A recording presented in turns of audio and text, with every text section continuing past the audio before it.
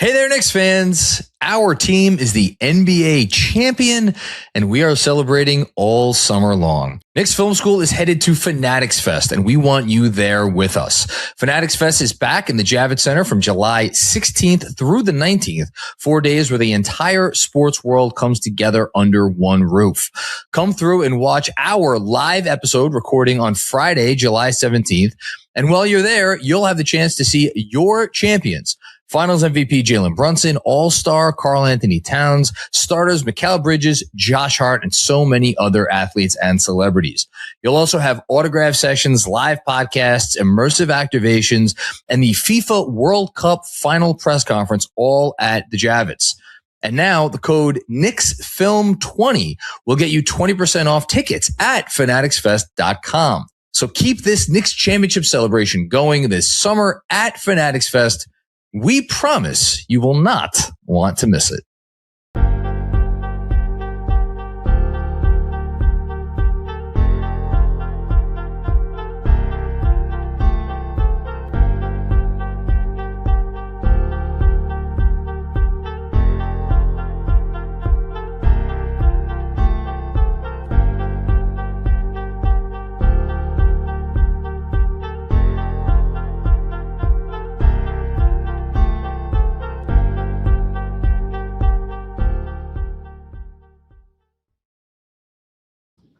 Hey there, Knicks fans. How you doing?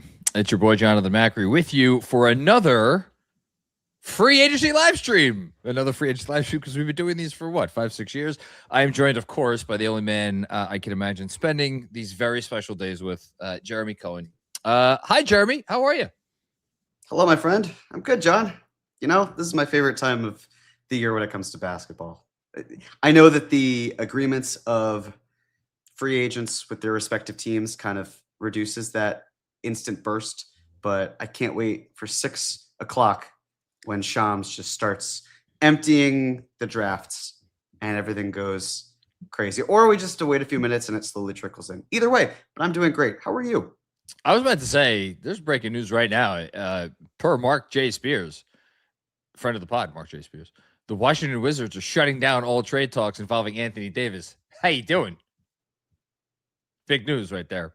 Mm-hmm. I'm good. You know what? I'm cracking open a beverage because I am celebrating something. I am celebrating the fact that it is June 30th, 2026, and the Knicks are coming off a championship, and that it is not June 30th, 2019, which was one of the most depressing days of my adult life.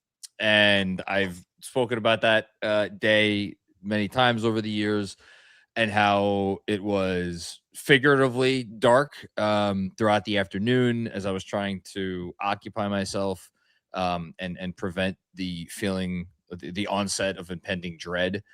And then literally dark as I recorded a podcast that night in a room where I didn't turn any lights on. It just, the sun kept going down and it got darker and darker and darker. It was very fitting and very just sad, very, very sad state of affairs.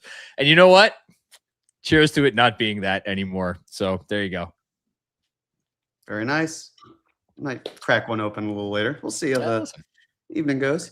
Everybody got these shirts already, and I still haven't gotten mine. I'm bummed. I did. Yeah. Love it. It's what I'm waiting for. You can get yours at knicksfilmschool.com, by the way, along with all of our championship merch. Shout out to Jeremy and the whole team for designing all that stuff. Where's your head at today? What are you thinking? What are you wondering about? What are you hoping for? Give me where your mind is at. Really curious, first and foremost, what Mitchell Robinson's market is. Yeah. Because we could talk about the Knicks, of course, but it just takes one team, as we know. But it feels as though a lot of the other pieces are coming into place. And I'm really curious as to what materializes for him. And is there a point where the Knicks do go above the second apron because Cat and Hart agree to extensions that reduce their payroll the following year? That is the biggest thing as a Knicks fan that I'm curious about, at least from an internal perspective, even though Mitch is on the outside looking in. I'd say the other thing is which teams in the East are improving, because right now we know the Raptors just traded for Kawhi Leonard. Yes, to me, they are a couple pieces away from being in the same conversation. I think they could use an upgrade at the center position, and I think they could use a bench. And I don't love how everything fits on the court with them, but I think that was a good move for them. There weren't a lot of other moves, especially if they didn't get someone like LaMelo Ball. So I'm curious what other players are making Eastern teams better. That's where I'm at. What about you? I'll just be very transparent. I don't want to say laughed off the, what is it? Craig Carton? Mm-hmm. Craig Carton. Yeah. I kind of laughed it off when I first saw it, because I'm like, we went from him talking about something that was illegal under the cap, and then it was like, oh, well, actually, no, I was never talking about that. I was always talking about an extension. But then that doesn't jive with what the owner came on your show and said a week ago, which is that changing? And it's like all of this stuff. It's like, all right, wake me when there's any validity to any of this. And then our good friend, Ian Begley, put like a line about that possibility and what was said on the radio in today's missive for SNY. And I was texting about it with someone earlier, and a few different people had different reads on it. Like, it doesn't mean anything, or it means everything, because Ian would not put something in print if it was not worth, if he did not feel it was worth reading. So I'm like, is this something we need to be paying attention to? Is there a possibility that all of this, second apron being suicide was a misunderstanding, and he has since found religion, aka a person who actually knows the fucking cap, and explained to him that actually it's not X, it's Y. It's okay. Well, then that changes things, because this Cat taking a discount on his extension to make ducking the apron next season much more feasible. That makes all kinds of sense. Yes. And then you go over this season, if you know you could duck it next year, that's like, hey, intelligent thinking, welcome aboard. But is that what we're going to get? So I'm like, I had kind of shut the door on Mitch returning, and now I guess I've nudged it open again. That's what I'm thinking as far as the Knicks. I'll let you respond to that before I go on to like other stuff. If we're entertaining Mitch coming back, which, hey, that would be fantastic. And the assumption here, of course, would be that the Knicks would be over the second apron. What I'm looking at is the contracts signed by Alvarado and by Shamet we don't have the specifics on them. So if Mitchell Robinson were to come back, I would rather see those contracts descend, because then it helps with the repeater tax years, where when Dolan gets charged even more, it's less on his bottom line. So I think over the 3 or so year span, Dolan would probably see cost savings, but I candidly haven't mapped out hey, what if he did that with ascending versus the descending? So it can fluctuate. But that's the thing. It's that when we talk about the numbers tonight, it's going to be, your mileage may vary a little bit, or the goalposts have to shift, because I could tell you exactly that Landry Shamet's making $6 million per year for 4 years. I could tell you that he's making X amount if it's ascending. I could tell you he's making Y amount if it's descending. All of that changes the calculus of just how much the Knicks need to fit underneath the second apron, if they need to fit underneath the second apron. But we don't know that. But it was encouraging to hear this. I think the other thing with Mitchell Robinson, and this was DJ posted this in our group chat, which was, would you sign Mitch for 3 years, $55 million? And you said 50, yes. I think you said, but whatever. It was $5 million. Either way. Yeah. Well, would you do 3 years and 55? So that's where the complication gets tricky, because it's like, if the second apron mandate magically vanishes, and it's just about signing Mitchell Robinson to a deal that you feel responsible signing him to me, the bigger pivot point is 4 years versus 3 years than about, 15 million versus 13 million. Like, I would rather pay a little bit more in the immediate in the immediate future. So would I do 3 for 55 if it was descending? Yeah, I think I would. So you're right. It was 50. I just double checked. 3 for 50. That's what I meant to say. Yes. I would do 3 for 50. 55. I think 55 is like, Jesus, that's a Yeah. that's a lot. A lot of money. 50, I was about the most I'd go. I think the thing for me with Mitch is that, again, would love him back. If you can structure it as descending, because then year 2, let's say something is different, and this could all be moot by hour 2 of our podcast, but we've got time to play around with this. Let's do it. If you were to take his contract and have it descend, I would be much more comfortable knowing that the figure for year 2, so the 2027-28 season, is small enough to fit inside of the non-taxpayer mid-level exception for another team. Then that way, if, say, a team like the Sacramento Kings, which is reported to have interest in Mitchell Robinson, is still interested, and it's like, okay, we tried it with Mitch again, it didn't work exactly as we wanted to, or we want to prioritize Deuce McBride because, for whatever reason, maybe it's health, maybe it's something else, whatever it might be, then it's an easy salary dump. That is a lot simpler than if it exceeds the non-taxpayer mid-level exception, because then you have to figure out matching salary and you have to find a third team perhaps that can take on the contract. It's just a lot harder to do. So it would be up to the Knicks in that case to structure it in a way where, in my opinion, if you're bringing Mitch back this year, you want an exit strategy just in case. I mean, we love Mitch here. There's no better option for a backup center, but if something goes awry, you need to have a plan B for him. And the best way to go about doing that is by finding a salary slot where his contract would fit. It's a great point, and just you heavily implied it, but just as a reminder for anybody who may not be up to speed on the rule changes from a couple of years ago, you can now trade players into mid-level exceptions, which is why the non-taxpayer. Not the mini mid-level, the non-taxpayer. Speaking of the non-taxpayer, Bobby Marks tweeted out a list of teams earlier today. I'm pretty sure these all still apply, of teams that have access to that. And that number is important because I think we were thinking along the whole way that would be where some team would be dangerous to just give Mitchell Robinson the entire non-taxpayer mid-level. I'm just going to read his list. If there's a team that has since fallen by the wayside, let me know in alphabetical order. Atlanta, Boston, Charlotte, Dallas, Detroit, Clippers, Grizzlies, Bucks, Pelicans, Sixers, Blazers, who notably re-signed Robert Williams today, Spurs, Jazz, Wizards. You said non-taxpayer or taxpayer? I'm sorry. That's non-taxpayer. That's a 50. It's a big boy. Cross the Hawks out because they just brought back Jock Landale. Brought back Landale. Okay. So of those, I don't know if I would pinpoint any of those as an obvious Mitch team, with Detroit being the one. We don't know what the fuck's going on with Detroit. And you just talked about the Raptors. I'm very curious to see what the Pistons do today.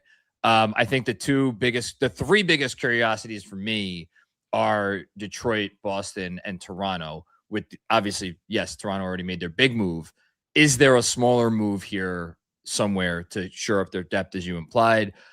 I'm fascinated by the Jaylen Brown thing. And then Detroit, do they have a big swing in them? So, but just keeping on Mitch for a second, I don't see any of those teams as an obvious Mitch landing spot. Do you?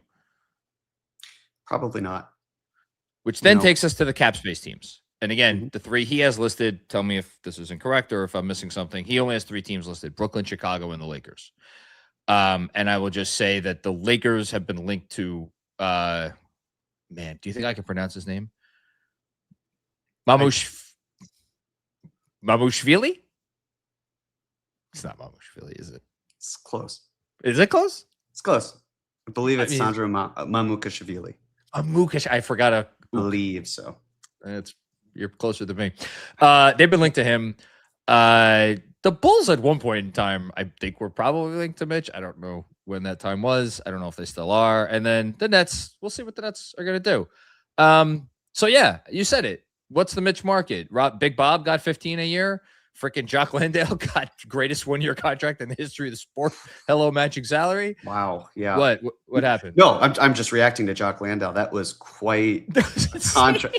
I mean, I can understand if it's like a multi-year deal. Nurkic got 11 million, right? But like 14 million, even if it's 1 year for Jock Landale, who also played in as many playoff games as you and I did. Again, that's not a knock on him. I know it sounds like it. He just happened to be hurt. But it's just like, that is quite a magical run because he was acquired by the Hawks Yes. on right as the deadline was Yep. approaching, and then And he's pretty good didn't for play them. the playoffs, and then got a $14 million contract. Crazy. If he Good did for not him. imply, or if he did not waive the implied no trade, that's the worst contract I've ever seen. But I would gather he waived the implied no trade to get that money. So yeah, well, I mean, look, there's all it takes is one team. You know, is there finagling that Sacramento could do? I mean, we've seen teams come out of left field before in terms of like sign and trade scenarios. Just as a reminder, if there is a sign and trade, the team that acquires the player being signed and traded is hard capped at the first apron, not the team that is signing and trading the player. As an aside, though, a sign and trade isn't really possible here because if the Knicks are signing and trading Mitchell Robinson, I mean, I guess it could be in some scenarios. You would know more than me, but it gets a little dicey. It's possible. It just means that in order to really utilize it, you probably have to dump other salary. Yeah. And then you have an avenue, but it's not easy. No. It's not easy. So we'll see what happens there. Can we go back to the Raptors for a sec? Of course. Because a few people have posited that the Raptors are now the biggest threat to the Knicks in the East. And I'm sorry, I'm just not quite there. I agree that they will be one of the probably 3 or 4 best defensive teams in the league this year. Shooting still matters, and they're going to start Scotty Barnes, RJ Barrett, and pick a center. It doesn't really matter. So I'm. It's hysterical that after all these years, it all comes back to RJ Barrett, and like is. You know, I think he's an absolutely pivotal figure in this whole thing in the Eastern Conference. Yeah, and I'm curious if they like. You know, I don't think there's any world where RJ Barrett is not going to start for the Toronto Raptors, but you know, we'll see. I guess.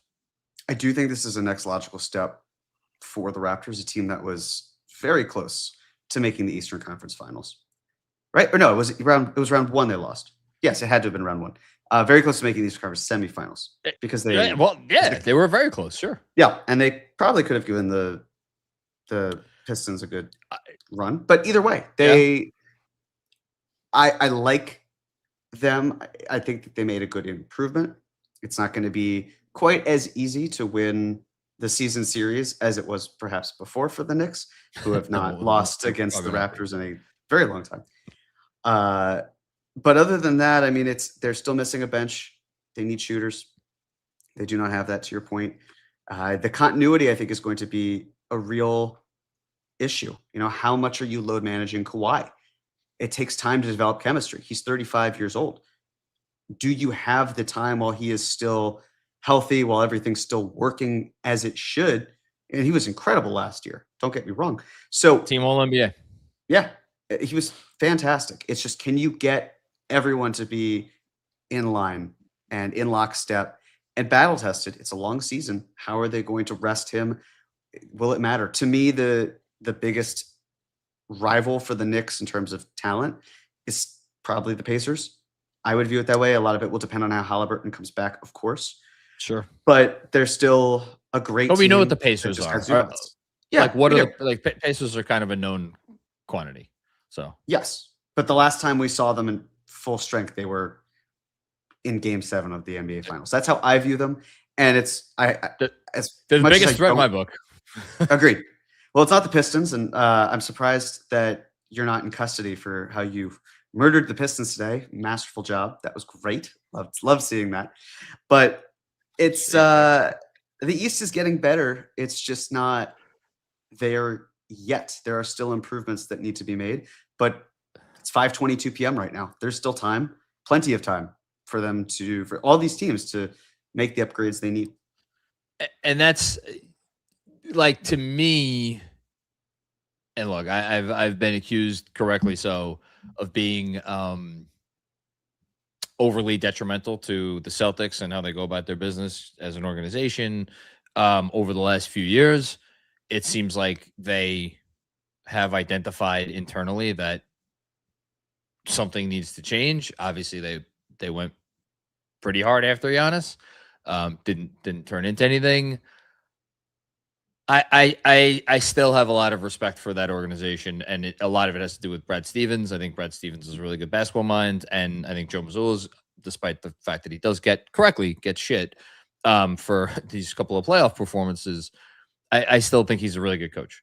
So, like, there is a world where they do not go for it, quote unquote, this year in like the biggest possible way. And, they could, I was reading Jonas Platt's article on them for the Cap Crunch, and he pointed out how if they stay below the luxury tax this year, they they reset the repeater clock, which is massive. So do they want to do that? I mean, you're in the middle of Jason Tatum's prime.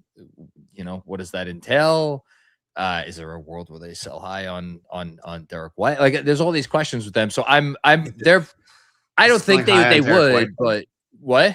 I'm sorry. Is it selling high on Derek White? Derek White. I don't think you'd be selling high after his playoff. You think you'd be selling low? Okay, so then maybe that's the wrong terminology. Okay, yeah, that's fair. If there's a time to trade him, if you're the Celtics, it's not now. This is also probably why they're trying to move Jaylen Brown. They're basically saying, hey, you were what, second team All NBA? Do we think that you can get back there, especially with all of the injuries that occurred? Maybe, probably not. Would you trade him? I don't just think like in a vacuum. They're running the Celtics. Would you be? Let me rephrase that. Would you be looking to trade him, or would you be looking to keep him? I think that contract is too punitive. Honestly, it's a really rough deal. It was rough at the time. I think there's a really good player there, absolutely, but not enough to be the number one focal point of a team. And he's just making too much. And I think that he may view it, I don't know him, obviously, but he may view it as you're trying to trade me. And the Celtics are saying, well, it's a business, and we clearly value you so highly that we're not willing to take an offer that isn't going to blow us away because of how good you are. But that's not easy to see, perhaps, when he's been in how many trade conversations? He was in the trade conversations for Porzingis. He was in the trade conversations for Kevin Durant. He's been in trade conversations for Giannis. At a certain point, Kawhi back in the day. Kawhi, right? Like, it's just at a certain point, you're like, maybe Kawhi now. We don't know. Yeah, you're like, I was the Finals MVP. I led this team, and then Jason Tatum got healthy. When do I get my due? Maybe that's how he's feeling. And if that's the case, and you're being bandied around and dangled, and you're not moved, then what kind of damage do the Celtics need to repair if there are hard feelings? That is another thing. So would I move him at a certain point? Yes, because I don't think that he is worth the money that he's being paid. But they're in between a rock and a hard place, because if they're not getting fair value from the player, and then they're also throwing his name out there and he's not leaving, how do you resolve that? And then what other talent are you adding?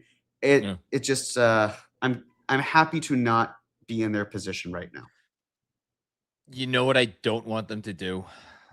I don't want them to make a trade with the Pelicans, because I feel like there are a dwindling number of front offices that you could take significant advantage of in the NBA left today, like one or two or three. Let's call it two or three. I feel like the Pelicans might be one of them, and I feel like the Pelicans might look at Jaylen Brown and be like, man, if we could get this guy and we could pair him with Zion, and we got a couple of young players, like and if I feel like they would give up a lot, like Murphy picks, maybe Herb Jones too, maybe some I don't know what it would look like, but I would not want that. I personally, I wouldn't want to deal with that team getting like a influx of like younger talent, like more cost controlled ish talent for the next few years. That's me. Others may disagree. I don't think the Pelicans are going to want to take on Jaylen Brown's $57, $61, and $65 million salaries. Maybe not. And keep in mind, there is a world where he's extension eligible. So that's like with the Celtics. Eligible now? I believe I so, think he because technically is, because didn't he sign the yeah. he's It's entering either the this third summer year or next summer, contract. whatever. So I think July 6th might be when he's eligible to sign a 2-year extension. And that is going to be another awkward conversation, because it's like, well, you said you really want me and you're willing to keep me despite these low trade offers that you're reportedly getting. So if you want me that badly, pay me. Pay me right now. That's a thought. Fuck you, pay me is That's what I would do. feels like, man, that would be fun if for his next Twitch stream, Jaylen Brown had a "fuck you, pay me" t-shirt on. We have a few. Speaking of "fuck you, pay me," we have a few super chats. We're gonna start with we have two of the same super chat from Andrew Claudio. Why would he send in the same super chat twice? Does Andrew Claudio not know how super chats work? By the way, just very quickly, Yes. Jaylen Brown eligible for an extension in starting this offseason. There you go. It would pay him an estimated 60. Oh my goodness, what is this? Let's see. Okay, Yeah, so I think that's right. Yeah. So no, it is. It's just I'm just flabbergasted. It'd be $68.2 million in 2029 and $73.7 million in 2030. So he would be earning 74 million really at the age of 34. And I can't believe there will come a point in the not too distant future where a player will earn $1 million per game. Oh yeah, we're 2 years away, probably 1 or 2 years away, whatever, from someone signing a contract that will pay them that at the end of that contract. It's a lot of money for seventh guy on a team, but it's not my money. So I'm kidding. I'm kidding.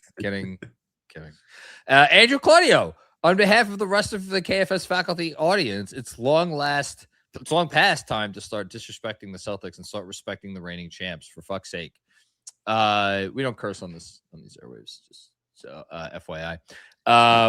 Wait till Pastor Claudio hears about this. I respect the 2026 NBA champions.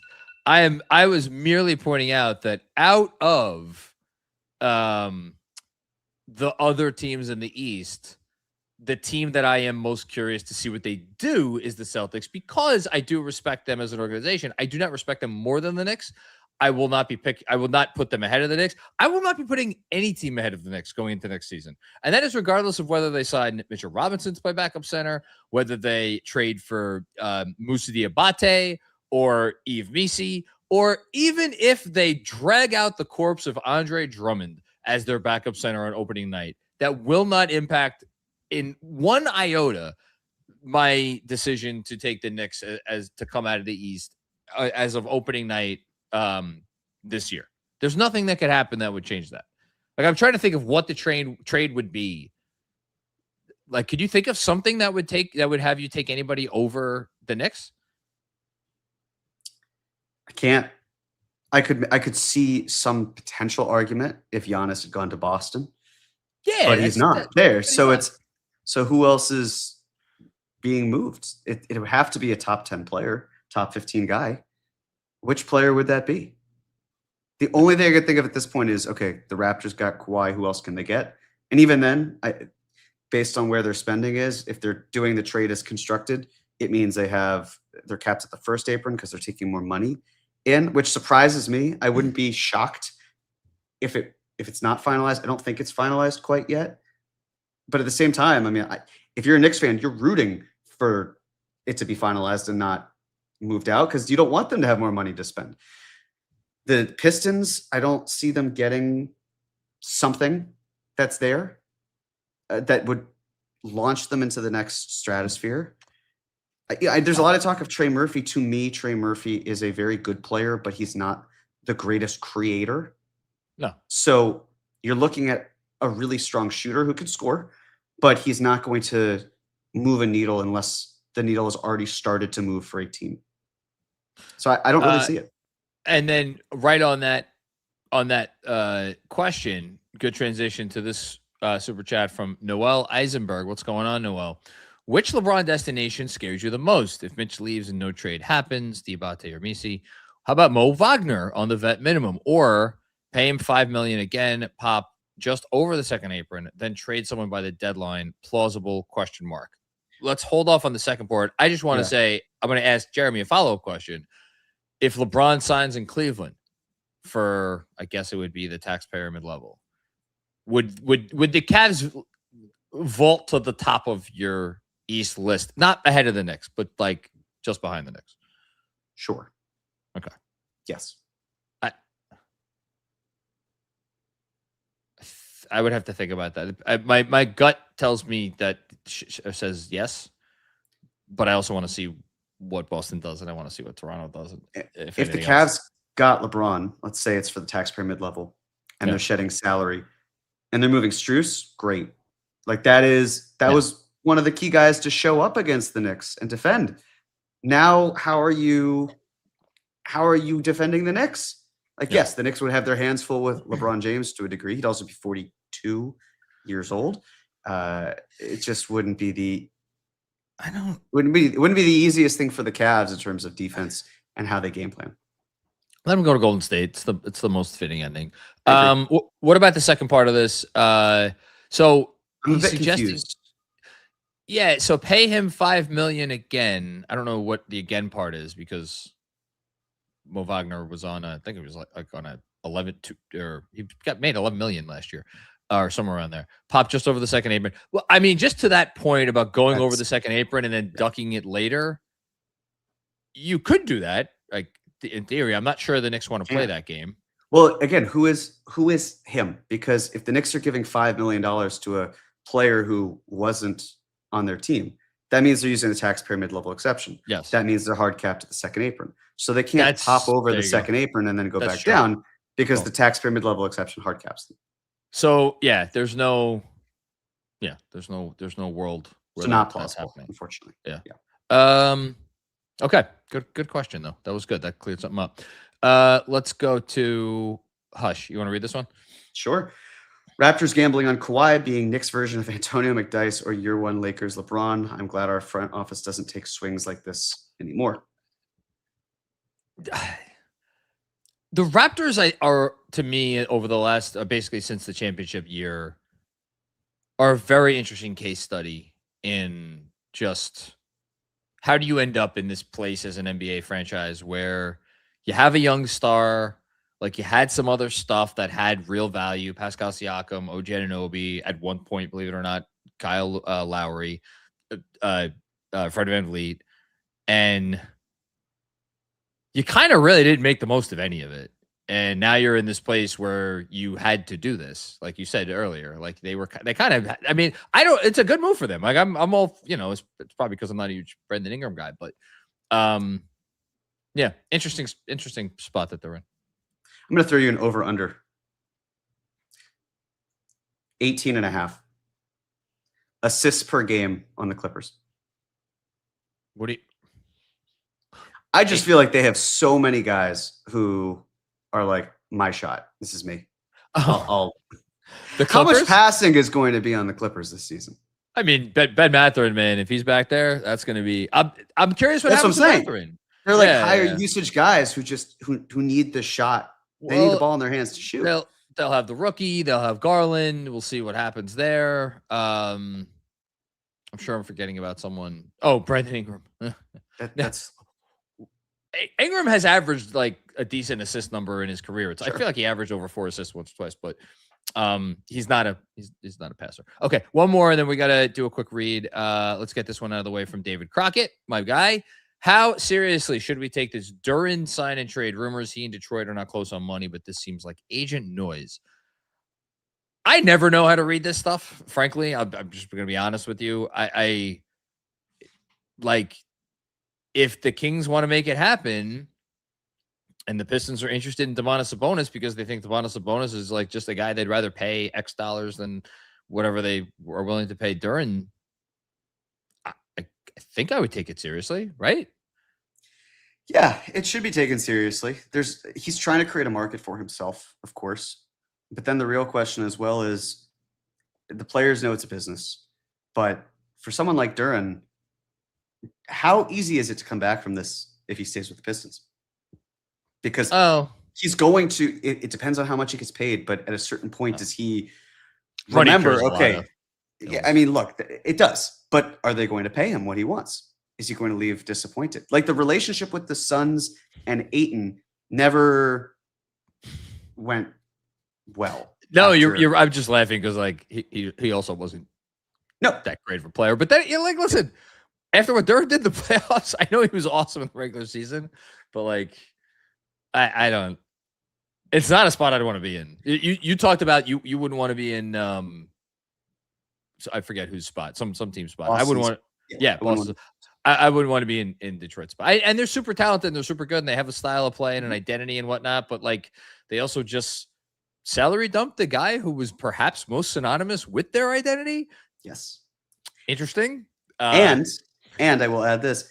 This is a textbook reason for why the Knicks are so good at avoiding this exact situation. It's awkward as hell. The restricted free agency sign. That whole thing is just uncomfortable. And the Knicks say, you either take it or that's that, because they don't want to have this hanging over them. And Detroit is learning the hard way, even if he stays, which ultimately could see why he does. Detroit should be favored in this case. But it's just not going to be easy to have these feelings all go away. You're right. Money does cure all. But how much money are we talking about? Well, we will find out at some point. I suppose pretty soon. Before we do, though, we're going to take a quick second to hear from our friends at GABELLI. So you already know, if you're watching this, obviously, that the Knicks are more than just a championship-winning team. They're one of the most valuable sports franchises on the planet. Now, what if you could own a piece of the action? Well, guess what? You can with the GABELLI Opportunities in Live and Sports ETF. That is the ticker GOLS. For years, investing in professional sports franchises was out of reach for most investors. Today, sports have become a global business extending far beyond the court, as Jeremy Cohen likes to always point out on his brilliant PowerPoints. This is big business. So what is GOLS? The GOLS ETF invests in publicly traded companies connected to sports media, ticketing, live events, and other sports-related businesses worldwide. You could get in the game with GOLS. To learn more about GABELLI Opportunities in Live and Sports ETF, visit gabelli.com/GOLS. That is GABELLI, GABELLI.com/GOLS. You should, of course, consider the ETF's investment objectives, risks, charges, and expenses carefully before you invest. The ETF's prospectus and summary prospectus are available from G Distributors, LLC, a registered broker-dealer, and FINRA member firm, and contains this and other information about the ETFs and should be read carefully before investing. To obtain a prospectus, please call 888-GABELLI or visit gabelli.com/funds/ETFs. I'd like to own a piece of the Knicks. That would seem like it would be a fun thing to do. I wonder if James Dolan would take my calls. You know, you never know. You're right. You never know. He talks to Craig Carton. Yep. Got it. Yep. You had it. I got it. Yeah. Right there. Okay. We are what? We are 19 minutes away. I'm sure. What's the first domino that we think is going to fall? It's always a fun one. I remember it was Luke Cornett signing. Oh my God, it was Luke Cornett a few years ago. I forgot about that. Mm-hmm. Our friend. I feel like it's going to be something like Marcus Smart has agreed to a contract with the Rockets. That sort of thing. Where we've already know what it will be. We just don't know the terms or any of the details. So we do know. Yeah, no, we know some stuff is going to happen. So let's hit on some other teams because nothing's going on with the Knicks at this exact moment. So we might as well bounce around a little bit to a couple of teams that are generating interest. I mentioned the three cap space teams, the Lakers, the Bulls, and the Nets. Of those three, are any particularly interesting to you? The Nets. Okay. Are you saying from a Knicks perspective or just in general? For either.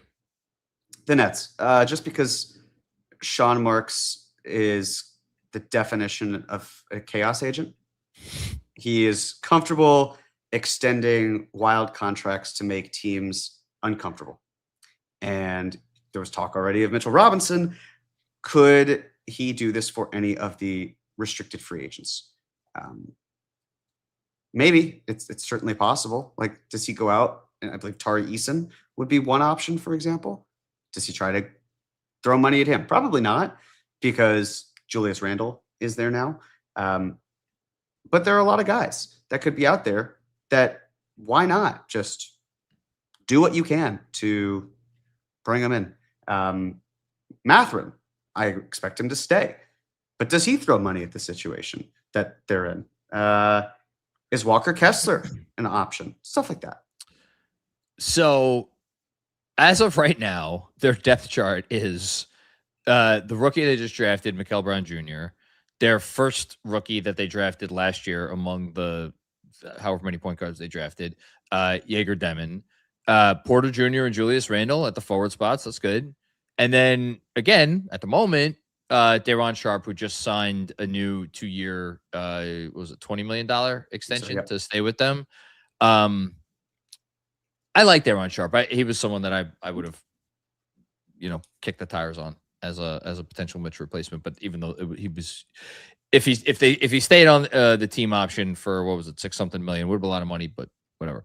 Neither here nor there. So they're a Mitch team potentially, even though I'm not sure that anyone needs to see any more of a Julius Randle, Mitchell Robinson the front court pairing, especially when there's a lack of shooting around those guys. But like, so if they make a play, like in theory, they could make a play for like a guard, except there's no real big time, as you just kind of went through, there's really no big time guards on the market. Like, who's the best guard that they would try to sign? Like, I don't even know who that player would be. Well, what if they signed Mitchell Robinson and then, I don't know, traded for like RJ Barrett, and then maybe they got Alfred Payton. I thought you were serious. Until you said RJ, I thought you were serious. That's fucking just get the 2021 Knicks back together. I don't know. That's the thing. I'm sure they'll want someone, but at the same time, their money situation, they've got a lot of cap space. But Julius Randle's going to be a high usage player. Michael Porter Jr. will be a high usage player.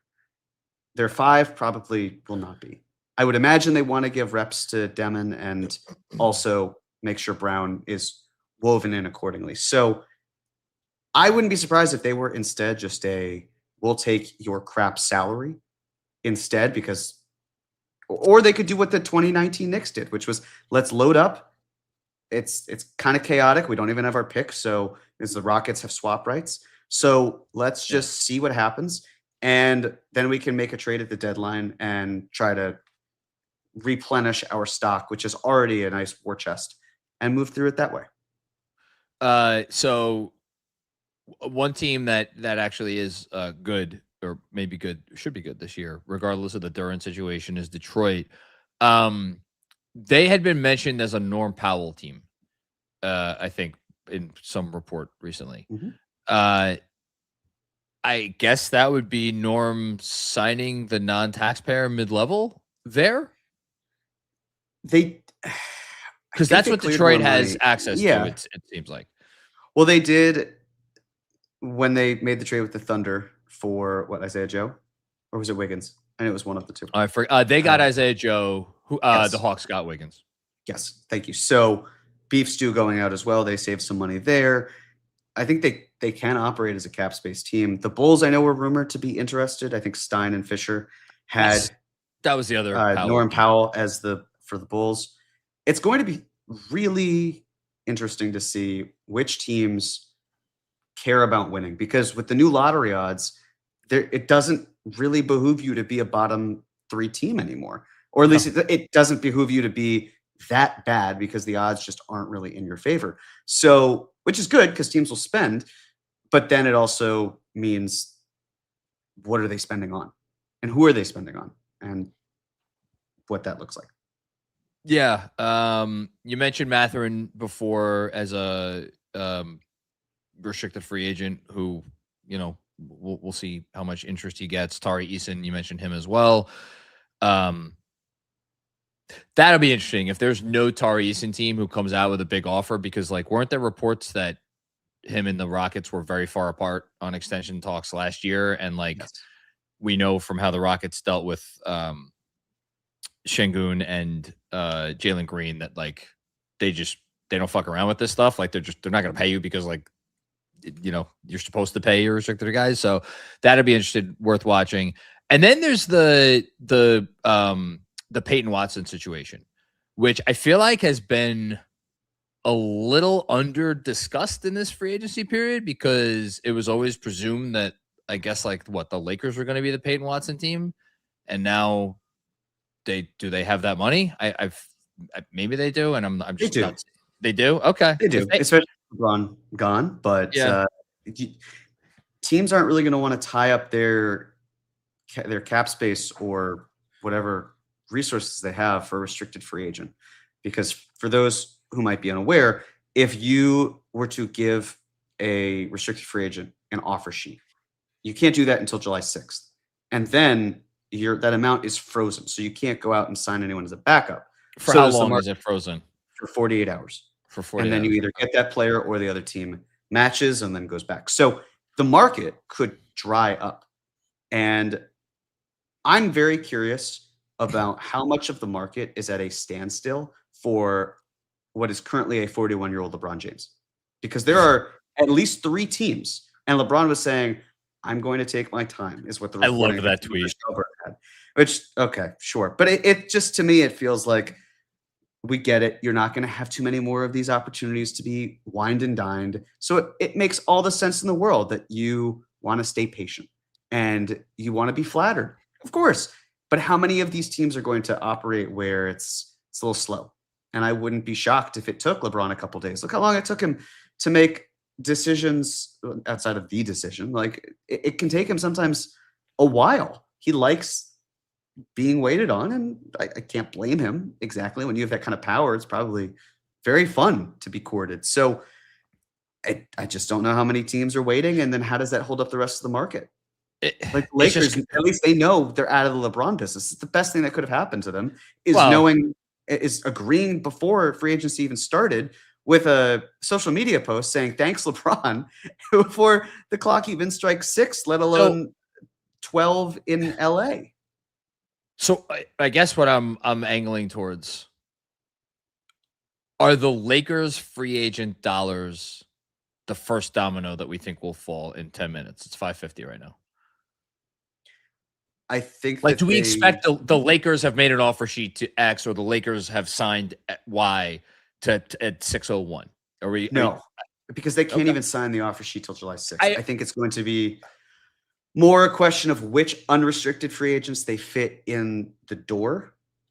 But because of the power that the Lakers have, it would not shock me if they found a way to bring some people in and then kind of steer the market to a bit of a standstill.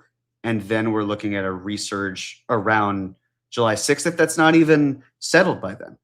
I mean, this whole thing could take 8 days, but usually it dries up in the first 24 to 48 hours.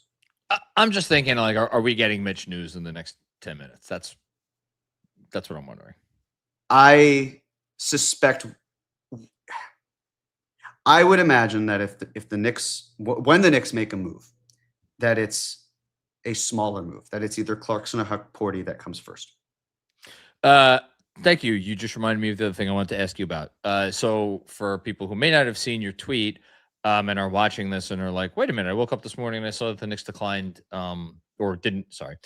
they did not tender a qualifying offer to Ariel Huckporty. Do you care to explain to folks why it is that they might have done that? Of course. So the qualifying offer for Huckporty would have been like $2.66 million. And when you accept a qualifying offer, it gives you an automatic no trade clause, which if the Knicks ever wanted to use Huckporty's salary, he'd have to give their permission.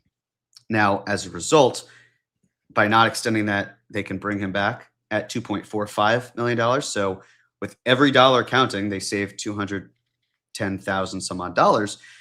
But have to be careful, because I believe that if Huckporty were to sign a 1-year deal, that would also give him a no trade clause, because it's the signing of the 1 year after that. Unless he waives it. Unless he waives it, correct. Which is like Precious Achiuwa when he had the $6 million salary. He got a no trade clause, but you're allowed to waive it beforehand. I think with the new CBA, the first player to have this happen to them and they waived it was D'Angelo Russell. So I would imagine one of two things happens. Number one, the Knicks bring Huck Porty back on a 1 year deal and he does not get the no trade clause. Again, this is separate from the qualifying offer. Or number two, he gets a multi-year deal and there's no trade clause that comes with it. And with that, John, I will let you steer for a moment because the NBA just tweeted the official numbers for this year. How about that? I will. Mm-hmm. Yeah, I will absolutely steer. 7 minutes early, or 7 minutes before. So it was supposed to be 162 million. I'm sorry. Yes, 165 million for the salary cap. It's 164. It was supposed to be 165. Yes, so it's just under. Tax level is not 201. It's 200,428,000. Little things, but important for updating purposes. So I'm assuming the second apron is now not 222 even. It's probably like 221.5. That's what I would gather as well. Or whereabouts. Yeah. Okay. Super chat here from Busy. Hello, Busy. I hope you're having a good summer. It's good to hear from you. Have y'all discussed the danger of LeBron picking Miami to go back to? No one wants to play in Cleveland. It's Cleveland. Sorry. But Miami, I could see guys who can get more accepting minimum to play with him, Giannis and Bam. So we haven't. And I guess that's because, number one, I feel like it's going to be Golden State. And if it's not Golden State, it's going to be Cleveland. Number two, I'm not sure I love the fit. I get it. LeBron James is awesome. Giannis is awesome. Bam is awesome.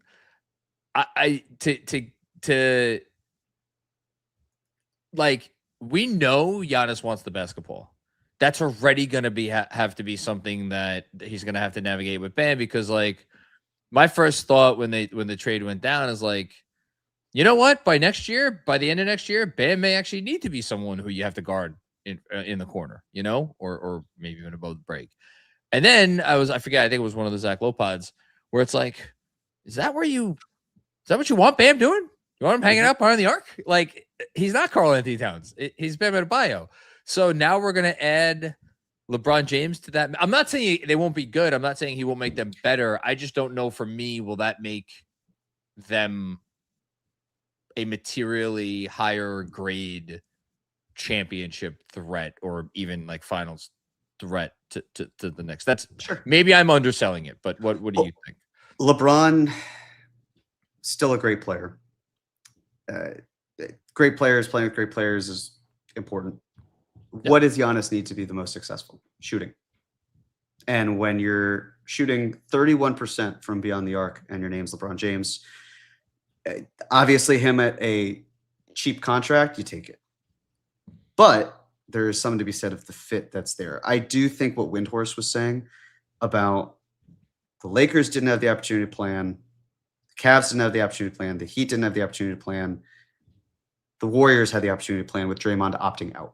I would not be surprised if LeBron is already Golden State or Olden State, as Skip would say, which was fantastic. Hear that. That's great. Yeah. I wouldn't be surprised if he's already going to the Warriors, but they're doing this so it's not super obvious from a tampering and whatnot perspective, and they get to make a spectacle out of it. So I see what Busy's saying. I also don't know if LeBron and Giannis would work together from a chemistry standpoint. I've never gotten the feeling from the interactions they've had that they are comfortable teaming up in that way. I just haven't. And I know they're usually on the other side of picking teams for the All-Star game, but there's something about Steph and Draymond that I think he just wants to win with them, and the idea that they could all be they could elevate each other's legacies. I think that's very appealing to him in a way that doesn't appeal to Giannis. And it's so close to home. If his family's in LA, it's probably 2 hours door to door at most. Yeah. So I think that it makes a lot more sense. Maybe it's just I don't know, the sports fan. Look, I'm not a romantic when it comes to LeBron James. I enjoy poking fun at LeBron James. I think the way he and his apparatus continues to try to manipulate everybody around them is like kind of disgraceful at times. And yet it's like, who could blame them? They have the ability to do it, so do it. But there's a part of me that would like to see that. And I think it would make for the best basketball that he could possibly play. And we got this one from Max Haig. You can take this one. Feels like until Duren and Kessler's situation becomes clear, we won't get Mitch news, Lakers threat. Well, Mark Spears just tweeted that the Pistons have offered what the franchise believes is the most lucrative contract possible for their all-star restricted free agent Jalen Duren, are not interested in any sign and trade deals, and will match any potential offer sheet he signs. Yeah, it is very possible that this drags out. Mitch as a starter for the Lakers, I don't love it for them, to be quite honest. I really do think Mitch's best role is exactly the one that he's in, because the durability, it's the perfect role. It's so key for him. He dominates in that role. And when you stretch him further, I think you're getting a little bit more wear and tear. Now, maybe they do that, and that's the case. But yes, I will say that the Jazz giving Nurkic the amount of money they did feels like Kessler doesn't stay in Utah. Does that feel similar to you? And in that case, how do they pivot? I don't understand the Nurkic contract. We didn't, correct me if I'm wrong, we didn't get any reporting on whether both, it was 2 for 21 or 2 or something like that. I think. Yeah, whatever it was. Whatever. You're paying Yusuf Nurkic, who's I would have defined before that contract was signed as a veteran minimum level player. You're paying him over $10 million a year. So clearly you all, by the way, you also gave a decent trade package to Memphis to acquire a guy who, like, no, we know Jaren Jackson Jr. is not going to be a full-time center, but like can play some center. To say nothing of Lauri Markkanen. Like, so what I will say about the Nurkic contract and why I think it's eye-popping but is potentially under-discussed is right now the Jazz have 2 contracts that are north of $10 million, and that is Jaren Jackson at 49 and Lauri Markkanen at 46. Yeah. Every single contract they have other than that is below $10 million. To me, yes, they could still bring back Kessler, right? Ignoring what I just said. They could bring back Kessler and say, Nurkic will pay you. And you know what? You are a matching salary vehicle. Should we make a trade at the deadline? Because who else are they going to package? I mean, it's all these smaller salaries that just aren't going to be as helpful in bringing in a more rotation-based player.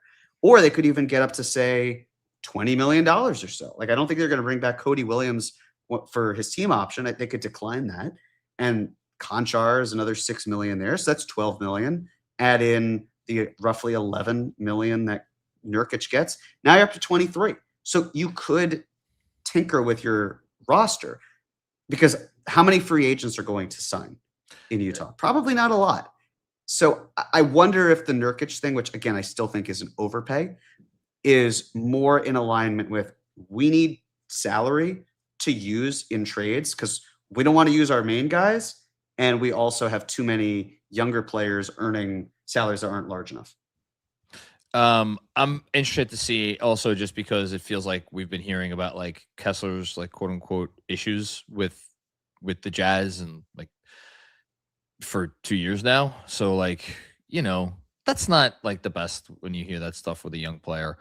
Couple supers from Hush. Thanks as always, Hush. Wonder if Duren just wants out of Detroit overall now. I mean, he may want out of Detroit. It's a question of whether they're gonna let him go, because ultimately they're in charge of the situation. So yeah, we'll see what happens there. And then one more from Hush. Did not get a chance to listen to this yet, but I'll read the super chat and then we can talk about it. The Mike Brown pod with Josh and JB was a great listen, by the way. Somebody else texted me who doesn't usually text me about pods and was like, you got to listen to this. It was very obvious, but hearing Mike Brown confirming the cat issues was great. Glad they got over it. Mike Brown, man, he seems like I just would love to get a beer with Mike Brown. I think I'd rather get a beer with him than pretty much anyone on the team or in like with the organization. I don't know who would be higher. He seems like a wonderful person. Let's do it here. Top 3 right now in the Knicks organization. Who are you getting beer with? I'll start with Mike Brown. He's your number 1 over Brock Aller. Let's call it a happy hour, but at like a quiet bar we could actually chat. Brock, I don't think would be my number 1 because I think he hides himself so well that it'd be like, how would I be able to really? You're drinking beers. Stuff comes out when you're drinking beers. I have had a beer or 2 before. I know what happens when you have alcohol. Yes, Brock would not be my number 1. I would say it might be. Man, this is. Do you have a list? Because I can think on this. Yeah, no, I'll go. I'm trying to think if there's anybody who I would like want to hear their like try to get like a deep dark secret or something. Versus just who would introduce the possibility of a few beers turning into more than a few beers, and then it turns into a wild and crazy night. But then there's the alternative part of the conversation, which is like, who would I not be able to keep up with? And I know that I would be able to keep up with. And I'd be like, oh, this is embarrassing for me because this person is just like way better at partying than I am. That'd be so handy. For whatever it's worth. There's no way that you can keep up. Are we including announcers here? Sure. So I'll go number 1, Mike Brown. I'll go number 2, Mike Breen. And then I will go number 3, Mike and Ike.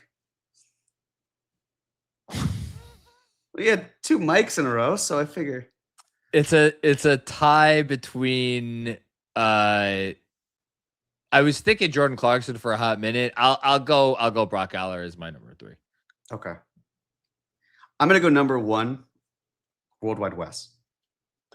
Oh, that's because a good I'm one. sure he has that's a amazing good stories. That's good. That's number 1. Number 2, I'm going Mike Brown. Okay.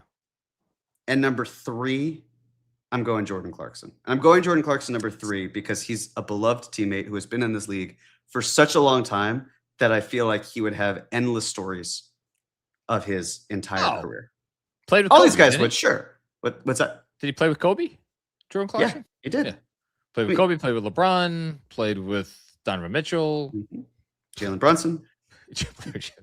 Yes. Still love. Andrew's here. Let's see if we can get Andrew to give an answer to this question. I was wondering, why are no players being mentioned? I mentioned a player. You named the first one, and it was Jordan Clarkson. I went front office, coach, player. I got a good mix. It's a whole organization. If we're just doing players, then sure.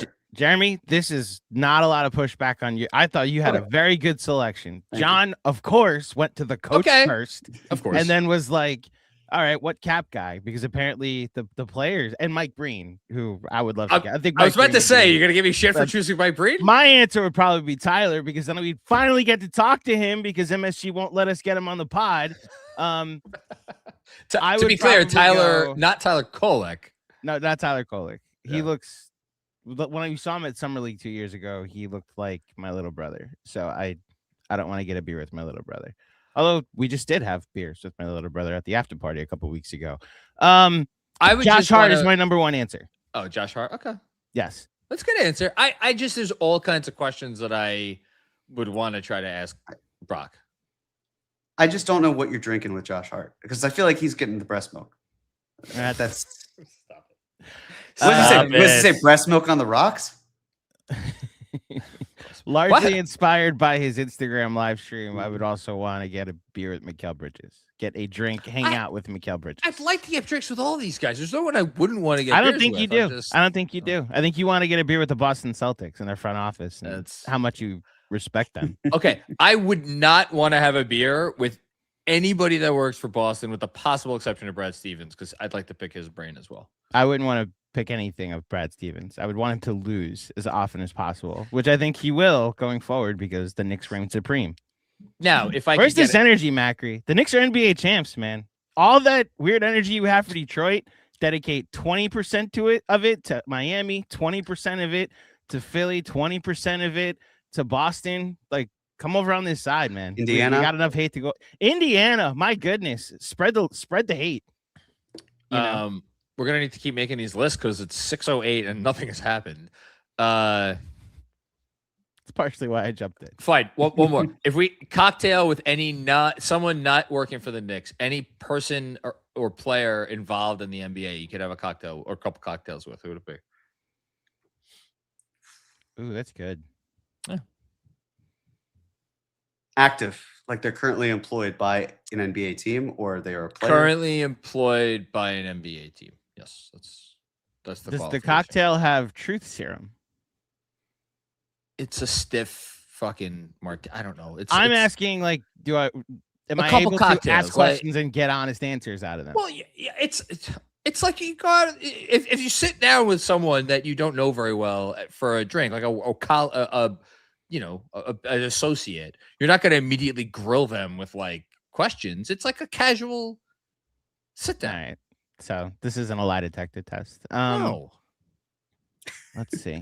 I wouldn't feel bad about pestering if I sat down and like, oh, it's Brock Aller, and he's I have Jeremy in my life. I don't need to talk to Brock Aller about literally anything ever. I'm not asking about cap rules. I'm just asking him like, so right. I don't have a question for Brock Aller that wouldn't just be, oh, Jeremy, can you answer this? And then all the personal stuff. Again, I have Jeremy in my life to ask interesting questions about his personal life. I'm not asking about cap dynamics. I would ask him about like thought process of the Knicks before they made. I'm not justifying this deal. Isn't that cap dynamics? Right. It's literally his whole What's job. the difference between you know what I want to said? be like? It's like, so when Masai was like, yeah, okay, we'll do RJ and IQ for OG. Was there confetti in the room? Like, did you guys start fucking slapping each other on the ass and running around like lunatics? You know, like I would ask that question. And when he was like, no, you weirdo. Yeah. Hey, when you got OG Anunoby, do you have a handful of ass? Like, what? Yeah. Like, okay, when like the cat trade discussions internally, it was like, was there ever a sec? What? I think there's gonna be a book about this next year. Hypothetically, yes. Yeah. Yes, and it will be very good. Everybody pre-order Fred's book. Under the Bright Lights is the name of it. But like, yeah, was there ever a second thought to including Julius in the cat trade, or was it all hemming and hawing about, DiVincenzo, stuff like that? I want to know that. Anyway, I now know there's going to be a book about this next year. Anyway. Okay, so we have to answer the question. One person currently active, a live individual in and around the NBA. Okay. In or around the NBA. I think there's an obvious answer. And I don't know. I think Pop is the obvious answer. Oh, that's a good one. But ironically, I have a lot of Tibbs questions, but I don't really ever want to talk to Tom Thibodeau ever again. I think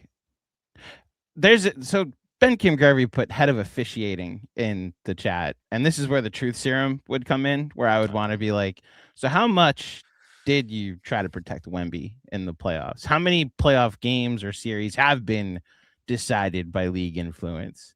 You know, it's not truth serum though. That's where I'm. Again, I could make an interesting conversation with anybody, so I'm trying to now find a different dynamic here of, well, if I have one person that's normally putting up a PR'd persona and face, now let me see if I can get them to put that to the side and get real answers. For whatever it is worth, my answer is Pat Riley. He can go to hell. Be that as it may. Yeah. That's a good answer though, John. That's the honest answer. I'm trying to think of someone who's funny? Like, who's gonna also just like shoot the shit with in a good way? Yeah, I'm with Jeremy. I'm here for a good time, not a. Yeah. If don't I'm need just to- here Oh, they for a get a good drink. time, They get a drink with Brooke Lopez or Robin Lopez or both. Both both Lopez. of them go to Disney and do the drink around the world thing, where you get a drink in Brooke each. will be a great fucking time. I'm Yeah. sure. If you get a couple in Probably him. would. Although, how much He's- does that guy need to drink to get drunk? He's a large man.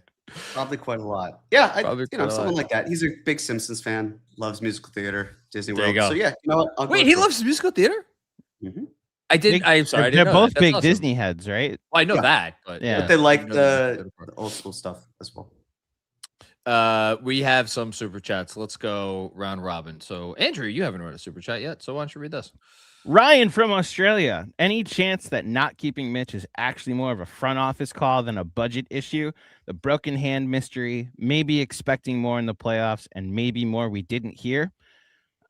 Jeremy can actually answer this firsthand because he was on with Fred Katz on Katz and Shoot on Monday, and I asked him a week ago as well on Katz and Shoot, and it's what led to said viral clip over early last week. That was a lot of our theories that maybe this is just Dolan being the fall guy, and he said to his front office, fine, you don't want to go over the second apron to just pay Mitch. I'll be the bad guy, and you can blame me for why we don't re-sign him. Then some journalism happened, and it was reported that the front office was shocked that they were not able to go re-sign Mitchell Robinson. Take that as you may. If you want to say that you don't trust journalism, fine. I'm just telling you what I've been told and who I believe. And Jeremy asked this. You asked the same question on Monday with Fred, and he then reiterated, that's a fine theory. The front office has not indicated that that is at all what their process was. They were prepared to go into the second apron to re-sign this team and run it back. And they're one player away really from doing it. So, Yep. Well said. Jeremy, why don't you take this one? Sure. From Parrish, this free agent day is relaxing since we've retained enough to repeat. New York broke the NBA, and I love it. Us winning has the whole NBA thinking they're one guy away. We're like the Geico caveman. If you know, you know. So I don't know if you know this, Jeremy. When someone puts in all caps, you're supposed to yell. you have to Mhm. read it You in have all to read caps. it. Yeah. But that's fine. I do Now know. you know. I just didn't. I did. I just didn't really. Like, people have sensitive ears sometimes. But Jeremy, I'll- what shirt are you wearing? Andrew, I'm wearing the same shirt as you. Oh, look at us. We're What's matching. the odds? Yours I is in didn't navy. realize. Mine's in black. You which- can get it in navy or in Yeah, black black. at the KFS merch store. Also, let me go to a one shot, just me for a second. Look over my right shoulder, gentlemen, the new hoodie that now has the Knicks Film School logo over as the basketball in the Larry O'Brien trophy, also available at the Knicks Film School merch store. Can I say something? Please. So you, because I'm incompetent, you ordered the shirt that you're both wearing for me. Mine hasn't come yet. I was hesitant on the KFS logo on top of the trophy. Seeing it as a hoodie, it looks great as a hoodie. It's got it on the sleeve. There's a Knicks Film Schools written on the sleeve too. It's really good. I'm gonna have to see if I know anybody who could get me one of those. I'm got the website open now. You're good. So I interrupted you, our analysis of Parrish Duggar's tweet. Yes. I mean, a lot of. yeah. I mean, you're either going for it or not. Hornets said, you know what? We're selling high on LaMelo. We'll walk this back a different way. We'll buy it our time. It's fine. And for some teams, it's going to be worth it. The West is going to get more competitive. Great. Let the West be even more of a dogfight. This is a bit of a precursor to the next question because as we're still waiting for news, can we go through really quickly how many teams are going for it next year? So I'm just going to go down the standings from last season. Detroit going for it. Mm-hmm. Boston going for it. The Knicks. Cleveland going for it. Yes. Toronto pretty clearly going for it. Miami going for it. Is anyone in the East? Anyone else in the East going for it this year? I just named 6 teams. I did not Pacers. name. Let's say Pacers Indiana. going for it. Pacers going for Orlando. it. 7 teams. Yep. I guess they are going for it. Their version of going for Fired it. their Make the coach. Bane trade and not Yep. go for it. Yep, you're right. Think to your answer, John. There's 12 teams you can make an argument are going for it next year. Well, hold on. That's 8 in the Right. East. And now in the West, OKC, San Antonio, Denver, the Lakers, Minnesota. Yes. Okay, so now we're up to 13. Houston is going for it. So that's 6 in the West. Golden State seems like they're going for it. Mhm. That's 7. And I guess we'll see what Portland does. They're going for it. They just traded for Ja. They absolutely just traded going for it. Ja. You know, you don't trade for Ja Morant. I don't. Well, I mean, I guess You mentioned Atlanta, right? I didn't mention Atlanta. No, Okay. that's why I said there's 4 more Yep. East teams. Washington traded for Trae Young and Anthony Davis and got the number 1 pick. They're absolutely, they're not going for it. Whether they'll be successful at it is a different conversation. What do you define as going for it? It's like the Jazz are going for it because they don't even have a pick. No, They're not no, gonna be like great. they're not maybe not pulling out all the stops, but they're putting forth significant effort towards like winning making the finals this year. You know, I don't know how else to put it. Well, are we saying the barometers can make the finals or not? Maybe not can make the finals, but what is this? New York Basketball just posted. It's Mitch asking about hunting, which I don't. Asking for duck hunting land, maybe when you're about to enter free agency. Which I gotta add, not the first time. It's like Mitch was an unrestricted free agent 4 years ago. This is not the first time for him to hit unrestricted free agency. Oh, it's in Louisiana. I'll never forget that. He signed the next morning, and we had a marathon live stream the night before. I edited it overnight and then turned it into multiple parts on the pod. I take a shower. I get in bed. Mitchell Robinson has signed a 4-year, $60 million contract. Like, all right, we're back at it. And yeah, that was Didn't Dante sign like 10 minutes after we logged off? Yes, he did. Don't get me started about Dante. No, Dante didn't sign. So both he and Obi were the day after the free agency. Nothing happened on Friday. Mm-hmm. That Saturday, I was on my way to a wedding venue to deliver a final deposit. In which, en route, Obi Toppin got traded, and we set up an emergency live stream. And I used one of their offices to produce said Obi Toppin was traded emergency live stream.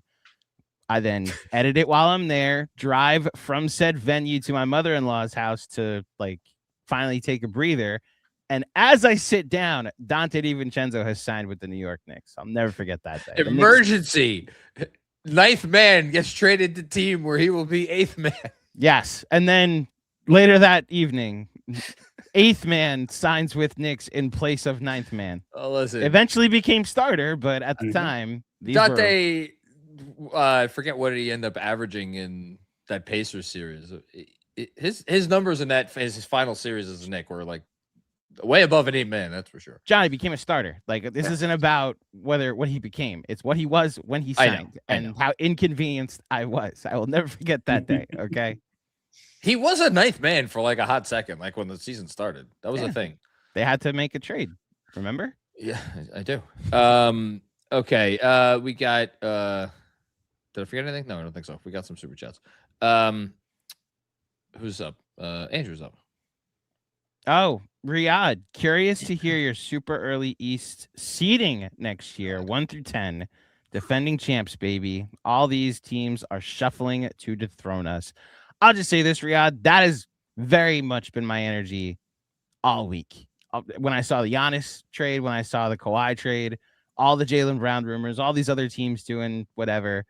And I'm just sitting here rewatching game 1 against the Cavs, rewatching game 6, the whole first half against the Hawks is very fun. Rewatching Knicks highlights because we're the champs and everybody else has to reshuffle the deck. Something just happened. What is it? Yep. Oh my goodness gracious. The biggest one. Ousmane Dieng signs a 3-year, $17.5 million deal to return to the Bucks. He was essentially salary dumped. He was. He had a nice run with Milwaukee, but not essentially. He was salary dumped. Yeah. 1 through 10. Okay, can I? Well, so now my whole thing has changed because of this there Yang deal. That's the thing. So this is now the Bucks are normally in the 10. this is normally the point where Andrew and all of his cohort would get mad at me because I'd be like, well, yeah, I think the Knicks are going to win these, but that doesn't mean I think they're going to finish with the best record. Hot take. I think the Knicks are going to finish first in the East. I don't see a team that should be picked to finish with a better regular season record than the Knicks. And if you could justify, anyone out there could justify that there is a team that should be picked to finish with more regular season wins, and you could tell me like, yeah, but the Knicks just won the championship. The last thing they're going to do is prioritize regular season wins. Okay, fine. Who's the team that's going to win more regular season games than them?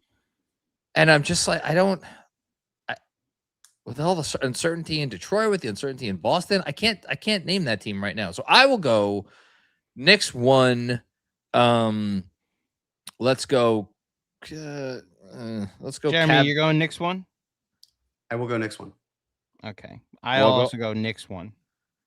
This is going to shock all of you. I'll go Boston 2. I was also going to go Celtics 2. We're saying as is. I think they'll add. We're being asked the question right now. Well, are we? Are we saying it at this exact moment? I just want to know what the parameters are. It is our answer to this question on 6:24 p.m. on June 30th, 2026. I don't know how else to. Yeah.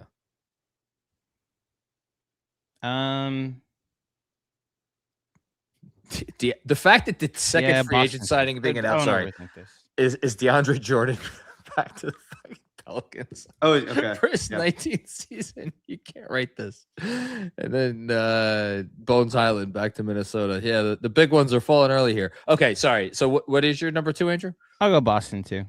All right, so we're uniform. My number 3 will be.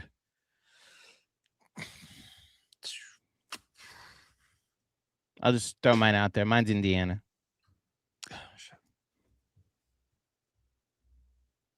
Mine's Cleveland. Is that dependent on another homecoming? Well, no, it's not. I think it's that Halliburton needs time to ease back into things, and they'll probably be ready by the time they get to the playoffs. But regular season with load management and everything, I think that'll impact their wins and losses. I'll give you my 3 and 4 right now. I'll go. Oh, Jesus.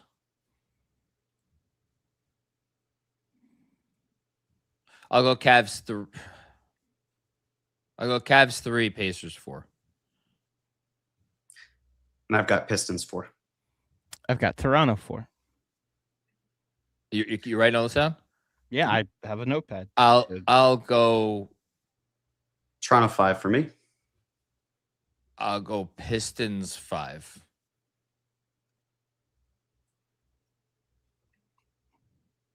I'll go as is. It's just you're answering the question right now. There is a Miami question I have. Yes. And it's why I'm saying, like, if we're as is, they're not a top 6 seed, but I think they're gonna add.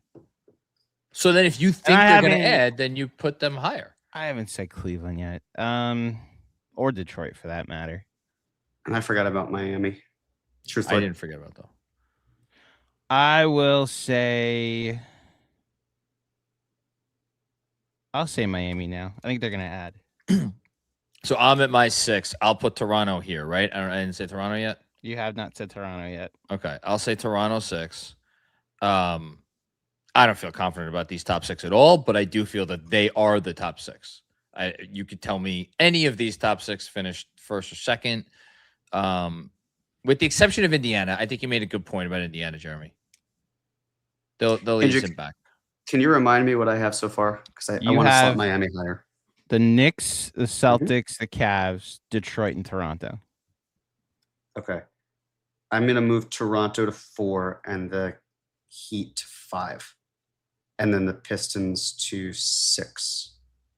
Wow. Okay. Pacers do you have 7. I was about to say, do you have the Pacers 7? Okay, hold off there. Okay. I'll put Miami at 7. So we have the same top 7. Who is your number 7, Andrew? Hold on. You put Toronto at 4? Jeremy did, yeah. Okay. Yes. Who have I not said yet? The I have Sixers. not said Detroit. I have not said Detroit. I will Hawks. put Detroit at 7. Man, the disrespect. They won Competitive.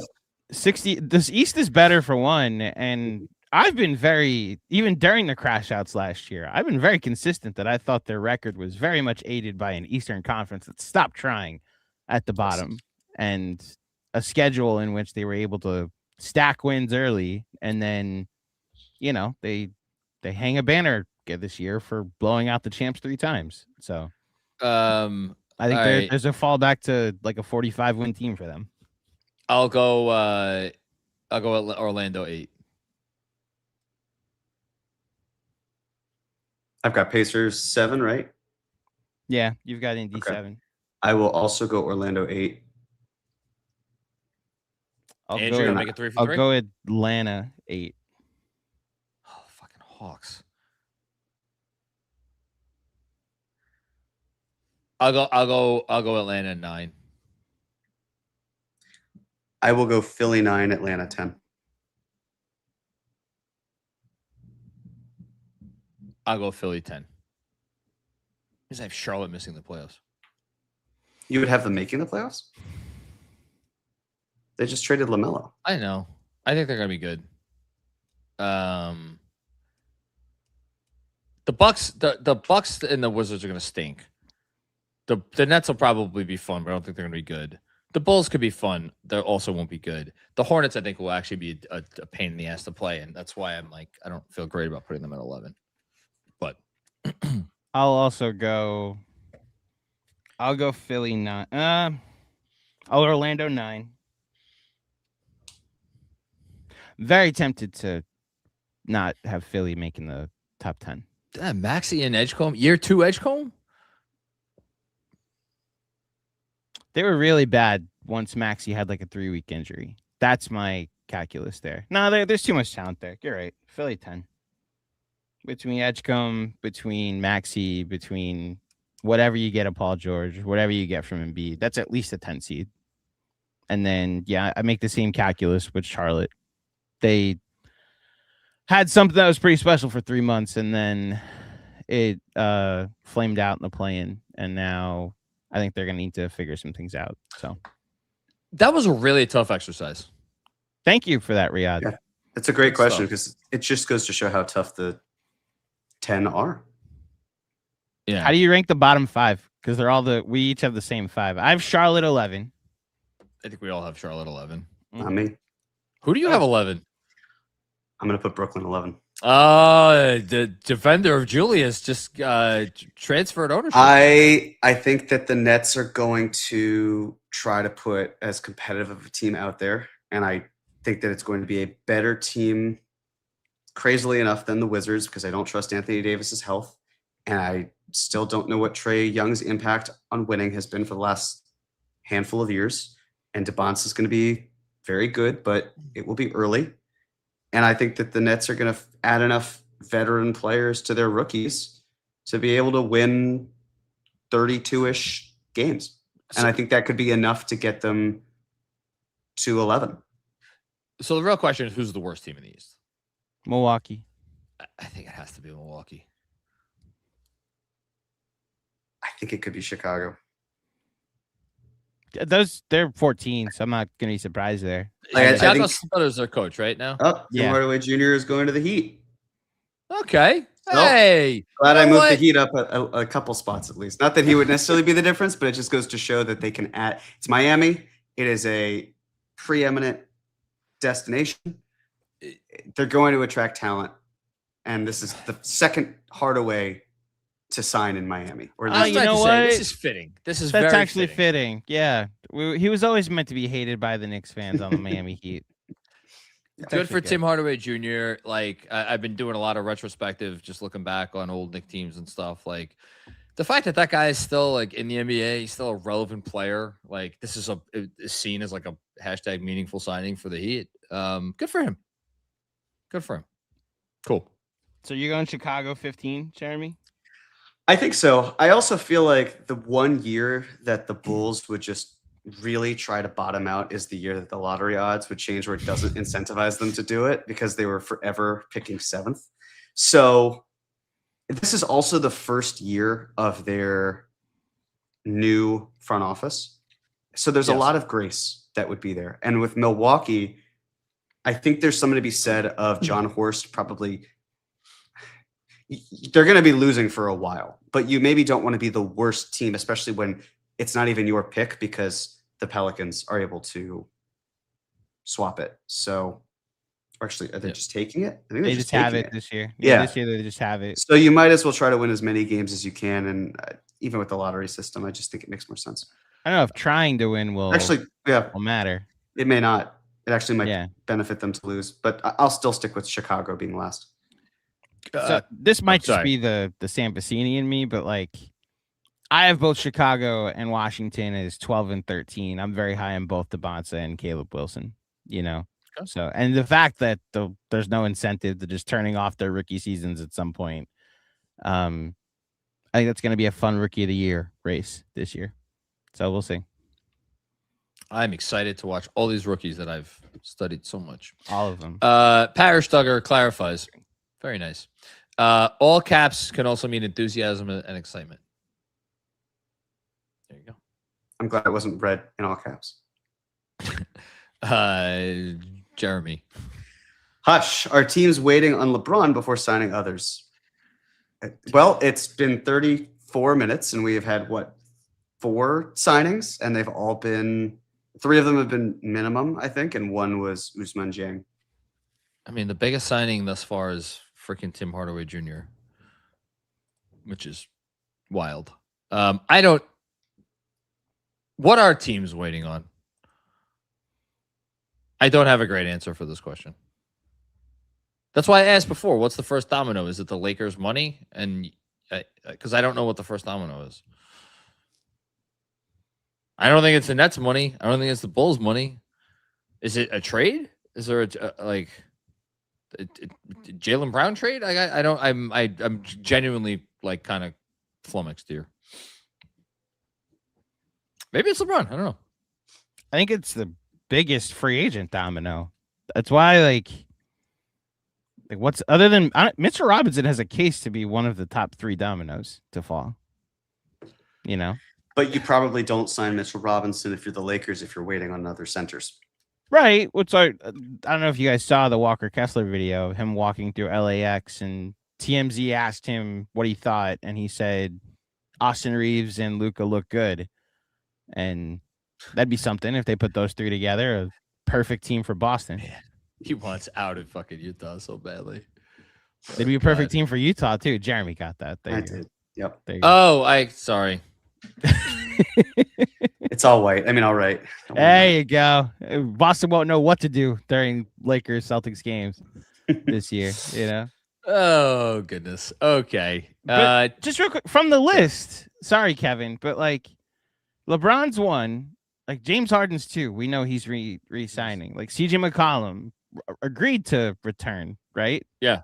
Yes. So like after that, I'm just going down the spot track previous AV list. Like, are we waiting around for another offseason of Jonathan Kuminga sweepstakes? I just don't think. Like, I think the trade market was more vast this year, which is why we got some pretty crazy trades. And I think the LeBron sweepstakes ends up being the biggest because by default he's the biggest name available, right? I think LeBron is the biggest unrestricted free agent. The next biggest unrestricted free agent. Oh, it's a 1-year deal for Hardaway. Yeah, but it's $6.5 million, which means that's a portion of the non-taxpayer mid-level exception. That's a lot of Tim Hardaway Jr. So they're losing. They're losing Norm Powell. Yeah. Oh, there's the sweepstakes. Might be the second biggest sweepstakes. Norm Powell. I think it's Norm a little bit over Mitch. I would agree. And then you're talking about the freaking Tobias Harris's and Rui Hachimura's of the world. And like Kuminga. Jesus. And Mamu. Oh, Mamu. Can't forget about Mamu. Can't forget about Mamu. Marcus Smart. Dean Wade. Collins. Dean Wade, another future Laker. Testing free agency, Dean Wade. Okay. Kevin Danishevsky, I'll read this one so it's, because I'm supposed to be scared. My hot take, parentheses, Q John scared, close parentheses, is that while LeBron James ain't coming here, he should. Only one ball in Miami and Cleveland, and Golden State Warriors ain't good enough. He can split with James Josh Harden. Hart? Josh Hart. Josh Yeah. Hart. Yeah. He's the won the title, and you're still trying to bench Josh Hart, Kevin. Honestly, man. You were wrong about Brett Beatty, and now you're going to be wrong about this too? Why you put that in there? Like, it's a deep Goodness. cut. Goodness, Kevin. He's got Did they- 2 more, by the way. Did they successfully leave him in Toronto or no? No, Brett Beatty and Bo Bichette are still on the Mets, unfortunately. Oh, wait, no. Bob Bichette was the guy that you wanted. Right, to you leave got in the Bees Toronto. wrong. Sorry. No. Yeah. There you go. Bo And also, Bichette is sorry, still it's in the- Toronto. It's the tax mid-level, not the non-taxpayer, according to Bobby Marks. Here, Brooks Jeremy, you Murray can take Jr. this one. From Kevin, LeBron James knows NBA history and beloved New York Knick Earl Monroe. Sure, I guess. I mean, it's I don't think LeBron cares about being on the Knicks. He's had several opportunities. He could have done it. I just do not see why he's here. The Knicks just won a title without him. And you saw the camaraderie and the team efforts. It was great. It was all about the team. I don't really want it to be the LeBron James show. If they had lost the finals, I would be more open to the conversation. But they didn't, because as our shirts say, Andrew, the Knicks won the championship. So I don't really see what it does for LeBron's legacy. If anything, I actually think that he has a better chance elsewhere than the team that just won the title. Here's the take. Fuck LeBron and his legacy. If he was willing to come here on the veteran minimum, I say no. I think you have a meeting about it. I think it's a tough decision. I don't pretend like it's an automatic no. But ultimately, when I think back to what Monica McNutt said, I'm still pretty sure the first time she said this quote was on this podcast. Protect the culture at all costs. Yep. Like, And then they traded it to the Minnesota Timberwolves. But you're right in the whole point of protect the culture at all costs. When she said it was right. I agree. and like they have some here. And LeBron James brings a lot of talent, but he also brings a whole lot of baggage and a lot of and his own culture. You can't have your culture becomes LeBron James culture when he is on your team. I don't care if he's 51 years old. It doesn't matter. So I'm not that to me, aside from the fact that I just no, it's a no from me. Also, you guys have both said it. He's not signing for the vet minimum to play. We know with the this. Knicks. So, We know if he was going to sign for the vet minimum, he'd stay in LA. right, this is a futile conversation to even have. And then Kevin with another one. I which know, is I'm putting it the up right now. funniest possible response. That Kevin Danishevsky, winning a chip as a role guy is one thing MJ never did. Right, because he was never a role guy. Kevin Danishevsky. I just had the most vulgar analogy. Oh no. I'll share it with you offline. Read the next. Thank you, Kevin, for your generosity as always. Yes, Kevin. I'll see you tomorrow. Someone read this. Alfie Greco. You. Most likely teams to land LeBron, and where do we want him not to land? Not sure it matters to us, but curious in your collective opinions. Well, Chris Haynes just said LeBron James will be patient and open-minded in selecting his next destination, but the priority is having a realistic chance at competing for a championship. He remains committed to playing at the highest level. So I think we could probably say, well, the team that was closest to doing that was the Cavaliers. I do also wonder if LeBron James feels like, hey, I'm still really good. Steph Curry's still really good. Draymond, we got Porzingis. We can always move salary to get the guys that we want. Jimmy Butler's coming back. Let's do it. That, I think in his mind, he could see as yes, we're old, but we can do this. To me, have him go west. Stay west. We don't need him to be east. So that's my priority. It's go anywhere that's west and then Miami, because as we talked about, not the cleanest of fits in our opinions. And then it's Cleveland. He wants a chance to compete for a championship. He will talk himself into, this was my point in the exercise before, he'll talk himself into 15 different teams have a chance of competing for a championship. if not more. So this is very much turning into the I don't care sweepstakes. This is worse than Gordon Hayward to me. Oh, I remember that. Yeah, we spent the 4th of July wondering where Gordon Hayward was going to play, and then he ended up in Boston, and it's like, great, I don't care. This is what that's becoming. Where will 42/43-year-old LeBron James end up as he loses in the first round, most likely? No, we'll see. I'll be square. The point is any of these teams could finish with more regular season wins, but how much does that matter? They just need to be a top 3 seed. I don't give a F. Do they need to be? I mean, how much does seeding matter for the Knicks? I guess, we just watched them win 9 playoff games in a row on the road. I don't know how much seeding matters. I don't know if it does. I don't. You good, Angie? I don't care about seeding either, personally. I also think the reality is the regular season, as a lot of us were saying during this past regular season, just does not matter as much as it used to.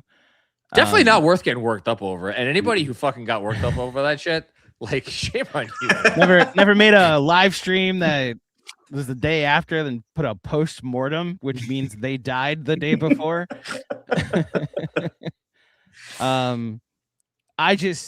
It's why I'm just not sweating this Mitch decision. If he goes elsewhere, it'll suck. Trust me. But even replacing him, I know they can get their backup center at the deadline. I'm just not sweating a lot of this right now. Knicks are champs. Go rewatch Game 4 against the Spurs. There's so many great things I want to think about right now, other than who will be the backup center before the NBA Cup. What are you looking at, John? The Shams. The NBA will hold the NBA Cup championship game at Butler's Hinkle Fieldhouse on December 11th next season. I had to look up what Butler's Hinkle Fieldhouse was. It's something in Indiana that I'm sure is a famous basketball place. I'm guessing that means the semis will. No, that means the semis are probably going to be in the home team's arenas, and they are probably just going to do the championship game at this random place in Indiana. I wouldn't be surprised if teams were exhausted by the Vegas trip. I know the Knicks probably were. And I don't know, something about taking athletes to Vegas in the middle of the season. I don't know of anything happening, but you're just inviting it. So you're inviting them to go partying, which is fine. They're allowed to live their lives, but there's not a whole lot to do in Indiana, especially in Butler. Says someone who's never partied in Indiana. Andrew could read this one. Rich McLeod. Maybe LeBron's waiting to see where #ComeBucket goes. That will never get old. It is the most of all the ridiculous shit that has been said over the airwaves on this channel over the years. Shout out to Jonathan Kuminga and the nickname. Listen, it's the second best nickname I think the Super Chats have come up for a player outside of Cheddar Assman, who has now become a group chat name. So shout out to. Where is he? Hold on. Where is Chetty Osman? I don't know if he is in the NBA anymore. He's definitely not. But I explained to my girlfriend at the Knicks Hawks game when it was game 2 and Kuminga was on the floor, and I was like, so that guy, his name's Cumbucket, and he got it when he was a teenager. She's like, what the hell? Oh my god. Who's up? I'll go. BK Goblin. Which free agent are you guys giving the big backup minutes to? Which free agent? If I have to pick a free agent, I can't believe I'm saying this. I guess I would pick Kevon Looney. Yeah. I'm picking Mitchell Robinson. He's a free agent. Wow. What the hell, guys? Unbelievable. I would also go Kevon Looney. It's a toss-up between Looney and Andre Drummond.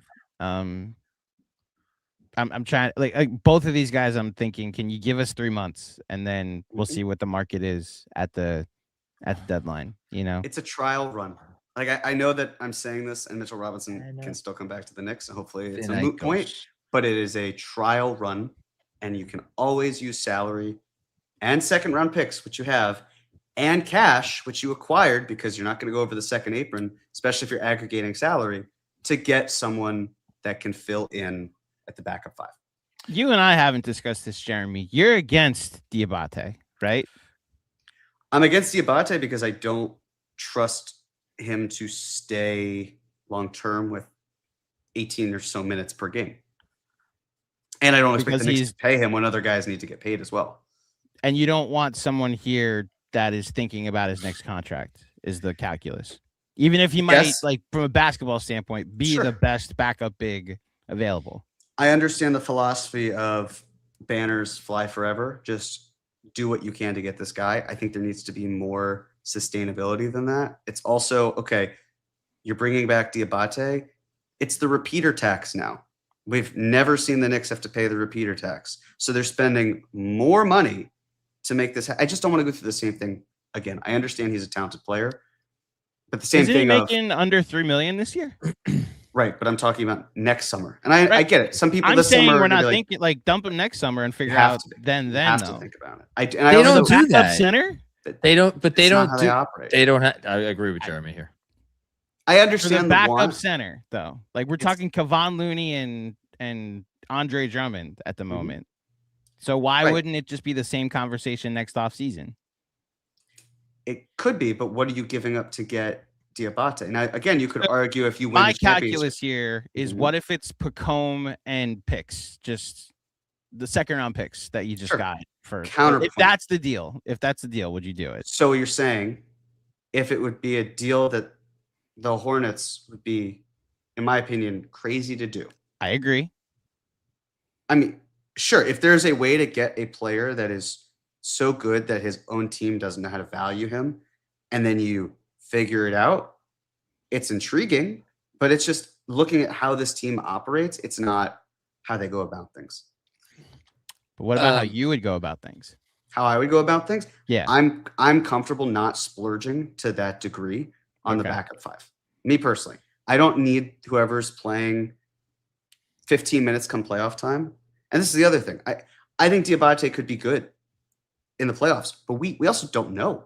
We do not know what he's like at that time. You could say the same for a lot of the other backup centers, but there is an opportunity cost. And again, he's extension eligible right around the deadline. If I were the Hornets, I would hang on to him and just extend him. And I get it. The concept is, well, what if he were available? Sure. What if he were available? I don't see why he would be. They've got 4 centers on the roster. If there's one to move and build around, it's not Diabate. It's not Reed. It's not the player they just drafted.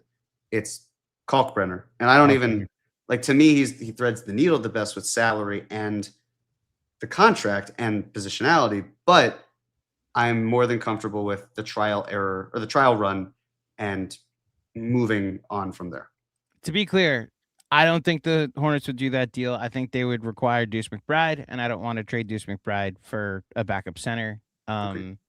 And I'm also fine not trading one of the top 9 for a backup center and going with the Looney / Huckporty / Drummond cluster for a couple months until you figure out what you're getting at the deadline. I just wanted to talk through it with you. That's all. I hear you. I just don't want to lose Mitchell Robinson and trade Deuce McBride for a backup 5.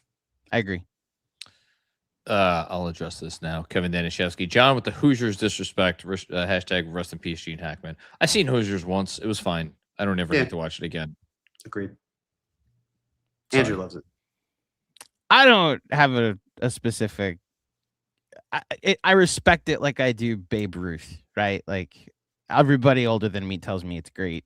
I'll take your word for it because it was great when you were young. But my basketball movie is Space Jam / Coach Carter / like Glory Road. Like movies like that. That doesn't even fly with me because like several of my favorite movies ever came out before Hoosiers. It's not that it's an old movie. It's just that it's like a whatever movie. I'm not even calling it an old movie. I'm saying it's a movie for the olds. That's all. Okay. It does have a great Gene Hackman performance, and the scene where they go measure the court was like done at every basketball camp and by every basketball coach that wanted to seem important ever. But I'm with you. It's of a generation. So Yeah, I agree with that. Sorry, Kev. Okay. I'm gonna actually, if you guys, can you guys give me like 10 minutes? totally. Yeah. And I'll be back a little after 7. But first, let me read. Never mind. I want to read Funny's comment here. Bron might be waiting to make his decision on a non-Taco Tuesday. Can't be ruled out. Also, can't believe none of y'all want to have beverages with Jose. Also, the Knicks are champions. I will just say I thought of Jose Alvarado, and he was the guy I had in my mind where I'm like, I don't think I'd be able to keep up with him, and I would feel ashamed. But I'm sure he'd be a freaking blast to have a night out with. So, yeah. Cosign. All right. Now I'm going to look out for a few minutes. I will see you guys shortly. Okay. Now it's just me and Jeremy. Watch, every bit of news is about to break right now. All the big important signings that you guys are waiting for. A couple more super chats. Jeremy, you read this one. From OBPA32. Assuming Knicks duck the second apron and let Mitch walk, is there a world where Cat takes less and the Knicks duck the tax next year to reset the repeater clock? No, I would be shocked if the Knicks found a way below the luxury tax in the 2027-28 season. It would mean that they'd have to pretty much gut a big portion of their team. Dolan will be paying for the repeater tax. I mean, he doesn't have to, clearly, but it would end this window already. So I would assume he's paying for it. It's just a question of how many players are going to be involved. Like, who's not going to be here? I think there's a reason why Kyle is going back to Germany, according to what the Knicks seem to want, to then come over, because he will then be on a cheaper contract that year than if he were in the second year of his contract as a result. So I don't think that they will try to restart the repeater tax or the luxury tax in any way. They're just too in the window for that to happen. To be clear, I do think there is a world Cat takes a little less. Mm-hmm. Like OG Anunoby took a little less. Mikal Bridges took a little less. I don't think it's the haircut. It's a haircut. I don't think it's the discount that'll be necessary, like the report that's out there, that will let them re-sign Mitchell Robinson. And you just said that there's staying below the second apron and there's avoiding the tax altogether. It's about a $20 million difference. Yeah. So if you like Josh Hart, you're going to be paying the tax for a little bit. So that's the calculus there. Fine with me. Hush with another one. LBJ comes to us. Is it worse than Golden State picking than KD picking Golden State? No, because KD did that in his prime, and he went to a 73-win team that eliminated him. Also, they won 2 championships. Like, I'm not rooting for LeBron to be here, to be clear. But if LeBron comes here and it leads to another championship, we're not gonna be like, oh, this one doesn't matter because LeBron won it with us. Yeah, I want to create another one of these T-shirts, and I want LeBron James's name to be on it if it means that LeBron's here. I don't see LeBron coming to New York. I don't really want LeBron coming to New York.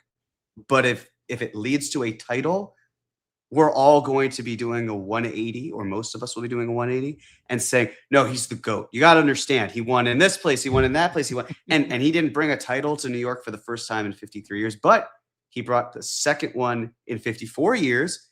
And that's not worth like 4 titles, but it's worth at least 2. Like, we would find a way to talk ourselves into it. We do it all the time.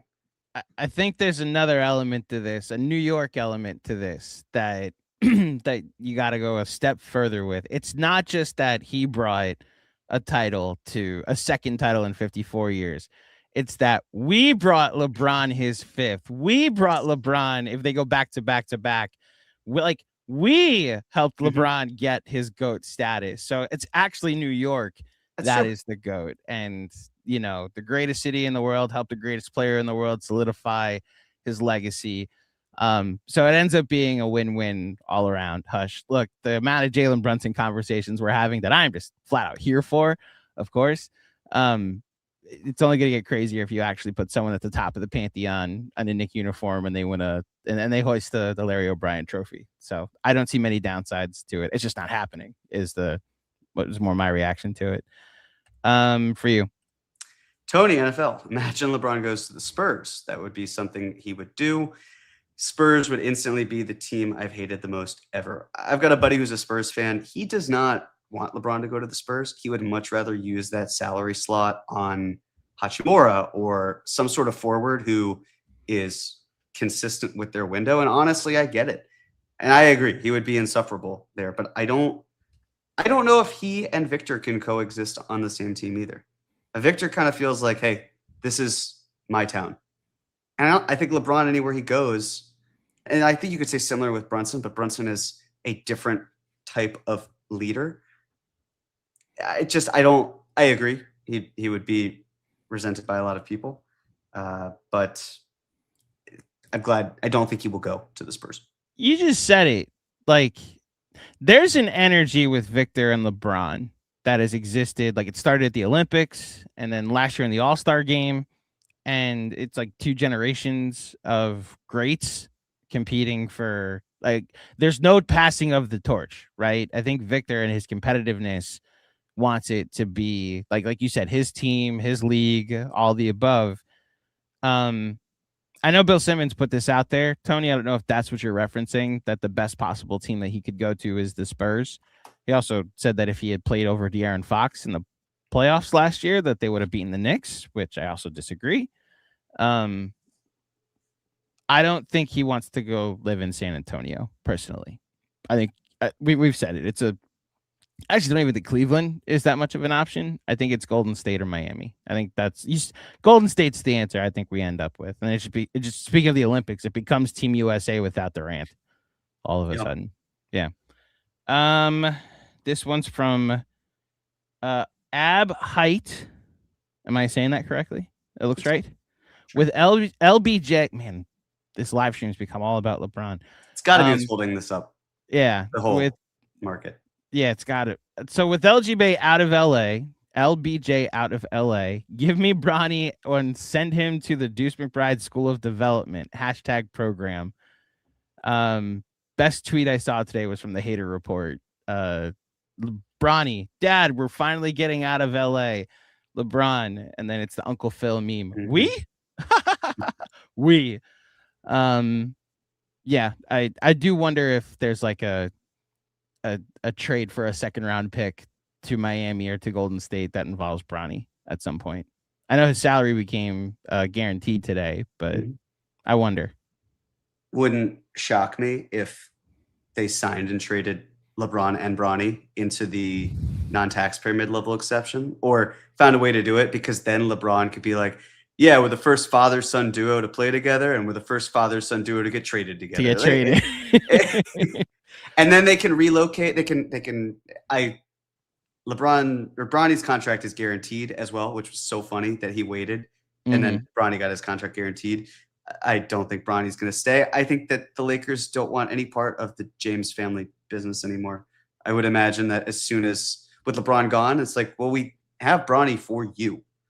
Yeah. If you're not here, then we don't want him either. And then he gets to go over there. And I think the thing that would matter the most to LeBron as well isn't just winning. It's the opportunity to try to win and win a ring with his son. That doesn't mean he's going to do it, but he can envision a world where he's with his son still playing. And then I think what he also wants is to be with his son for long enough where if you think him getting a guaranteed contract is enough, think about him getting the second contract. The second contract is where it really starts to matter. Because if you're on the team and you're like, yeah, let me sign a 2-year deal, right? That gives you the opportunity to eventually extend Bronny when the time is right. I mean, he's got a 4-year deal. I would imagine it's the rookie scale. I'll take a look at it. But yeah, it's a club option next year. Have the club option be declined, or then say, hey, sign my son or else I'm going to leave, whatever it would be, or extend my son and I'll stay. The Warriors would do that. The Cavs would do that. Whatever team it would be, they'd do it. Yeah, good stuff. I hate that this has become the LeBron, not the LeBron live stream. Thank you everybody for your questions.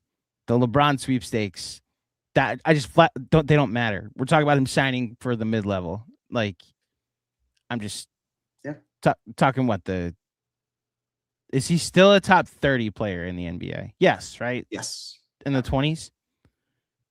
Depends on the game. Yeah, it's too inconsistent and he's out for a while.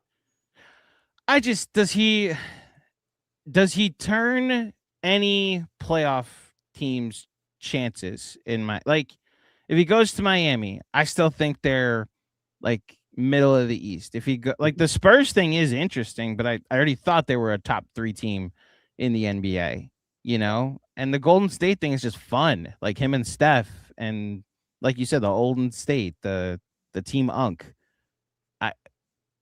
The fact that they're trying to, maybe this is just my annoyance with the way the NBA landscape and the media is like playing this up. It's like, well, we're going to find out maybe it's almost being a little triggered by 2010 that this is turning into a decision 4.0. And I don't care about this decision because the Knicks just won the title.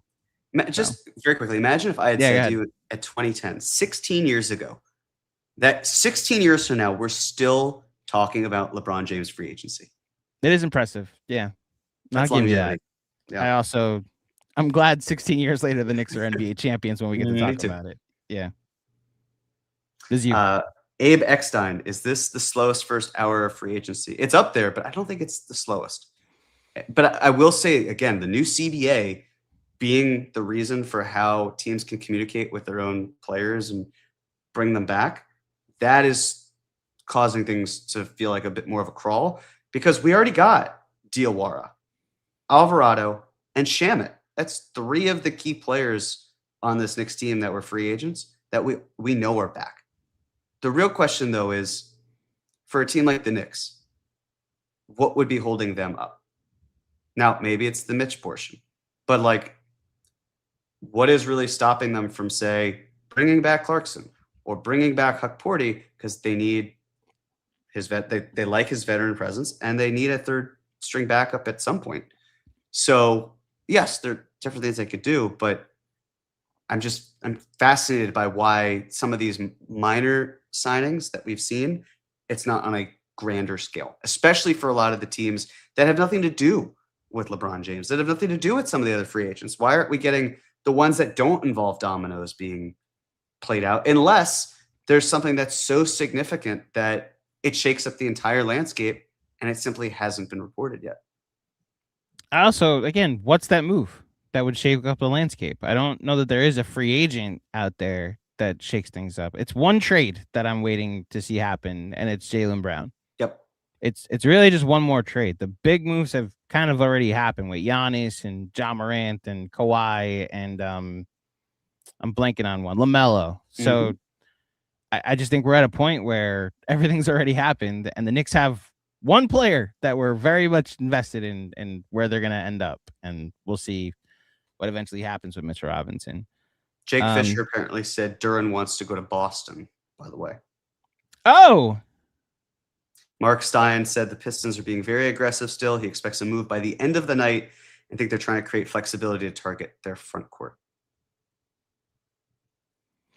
That's interesting. Mm-hmm. And they do have a very large traded player exception. They do. And they can use it from last season because they will be below the first apron because they're going to duck the luxury tax anyway. What would that contract be? It'd be tough. I mean, I would imagine it's still, for Duran, it would probably still have to involve Jaylen Brown or Derek White financially, but it doesn't have to.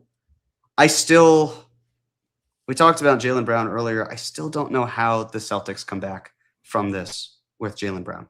I still don't. Do you? Is there a world where they make up and everything's fine, especially with that $68 and $73 million combined, those 2 seasons of an extension on the horizon? Well, so the future cap sheets are a different conversation than are they personally able to work together again? I don't think so.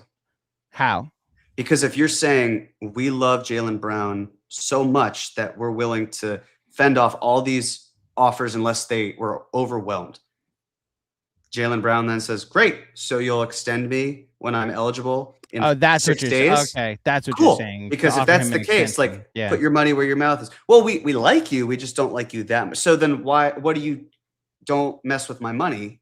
I can sign an extension. So that's why I think that they're up against the clock, which is why I would anticipate that, as I think it was Simmons or Lowe, John, you would know this better, and maybe Andrew, you would too. One of them said that it's putting the toothpaste back in the tube. That's a low thing. Yeah. And that's look, I do think there is a way they can make nice and make it so that way they can play basketball this year. I don't think they want to extend him so if you can't have both, then I guess if it's both or neither, then I guess it's neither, because I think they're at a point where the damage has been done enough, and the guy is on Twitch saying that his favorite season ever is the one that didn't have Jason Tatum and not the one that they won the title in. That would be a way to do it, is Jalen Duren for Jaylen Brown, a Jalen trade. But maybe maybe Jaylen Brown is what's causing the market to come to a standstill. Maybe. And the pieces that go into place. I would argue he's the biggest domino out there, potential domino out there, just in terms of league hierarchy. If you believe the reporting, it's LeBron James. 4-point a decision of 40-year-old LeBron James, and where will he play? Decision 4.0. That's 41. Let's not 41. Isn't he 42? He's turning 42 in December. Turning 42 this year. Yeah. Pass. Whatever. John, these next 3 are for you. Great. Chris Carter, what's going on, Chris? Love your life with arms wide open. Today is where your book begins. Okay. Started the lyric wrong. It's live your life with arms wide open. Today is where your book begins. Jeremy. The rest is still unwritten. There you go. He wrote "Love Your Life." I know. Chris, I still can't believe the Knicks won a fucking title. Effing. Yeah. Effing. Yeah. You said I cursed before when I literally wrote FFS. Like, he did. Shout out to my dad. And then this last one, these 2 are from Chris, actually, for you.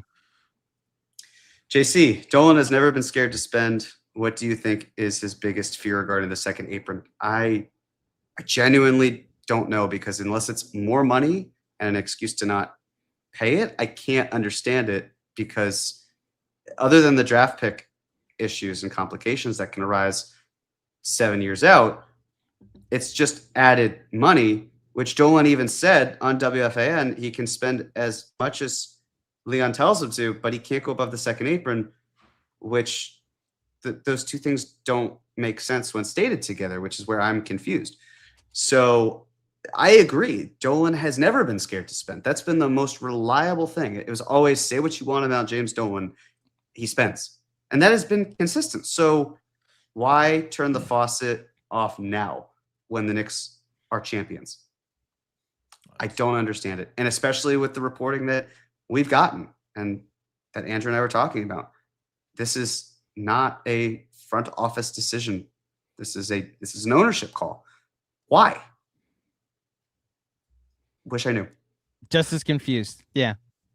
2 quick things. I don't think I said this before. Chetty Osman played for Panathinaikos Greece. Season. Yes, he did. And I just want to give a shout out to the Clippers front office. That's a nice little haul with the picks for Kawhi Leonard, 2 unprotecteds and a future unprotected. Well, the unprotected swap is a little bit of a misnomer because it's for next season, and you wouldn't think, but hey, you never know. But 2 future unprotecteds, man. Good job by their front office, kind of retooling on the fly. I'm glad that they're aspiring to make their team better on the other side of Kawhi Leonard on the team. All right. And then we got another one. Got it. Yeah, they really planted that one. Well done, Jeremy. John, this is for you. Per Macri's earlier tweet, Detroit fans to his list of opponents stood out to me because they don't even rank for me compared to Miami, Boston, Indy, Philly. Who are your guys' top opponents? I love how he says top oops. Just personally, it's top ops. I know, but they're my top oops.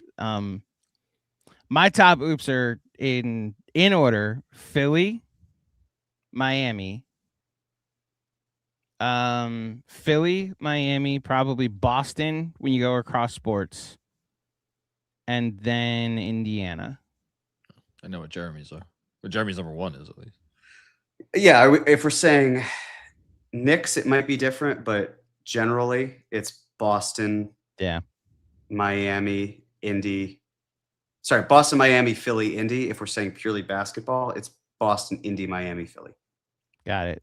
I meant to ask you this, Jeremy. You went to college in New England. Have you heard from any of your college buddies since the Knicks won the title? Yes. Okay. One who's a Heat fan. Okay. And one who's a Lakers fan. And actually one who's a Celtics fan. So and some others. Yeah, so I have. It's been nice to hear. It's like, yes, as I pat myself on the back, like, yeah, it was nothing. But they've been nice. They've been okay, good. Yes. And then when Giannis went to the Heat, I was like, Giannis, and because like in my head it's like, well, they're a threat, but I don't feel like they're a threat. And I'm happy for him that he doesn't have to see the Heat consistently be the bridesmaid for these trades. They can finally have their person. So I didn't mind that. Good. But they've acknowledged you as champion is probably a great feeling. Okay, good. King of the castle. Yeah. Can I just defend my take real quick? Sure. Because to me, it's an all. It's not really a take either. It's an opinion. It's an all-encompassing stance. Like me and my wife have spent multiple nights willingly in South Beach when we take a little one-night vacation when we're down visiting my mom anyway. So I can't say that I have some kind of hatred for the Miami Heat when I willingly go to Miami. And also you want all the people there while you're enjoying their city to lose. That's the take. This is sports. And I will also always have respect for Pat Riley. Indiana, I can't hate I can't say that I hate their fan base because of Caitlin Cooper. So shout out to her. And then Philly, vital, and Boston. Great American cities, vital part of our history, going back to 1600s, 1700s. A lot of great architecture and buildings in those cities. So yeah. And Detroit it's irredeemable. We're taking inanimate objects and using that for the reasons for why. Jeremy, we're past the point of making sense of this. Like, I'm just saying, if you want to talk about inanimate objects, you could talk about Motown, literally Motortown, literally made all of the cars that we had. And if the American auto industry was wiped off the face of the earth tomorrow, no one would fucking be any the wiser. Like it doesn't matter. Maybe not for me as someone who walks almost everywhere in How'd you Manhattan get to when I can. How'd you get anywhere, John, today or the last time you drove someplace? Well, I'm not going to say what make my car is, but it's not from Detroit. I'll tell you that much. So, again, this is sports hate. You take it to this place that's so unnecessary that, like, I love visiting Philly and we love you for who you are and all of that. It is just very funny how this faculty handles online discourse, right? Like it's related to the Hold on. It's related to the basketball team too. Okay. You just said the reason you can't hate the Pacers because of Caitlin Cooper. Right. Like yeah, but I can't dissociate her fully from the Pacers. Okay. When Caitlin came into your life decades after Reggie Miller and Paul George and Roy Hibbert, like all these times. But now you're saying that's complete. And I mean this with complete respect to Caitlin. Not completely. It's just like but whatever. I also hate the Pistons for other reasons. What other reasons? Because they act like they're these tough guys, and which is complete and utter nonsense. This is good. This is good stuff. Okay. You're actually using things that have to do with the basketball team and the sports, and not talking about people you don't know or haven't. And you haven't been to. Yeah, I find the chant to be obnoxious. Detroit basketball. I remember that was an awesome chant. I like it a lot. Yeah, he's. We're talking about cities. We're talking about cities. Detroit. I really enjoyed it when I was there. Yeah. I gotta say, I've only really been nice to time. Grand Rapids, so I haven't been to Detroit. But Okay. I have a lot of people I like from Detroit that do not like That's John, cool. but That's a that shame. seem to like our work regardless. I just think it's funny how a lot of us handle online discourse. Where Jeremy, it's the most clever sentences put together with a reference to like something throughout history or a Broadway play. I'll find the funniest meme I could think of and post it or quote tweet it. Jeff and Sean are like, here's your old tweet. Remember when you said this? And John is like, I hate you and everything about your being, and you're the worst thing that's ever existed on the planet. No, I shared that in our text thread. I didn't share all Jonathan, that I shit need you to online. reread what you wrote to said person. That all I did was put a meme out there, and you were like, every time you lose, I sleep well at night. Brother, this is sports. I hope I hope they're unhappy too, but also who cares? Their misery makes me happy, and not just basketball misery. I just want them all to be unhappy in life too. See, I don't go that far. Like, I want them to be unhappy in their sports. Here's the deal: I want Caitlin Cooper to be unhappy in her sports life. I hope she has a wonderful time covering her losing basketball team. I hope they lose every game going forward. I don't need to simp and be like, yes, Caitlin Cooper, you're great. I can't root against you. No, we can all just be like, the Pacers suck, but you're really good at your job. Thank you for doing good at your job. They don't suck, unfortunately. That is. Did they win the title this year? They did not. Did they win it last year? Well, actually, they finished with the worst record in the league. So this year they did suck. Did they win it last year? The year before that? They've never actually won the NBA title. Oh, never. Never. Not Jeremy, once. when's the last time the Knicks won the title? 2 weeks and 3 days ago. This is great. That seems to be correct math there, Yeah. Jeremy. All There right. you go. We can move Everybody on. can get some. Everybody can get some. Who's up now to read this? You can read another one. I'm feeling great watching the last 2 years top 2 seeds in turmoil, or last year's top 2 seeds in turmoil. Excuse me, I can't read. What are the funniest outcomes for the Pistons and Celtics this offseason? Funniest possible outcomes. Wow. Jalen Duren not staying with the Pistons and going to the Celtics. That would Honestly, probably be the funniest outcome. yeah, Jalen Duren ending up in Joe Mazzulla's system, not allowed to shoot threes, forcing him to play a rim running center. The funniest possible outcome is Jalen Duren signing in Sacramento and them not matching, and them having to. That can't happen. Oh, I'm gonna it They can't don't have the happen. money, Right away. so it has to be a So what's the bonus sign team? trade. Oh, so it's got to be a Sabonis. Okay, you know what? Them going from Jalen Duren to Domas Sabonis, and There's the a part of me that Celtics wonders having if they to get take better. the Celtics having to take $0.75 back for Jaylen Brown. I don't really have a funny Detroit outcome. I think the funniest outcome from Boston is easily they decide internally we're not trading Jaylen Brown, and then Jaylen Brown demands a trade. That would be hysterical. Oh, yeah, probably the same outcome. It's kind of Kevin Durant-esque, wasn't it, with the Nets, where he was like, I'm fine not going. And then they traded Kyrie. He was like, well, if he's gone, then screw it. Actually, I am gone. Actually, sorry. The funniest Detroit outcome would be is if another team signed him to a max offer sheet with poison pills and the whole thing, and then they were forced to match. I think it's going to get resolved before then, unfortunately. I think hear it probably you. will too, but yeah. Another one from Chris. Last one from Chris. Thank you for your generosity. Thank you, Chris. I am more confused by Macri's hate logic than literally anything else he's ever said before. Don't try to peer into my mind. It I was doesn't gonna make say, any sense. Chris, Jeremy and I have been doing this for 7 years now. Take the words hate logic out of this chat. I am more confused by Macri than literally anything he's ever said before. Yes. But as Wake I've up said every to day. Andrew many times, it makes sense to me. We're That's all aware. that matters. We are well aware. Jeremy, this is you. Nickelodeon. JC, we need Wu-Tang's Cream instrumental for your intros. Didn't we have that for the... It's for the... So we have it for the pod feed. We Yes. have it for the pod feed. I would like the Cream episodes to make money. So if we put the Cream instrumental at the beginning, then Wu-Tang will be like, that's mine. And so that's why it can't be on the feed. Because Nickelodeon, you may be familiar with the song "Cash Rules Everything Around Me." So it'd be nice to.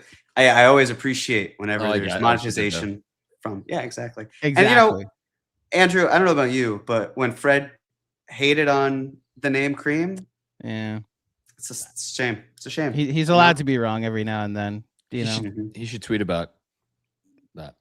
about his cream. What? I didn't say that. Thanks, Nickelodeon. Jessica, hi Jessica. LeBron going to be a Le Wizard. Hashtag Le Wish upon Les Star. Talk about following in MJ's footsteps. I mean, yeah.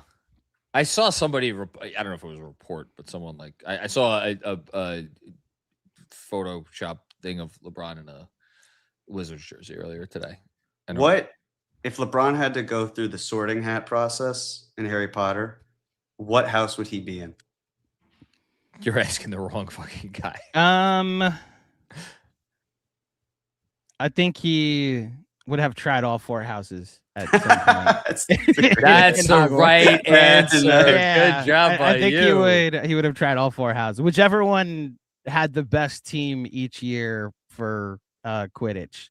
He would just be like, "Oh, I'm this year. I'm their seeker. I'm this year. I'm now the Gryffindor seeker. Oh, I'm now the Hufflepuff seeker." That's where LeBron would be. Hufflepuff, Slytherin. Don't tell me. And Harry's in Gryffindor, right? Gryffindor. Yeah. There's one more. I know there's 4.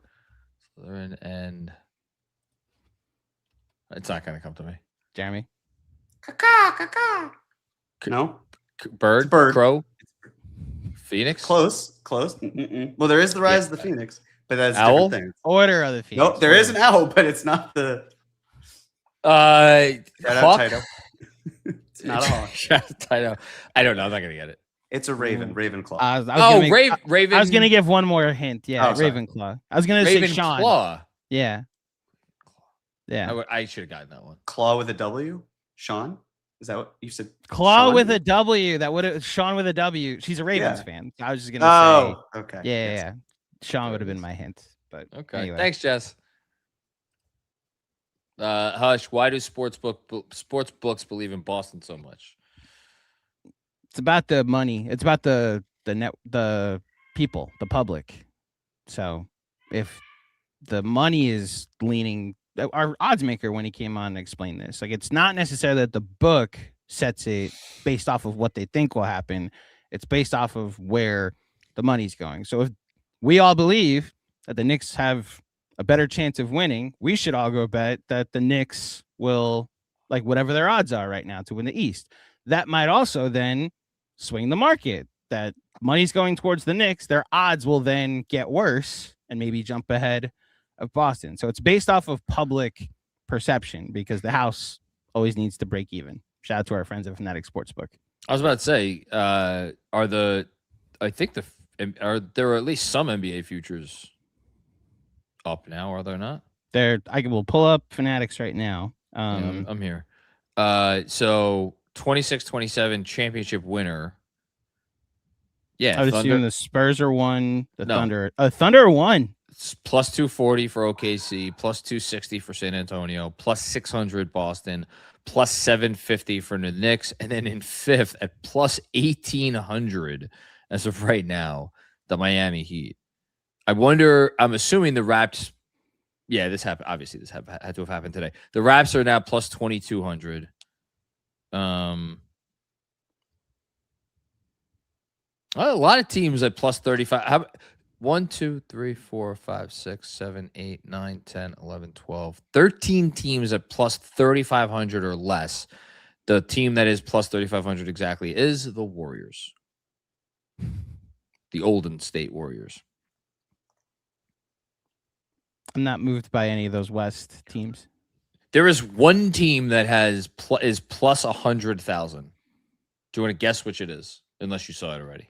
I didn't. Plus 100,000 is so, and they are the only team that is plus 100,000. I'm not gonna say there's a team at plus 50,000. There's a team at plus 70,000, and then there's a team at plus 100,000. It's one of them, the Bucks. The Bucks, believe it or not, are plus 25,000. So they are tied for tied for 4th worst odds. The Kangs.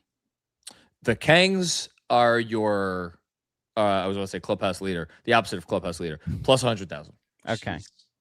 Scott Bulls Perry. plus 70,000. Grizzlies plus 50,000. Oh, they agree with Jeremy that the Bulls are the worst team in the Bulls conference. are going to be ass. Yeah. Good job by you, Jeremy. Well, we'll Should be a see. bookmaker. There you go. Next one from Tanvir. Feel like the Dolan fears are a bluff to get Cat to take a discount. Extend him for cheaper, allowing us to go over second apron for 1 year. I feel like we've discussed this a lot. Yeah, I mean, I think Cat's going to take a little less. I don't think He it's going said to be he enough. was, didn't he? Did he publicly say he's going to take less? I don't think he said anything of the sort, did he? Hold on. They've gotten Mikal and OG to take a little less, and obviously the Brunson discount is famous. I think they'll do the same. I don't think it's gonna be enough that Mitchell Robinson gets to stay on the type of contract he's gonna end up getting. It's also not just Cat. There's the Josh Hart element of this too.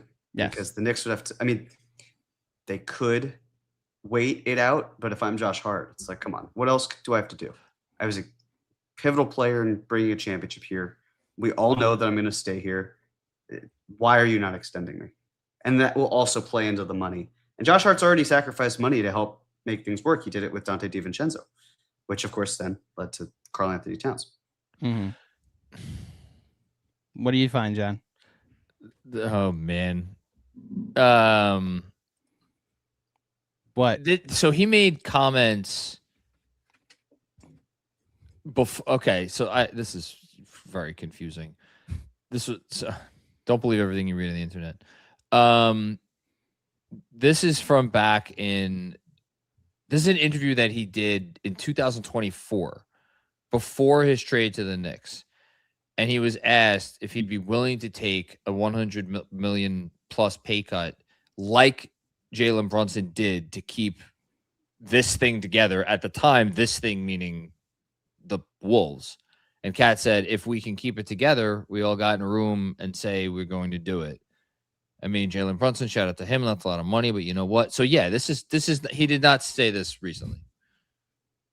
Don't believe everything you hear on the internet, right? Or read on the internet, I should say. John actually loves the city of Detroit. Mm-hmm. There you Big go. fan. Detroit. Basketball. So Jeremy, you read this one. This is the best theory I've thought of. Sure. for this so far. Marstat TX. I think Dolan wants to duck second apron because he hates revenue sharing, trying to stick it to Silver and once again feud with the league. That is a great call. That could easily be it. 1,000% where I am at. That makes the most sense as far as trying to make the most sense of this. That Dolan has been at odds with the league forever, hates revenue sharing to begin with. The bill's only going to get bigger the more the repeater tax and the higher above the. I just don't understand if it's slightly above the second apron. I know the money. I know it's still crazy penalties, but you're already going to be a tax team, right? Yeah, but it's the Knicks wouldn't be slightly above the second apron. They would be, even with Mitch. Yeah, I mean, if they run it back in where it's 14 of the 15 guys coming back, for example, right? They're still at least 10 million over. So what I'm saying is if you're able to get Mitch on, when I say 11 or 12, then if their whole payroll is 225, 226, and you're 6 million over the second apron. I know what the finances are of it, but I just don't see it as if it's 4 million over. I know what the extension. If it's a $4 million difference, is that really worth?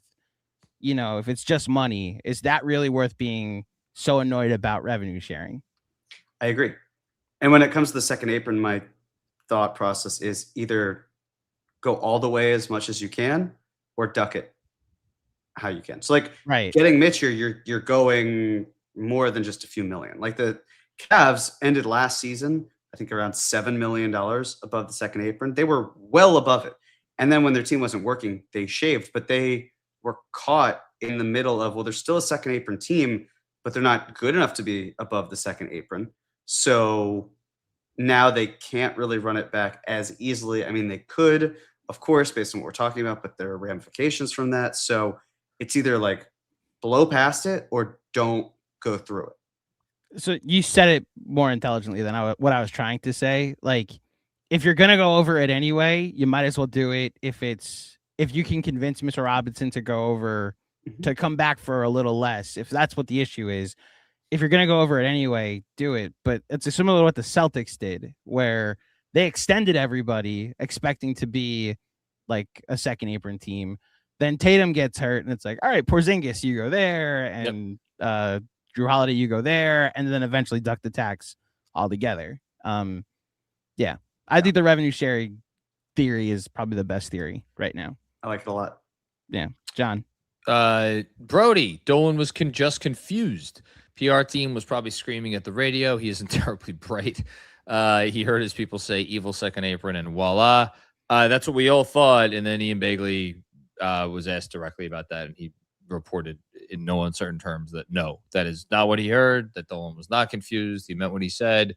And there's been a bunch of reporting from various reporters since then, seemingly confirming that, like, not seemingly, like the entire league is operating as if the Knicks are not going to go over the second apron. So it's not just, nobody else seems to think he just made a boo-boo on the radio. You want me to do this one also? BK Goblin, the new CBA appears to be good for parity and engagement. How do you see it impacting players' salaries long term? That's a good question. I think the middle class is going to get particularly crushed by this deal. And we've already seen it. Look at Landry Shamet. He probably could have gotten larger offers, as Ian Begley was saying. Instead, signed a really nice deal with the Knicks. And that's a hometown discount as well. But even still, we're going to see players, you're either a star or you're on a really cheap contract. And there's a lot of talent in this league. And it's a good thing that expansion is probably on the horizon, because that means there are more jobs.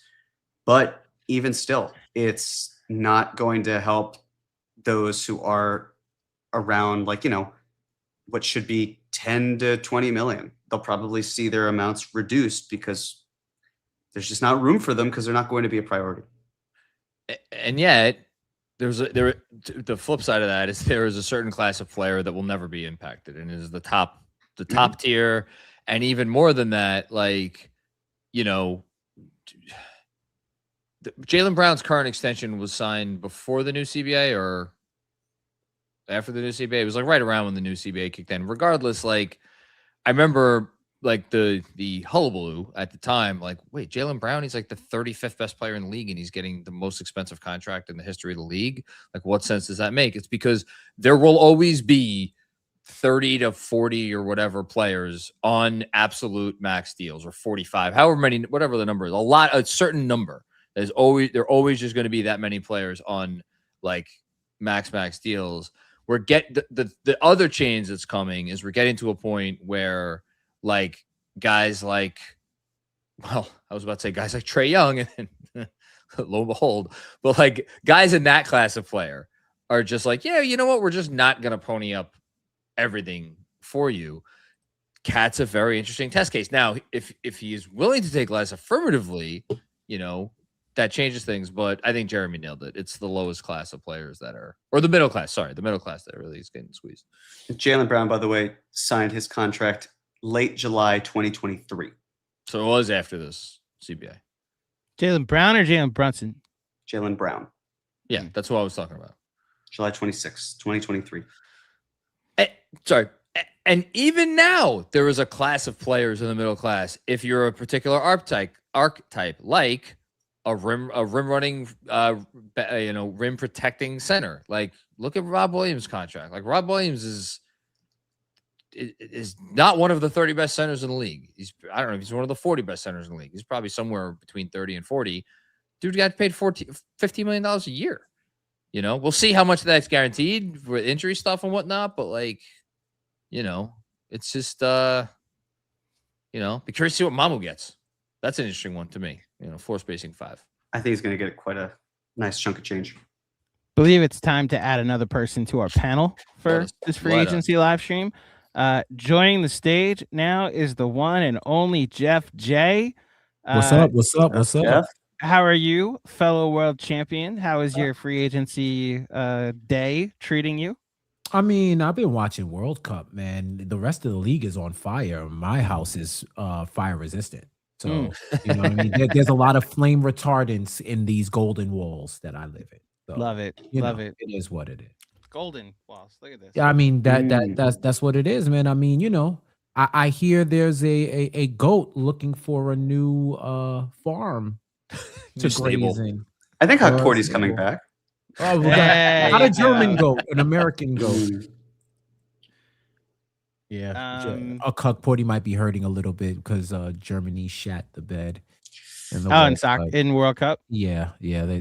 This was the We Believe Paraguay team knocked them out in the knockout stage. By the way, your comment on takedown that's getting some play on social about the Nets. The we over here. The we over here Nets is 10 out of 10. It's up there with Olden State. What Skip Bayless said about the Warriors if they sign LeBron. It's better. Listen, few people have their fastball like Skip when it comes to nicknames. You got I just call balls and strikes, bro. I call balls and strikes. The Victor Wembanyama, I'm pissed. I am pissed I didn't think about that one first. I didn't hear that. That's good. What did he say? Victor Wembanyama, or he called Victor him the Earthling. Wembanyama. Yeah, he called Victor him the Wembanyama. Earthling too. He's not the alien, he's the Earthling. Victim is good though. Skip. Okay, thought experiment here from John Leary. When's the last time the East was this deep? Oh, this is a fantastic question. I'm going to let you guys banter for a minute, and I'm going to try to actually get the quote-unquote correct answer to this.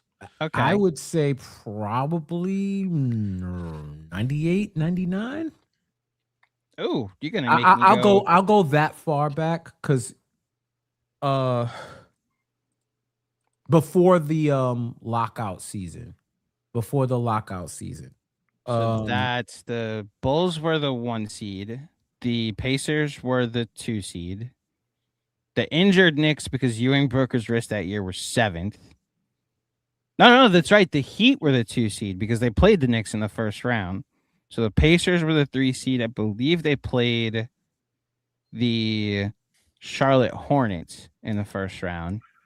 And then Penny and the Magic played in 98? Yeah, I'm trying to think 98 who the 4-5 was. So I have it up. So it was Hornets Hawks was the 4-5. Hornets Hawks, okay. Pacers Cavs, Knicks Heat 2-7, Nets Bulls 1-8. Oh, that's the Sean Kemp Cavs. That's right.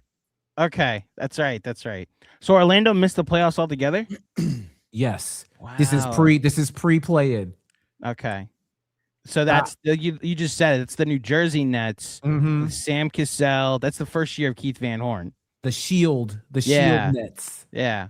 Okay. So may I just interject with some news? Oh, news. Walker Kessler has not signed anywhere, but Tony Jones is reporting that he holds multiple offers in the mid to high 30s annually. Oh, boy. That is a lot of money. I'm not for shocked. Walker Kessler. I'm not surprised. I'm not shocked to see a 3 is the first number. I'll be honest. I could understand if it were early 30s, mid to high 30s. And I like Walker Kessler, but this is also someone who played 5 games last year and missed very all injury prone and has missed games beforehand. Mid to high 30s annually is a lot of money. And apparently the Jazz, according to Jake Fisher, they most recently made an offer around $27 million in average annual value in a take it or leave it 5-year only structure. Interesting. I think he might be gone. I mean, how's that going to work though? Who's paying him $30 million though? A desperate team. The Lakers. The Lakers are going to pay him $30 million. That's who, because they see the vision with Luka. Would you rather have Walker Kessler at 30 or Mitch Robinson at 15? Oof. Let's get to real GM business right now. How long is Jonathan the Ainge, How long is the Mitch contract? 2 years with a team Mitch. option for Mitch. third. Mitch. Oh, Mitch. You can't give me injuries as a reason for Kessler because again he played 5 games last year, so Right. you can't tell me injuries is why you pick Kessler over Mitch. Like Would that be Kessler's- the defensive center Luka played with? I'm happy you brought up defense. Kessler's never been as good as Mitch is defensively at Mitch's best. Obviously Mitch has a more. I mean, Kessler is a more skilled offensive center in terms. Yeah, no, the answer is Mitch. The answer is Mitchell Robinson. Thing is, we Kessler's can't- younger, he's sexier, whatever. I get it. By the way, Gotta can I pay just give a what? sex appeal? You have to add at least like You 5 need Sex the mil. sex appeal appeal. adds the other 10 mil. Like, wow, I was Right. wondering why it went to 30. He was at 20. The sex appeal brought it up 30. That's why Kelly Oubre is going to get a nice contract. Oh, he's getting 20 million at least. Mhm. That's Yep, that's just based off a looks. young fella. Tsunami Poppy. So You is know. And don't forget the other part about it. Jeff. Speaking of nicknames that Jeff has uttered on Takedown before, Snowtime Lakers, baby. Oh yeah, we are back to this. We are 10 back million to, right there.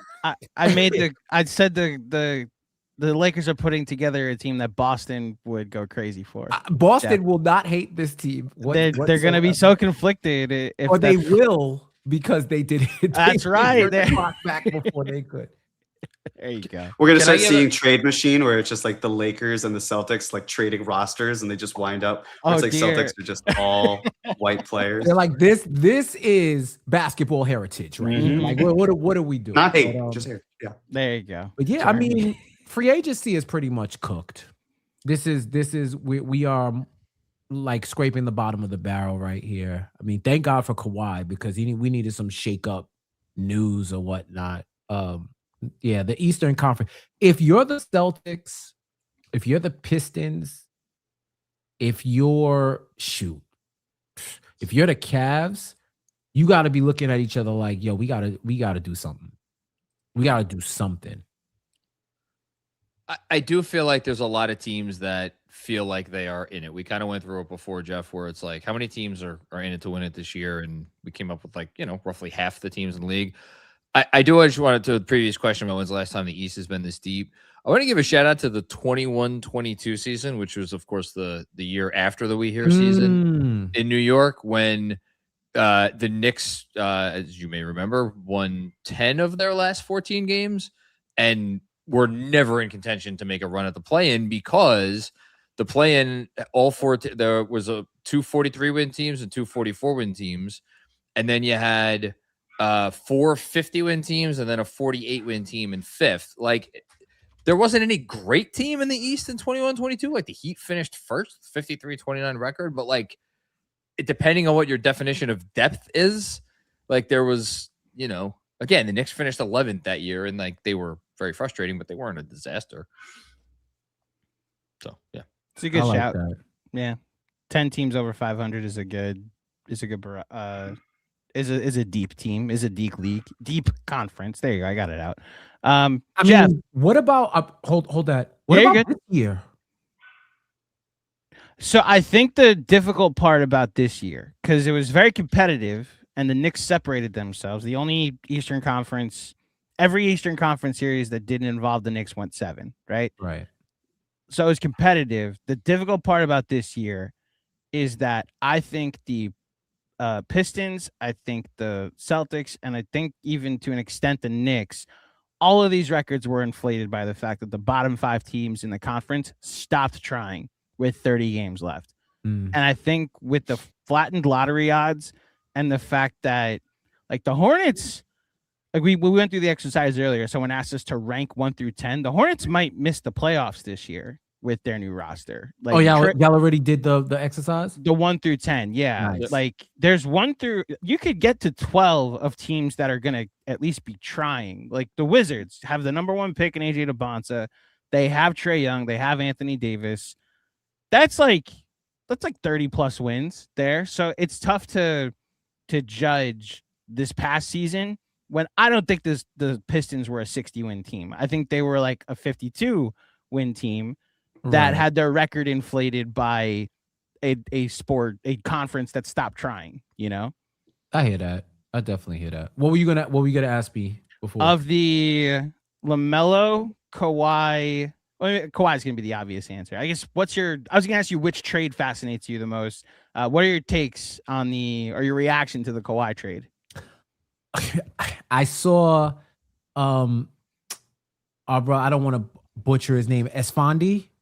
S. Barahini. Just say that. S. Barahini. Esfandiar is the full name, but he goes by just S. S. Okay. S, I get it. Because you see the reason why he just goes by S. Because Yeah. I see his name and I was like, I'm missing a letter somewhere, so I'm gonna butcher. Right. So S said this is like in Endgame when the Avengers when Captain America went back and put the Infinity Stones in their correct place. Right. With the Kawhi trade. It's just ill that he literally went on a side quest to go home and then came back when he probably shouldn't have left to begin with. It fascinates me because there's no, I think the Raptors perfectly encapsulate the current state of the parity era in the NBA. You got flattened lottery odds. There's been 8 different champions. If you're in it to win it, you have a chance. This resembles football to me, the NFL. If you're in it to win it, you're giving yourself a chance to at the very least go to the finals. So yeah, Kawhi's gonna be ancient in 5 years, and he's probably gonna stop playing basketball. But you got at least a 2 to 3 year window of whatever he is to go after it. The rest of your team is fairly young. You're gonna have to figure out some stuff. It's contingent on health. It's contingent on the former baby Knicks taking another leap, right? And then what does your bench really look like? Yeah. Because, I mean, I speak about a team that even if you reset the playoffs, they literally would not have gotten eliminated from the playoffs this year with 4 losses because they didn't get 4 losses. They got 16 wins before they could get mathematically eliminated in any playoff series, right? Like even if you combine the losses that they had. Yeah, you guys look stellar in the first round, but is that going to really show up when you face real teams? Like that bench is unproven, in my opinion. So depth is the name of the game. We're going to see if their depth holds up. Maybe they can make trades. I think what this flatten odds also does is it forces teams to be active in roster building, active at the trade deadline, active in the offseason. So I feel like everybody's going to be a buyer. Everybody's going to be a buyer. And now you got to see who you're trying to swap players with. That's really what it is at this point. Like where can we do the wife swap with the 2 teams that'll help benefit us the best? So the Raptors intrigue me for that. The Timberwolves intrigue me because it's high risk, high reward. It's the epitome of a high risk, high reward backcourt. If they reach their potential or exceed it, things are going to get interesting in the West. If not, I think it's still gonna be entertaining as hell. Maybe not for the Timberwolves fans, but yeah. And the third thing of it all is decision 4.0. Everybody has a chance except for the Lakers. You got it. This is the Powerball. This is another Powerball that's going on where there's going to be. This is like Bridgerton for NBA Twitter, where LeBron is the diamond of the season. And now everybody else, if I told you that 41-year-old LeBron would be the prize free agent in the 2026 offseason, you would have thought I was on shrooms, but we're here now. It's a big win for him. LeBron's a free agent. There's a sweepstakes, and it's not like everybody breaking down the door. It's going as it should for a 41-year-old free agent. It's like, we'll see. Like we'll try to make this work, and that's largely how this has gone. All right, so I'm gonna disappear, and someone's gonna replace me. So let's see if I could do this successfully. I'll be back. He just Sopranos himself. Hey, that's okay. Now we're gonna put. Okay, well, no. Now we need to go to. There it is. That's why I get to talking shit. Hi, Sean. Hello, hello everyone. How are you? I'm chilling, man. Although my bank account is not chilling because I need one more goal from France to make some money today, and You thought they were going to 4-0 Sweden? Yes, and you know how many times they hit the post? They did. That wasn't a bad bet. Sweden was Graham Potter was fighting for his life that whole 90 minutes, bro. They were, the amount of times they hit the post, hit the crossbar, missed or whatever. They should have won 6-0. But we're not here to talk about that. We're here to talk about free agency or lack thereof. Well, perfect timing because I'm going to get you in on the first super chat that we have at the top of the list here from Brody. You could read this one, Sean. Oh, thank you. F them picks, F the aprons. Let's get Mitch. Let's go Knicks. I've been listening to the entire live stream, and when I was listening to the section where you and actually when Jeremy and Andrew, when you were gone, John, were talking about like why Dolan's a virgin for the second apron. The reason I told myself was like maybe he doesn't really yes, he understands it, but he doesn't understand he understands the penalties, but it's like, if you just do it for a year, there's not really any penalties. Like, yes, I know every transfer it's to be dollar for dollar, and so there are penalties, but the draconian things about like your picks getting frozen and then moving to 32, then moving to 30 or 32 one day. I was like, maybe that spooked him, but now I'm just like, I just have a hard time thinking, why are you drawing the line now? I've seen you spend money on god-awful basketball teams for God knows how long. I know how much the face value of my finals ticket was. Like, I'm not going to put it on Rihanna's internet, but why are you drawing the line here? Something doesn't make sense. Well, we hope it will make sense in due time. We'll find out soon enough. Did you guys see the Ian's show of the putback? I don't know why that was escaping me with Popper, where they said Dolan said that he had spoke to the front office before he made that comment about. I read the quote. Yeah, and I'm like, I'll pull it up if you want. Yeah, he's like, well, we talked and. You know what I'm saying? I ain't trying to go over. But the funny thing is, we don't get the extent of the conversation. It might be like, yo, we can sign everybody back. We just got to go over it. And Dolan's like, nah. and then he goes on the radio. Yo, we spoke. Yeah, we did speak, but we didn't have an extensive conversation. So I have the quote right here. It says, so this is from Ian, I think. One thing James Dolan did say that didn't get a lot of attention was, he said that he met with Leon the day before he made that statement. I don't think he's coming up with this out of the blue. I think this probably is coming a group decision. And then Steve Popper adds in, I've heard the same as Ian. The guys in the front office would like to see them go over the second apron, just like any GM and every coach would like to have the ability to add to their roster. I don't think Dolan is alone on this. I think he's discussed it with the front office. So there you go. Interesting. Okay, let's get through some of these here. I am AK Legend. It's weird watching free agency without the stress of wondering what the Knicks will do. Hashtag Knicks in 5. Yeah, I'm not feeling. Are any of you guys feeling any stress today? I already know the answer. I haven't given a shit about anything since the 13th of June. Are you kidding me? Like seeing people crash out in the draft, I'm like, yo, dude, we won the chip. Like the days of hoping Rokas Jokubaitis could be a piece are over. No, I still believe. Hang on. Okay, you can believe. Yeah. I am not playing that game. Like, I'm not like, we have spent so much time as hoping for any piece of young talent to turn to something, and we don't have to do it anymore. Because literally, we won a championship, and the rest of the league said, Avengers assemble. Because, and don't take my word for it, take it for Brian Windhorst. The Boston Celtics looked you dead in your eyes and said, we can't beat the New York Knicks. Like, I don't listen. Run it, even if they don't bring back Mitch because second apron garbage, like, all right, does that suck? Yes. But we're literally bringing back everyone else. Let's run it back. And they'll get creative. Jeff, why don't you take this one? From Maddie Heads. Thank you, Maddie. I appreciate it.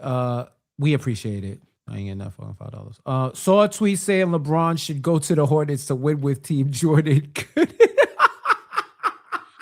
That's good. That's That good. is excellent. Whatever that tweet, that's an A+ tweet. All right. Or the Wizards. How about that? What? Okay, LeBron. Imagine LeBron goes to the Wizards. So that came up before, and I will now ask all of you, putting aside how realistic it would be that LeBron would actually go to the team that will be the answer to this question. What team do you think he would make the most? That it would make the most sense for him to go to, putting all realistic considerations aside. The most sense? I mean, the most sense. Cleveland. You think Cleveland? This is okay. Depending on if this is his last season. Only he knows. Assume it's his last season. I'll assume if it's his last season, it's reasonable. I think the most logical is Cleveland. Then you're at home, you're at your NBA home, because them Lakers fans are mad disgruntled and ungrateful for you. So I don't believe LA's ever going to be a real home. It's a begrudged home because you won a title there. Miami, you already know the vibes. So Cleveland is your NBA home. And it's the place where you can retire, you can have your farewell tour, and you have a mathematical shot to win a title.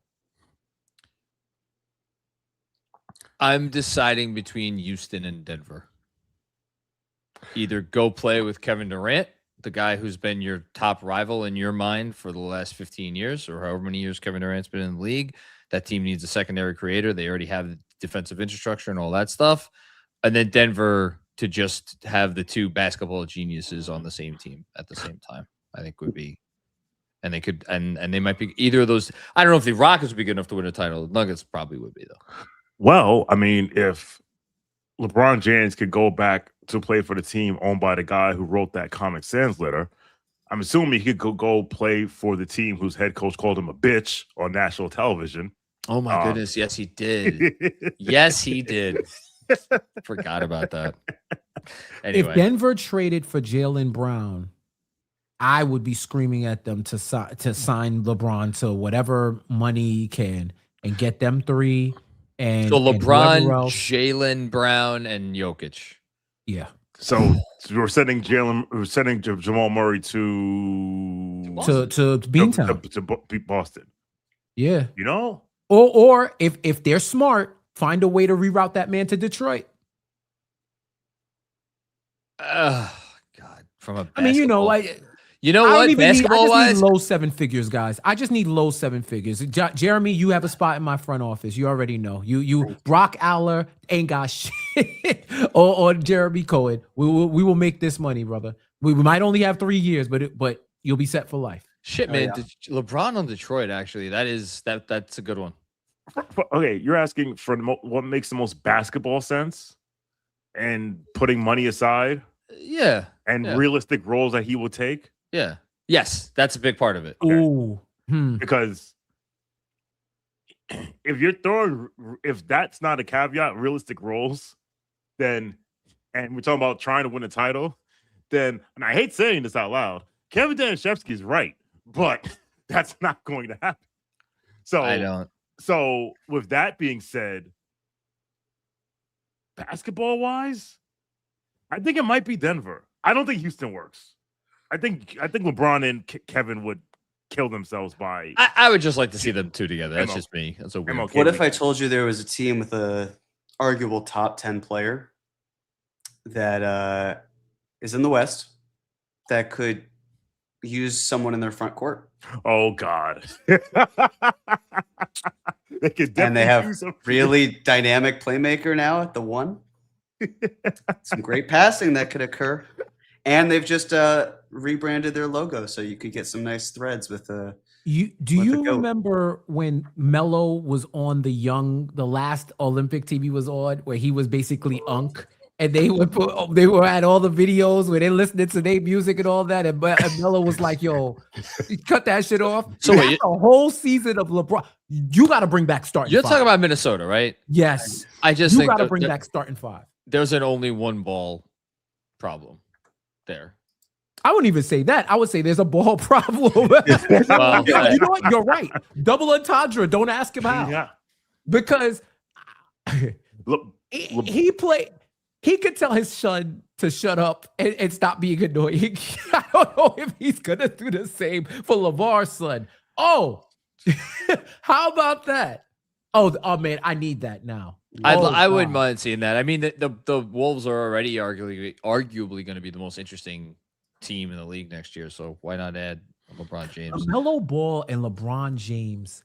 I feel like personality-wise, it could work. I feel like LeBron will just siphon the youth from him, and he'll be like, he probably might dye his hair by December. I can see it. I can see that's fun. It's fun. High reward. Man, you think LeBron could do? He could drive them to work. Like they could carpool, and he's like, "I'll drive. You guys don't have to do it." That's okay. I'll walk today. All right, hold on. Adam Bolik, same age as Macri and relate to him 90% of the time, but I'm not over the late 90s. Fuck the Heat and Pacers, even if we won the chip 27 days ago. I'm glad he brought this up. We did a whole conversation about this show. I heard the whole fucking thing. I heard the whole thing. Listen. First of all, that conversation was honestly the most two Americas conversation that this show has ever had. Because I gotta watch you say something. Because I gotta watch you big up Boston and Philadelphia and all these other fucking towns. Excuse me, I'm not supposed to curse, but the city that's 77% black, you will just wipe off the face of the earth. Oh my God! If it wasn't for thank you, Barack Obama, for saving Detroit, because Macri would have put a blowtorch to the damn thing. Like, I don't understand how Detroit has done absolutely nothing to anyone here except be annoying for 6 months, which guess what? Take a number. That's literally been in the rest of the league the last 20 years. And to place them above, like the Heat and the Pacers have denied us championships. Yes, I know. Championships. But we gotta like Pacers. We gotta like the Pacers because of Caitlin Cooper. I'm sorry. I like Caitlin Cooper. I will kick the Indiana Pacers down a flight of stairs tomorrow and twice on Sunday. The Heat and especially the Pacers cause me more pain than any team, but Pacers especially, as people well know. I obviously don't ever want them to win, but I cannot say that I have hatred for their fan base. That's just Detroit fans. You don't hate Heat fans? What? Heat fans are not real fans. Yes, they are. I know plenty of them. Yes, they are. I know plenty of them. What did I say? If there's 87 Nets fans, there's probably 86 real Heat fans. My brother in Christ, do you not remember when they had the big three created an entire generation of Heat fans nationwide? What? Are you kidding me? The Heat, That's a real fire thing? emoji originally started going viral because of the Miami Heat. John, what's the joke I make? The same thing I say all the time. I became a Knicks fan because half the kids on my school bus in 92 playoffs were rooting for the Bulls. And mind you, I grew up in the Bronx, right? There are certain teams that are like, what do we say? Jeff and I said this the other day. If you're 11 years old and you live in New York and you want to pick a team, there's only one choice. Yeah. You saw this team win the title. Winning will create waves of Bulls fans, Heat fans, Laker fans, Warriors fans. Like, sure. Yeah. So there are Heat fans. There's lots of them. And I'm just saying you can't, and we'll get back to basketball in a second. You cannot get mad about Detroit's fans of things what you see them say online, and then say Miami, who's been the most successful franchise of the century, has no fans, so it doesn't matter because they have plenty of fans. Okay, that's a fair point. There is something about the cut of the jib of Pistons fans that does not sit right with me. Again, the city that's 78% black. Oh my God, cut of their jib. That has nothing to do with it. Why are you always bringing race into it, Sean? Because this is all he has. You're talking about basketball. It's all I have. It's literally all I have. Do you feel that way about Boston fans? Like Boston? The same way you feel about Pistons fans? That's a good point. Boston's fans are just awful people. So you feel like the Pistons fans don't have the right to be awful people. So Jeremy, they annoy Jeremy, I you think more the for same just thing. being annoying. You know what? Being awful. So Jeremy's been- like, it's been 3 Jeremy's gonna hours. rage quit. I need a drink. I will be back. I can only do so much of this while 100% All sober. right, back to the I will program. be, Back I to the will be program. back.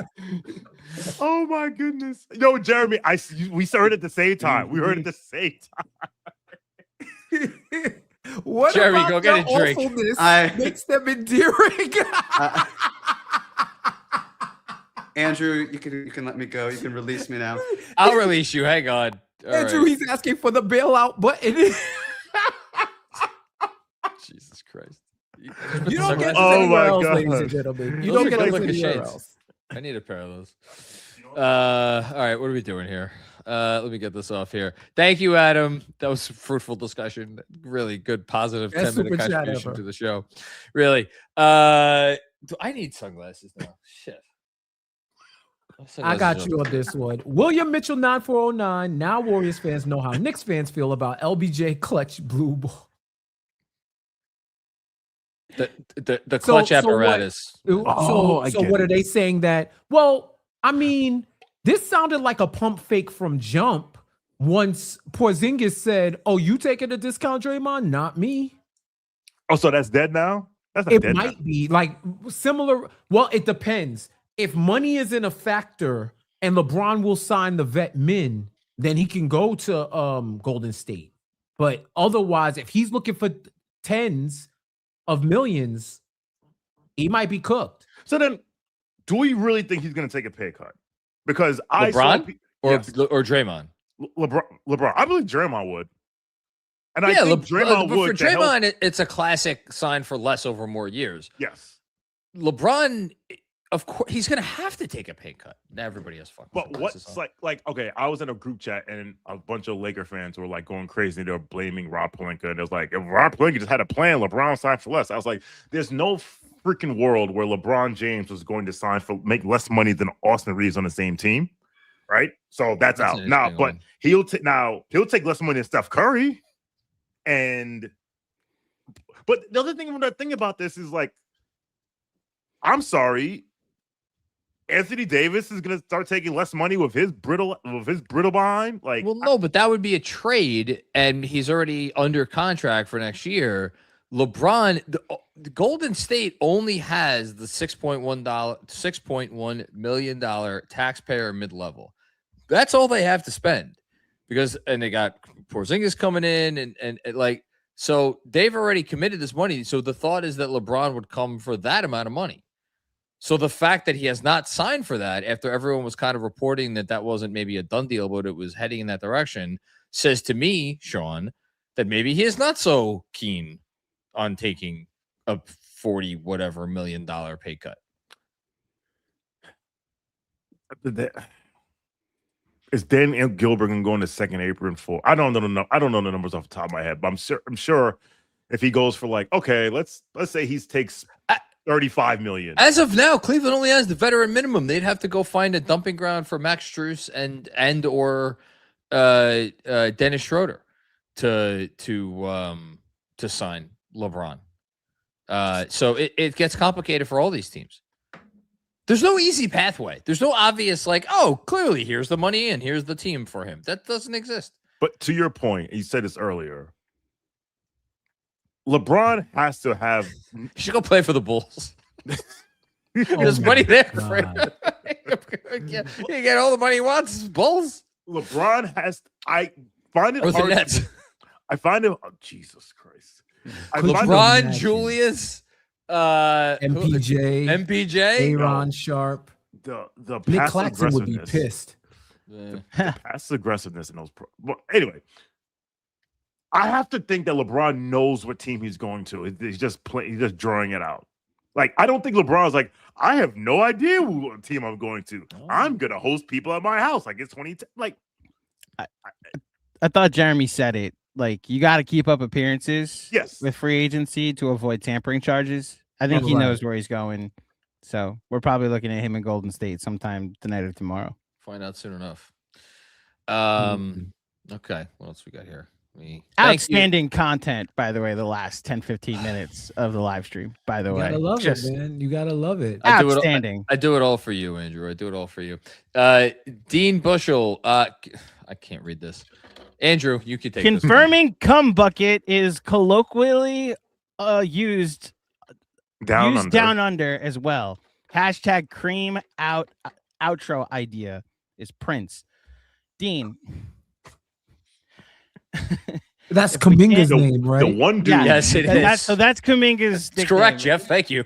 That is cum bucket. Jonathan Kuminga. Dean, love you.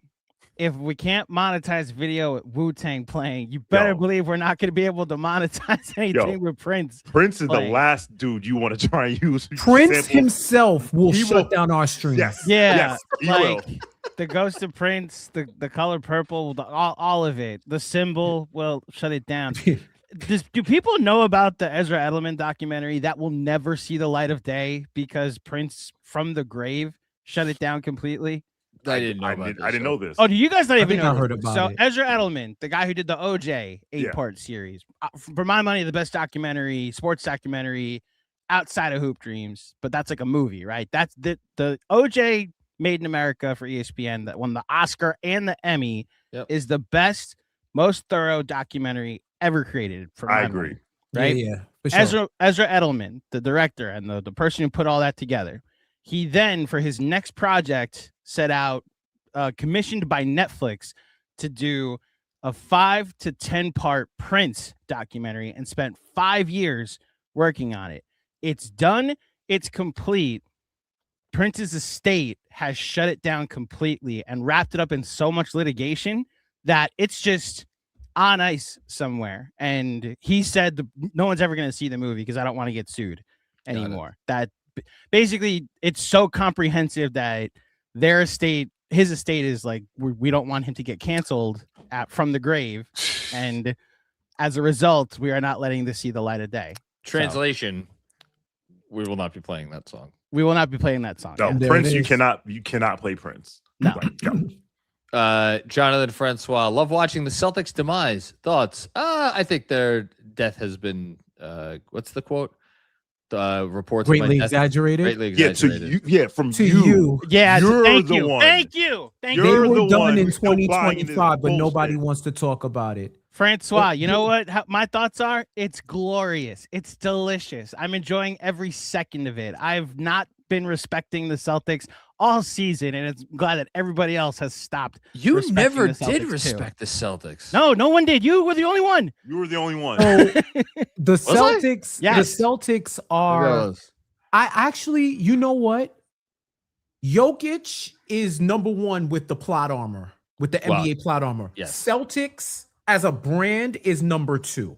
I don't know who number 3 is now, but the Celtics plot armor, y'all got gassed into believing these guys were contenders. Bayless When they put up Diamond. 85 threes a night and said, pray for them to fall. But instead, we prayed for their downfall, and down they fell and descended out of the first round.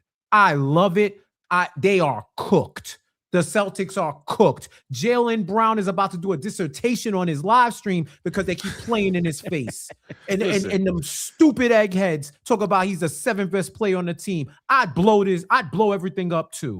Dude, we have wanted to face Boston in the playoffs since 2023. Mhm. It was like, we want Boston. We've been saying this in 2023. January 2024 Knicks was on that collision course Mhm. until Jaime Jaquez, the And butterfly effect heard around the world that led to this championship. So Jaime, I guess you might be off the hook low key, but we still remember. And I would have liked to. Me and Andrew have gone back and forth about this. I would have liked to see that series.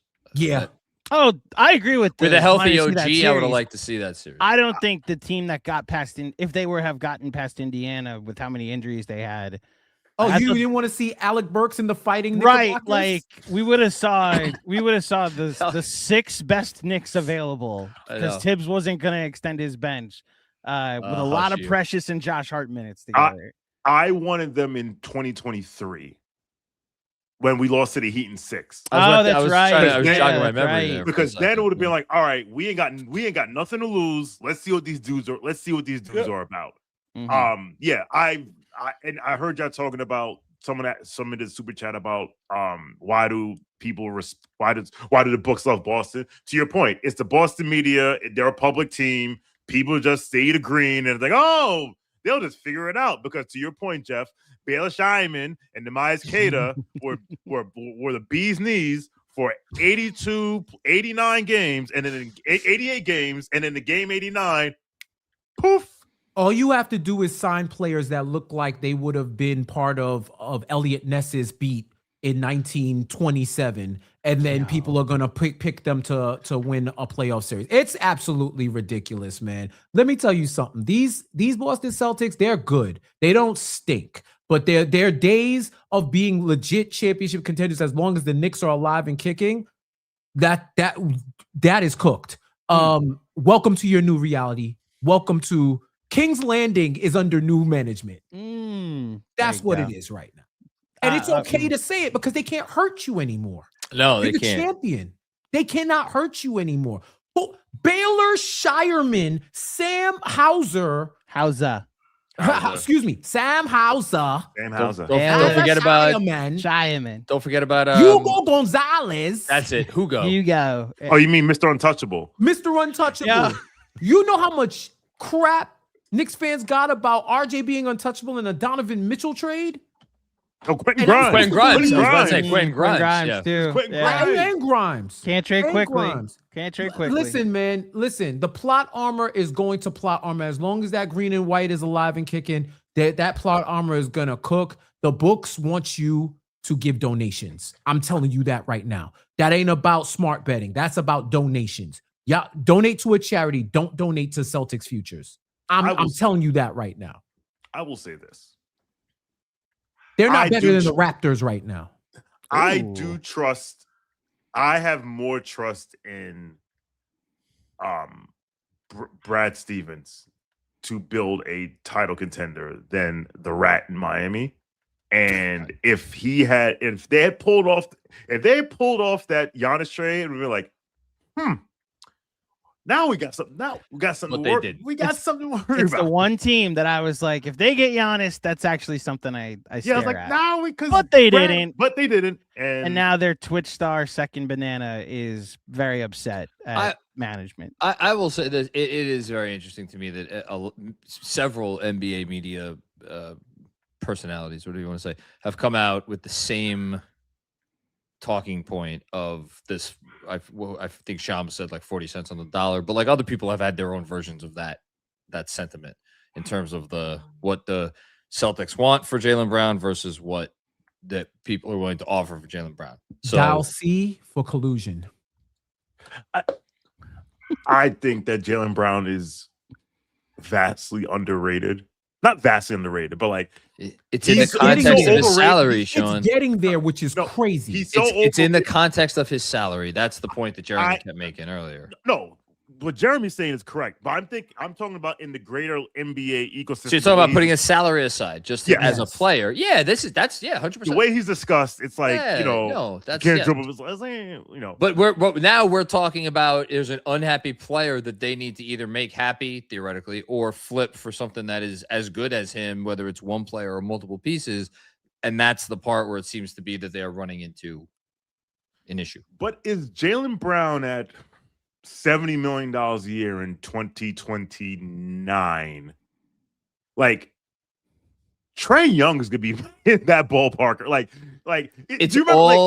It's all context dependent. Yes. Karl Anthony Towns this year was a perfectly fine contract for the New York Knickerbockers.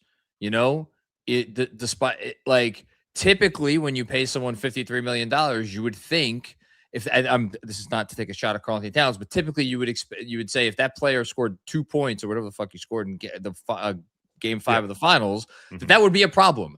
The Knicks constructed a team, and this is why Leon Rose should get a statue on every fucking street corner in New York. They built a team that was so well executed in their construction it could withstand that. Not many other teams are built that way and that deftly. So, yeah. Yes. Not to mention that Cat's game isn't really predicated on athleticism, so he has a game that's going to age well. That's very true. And you could argue that Jaylen Brown, if the athleticism starts to go, that would be a That'd be a problem. It would be a problem. No, It would be a problem. I agree, but Not what I'm the saying problem, is- but a problem. It's like when you guys discussed this earlier, when Jaylen Brown signed that contract, everyone thought like that was going to be oh my God, they're giving him what? And right now it's like, you know, listen, when go ahead, John. It's about how tradable it is. It's about when it's about how tradable the contract is, and it is about because if you're a team that is trading for Jaylen Brown today, you are not doing it with the anticipation of then potentially flipping Jaylen Brown in 2 years. You are doing it because you are anticipating Jaylen Brown is going to be on your team for the foreseeable future, which means paying his next contract, which means dealing with all of these sorts of dicey issues. So I just think that's why the market is maybe a little bit lower.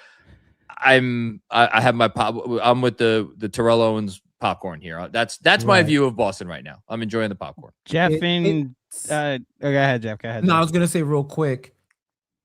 It's fascinating to me how Jaylen Brown will get discussed like this.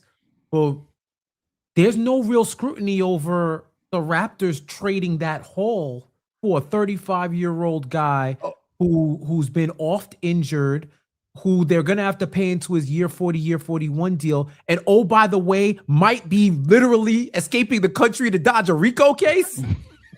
There should be, Jeff. That haul to give up 2 unprotected picks, like a few people have made the joke about how hysterical it is that the Raptors paid a much larger haul for whatever age he is, 34-year-old Kawhi Leonard, than they did for 27-year-old Kawhi Leonard or whatever the hell he was.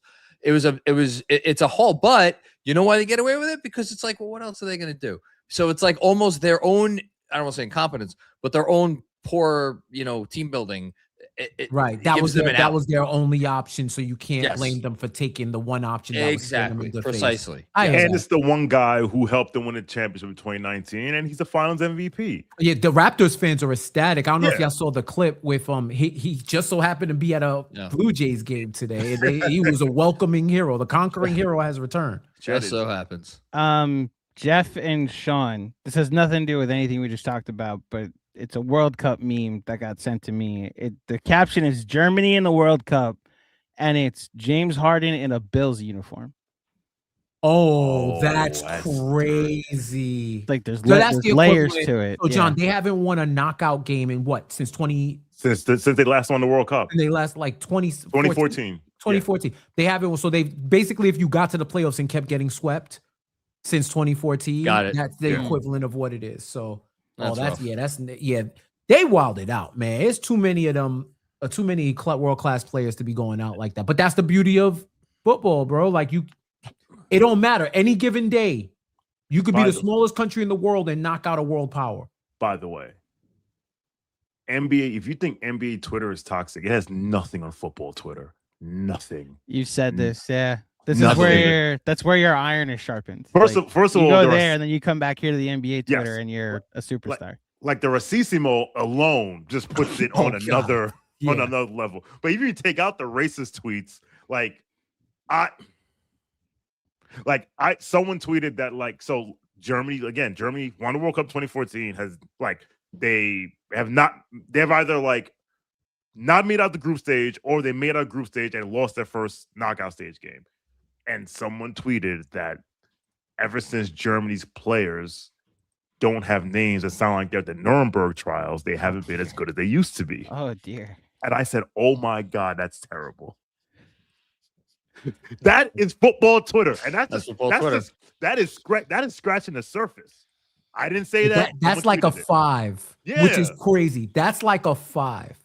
Like I tweeted something about Mbappe, and you would have thought I was tweeting about football devil, because some people you either like his game or you don't like his game. I'm like, I don't know, man. He looking pretty good against these Swedes.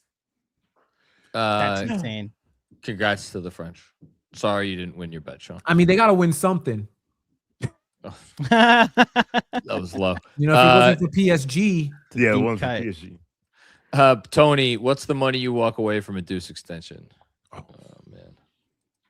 How much did Landry got? $6 million a year? 6 million. I would pay Deuce $8 million a year. Jeremy's back. What would you pay Deuce? He's gonna get more than that. You think he's 10 plus? I know we talked about the middle class getting crushed by the CBA. I think he gets over 10.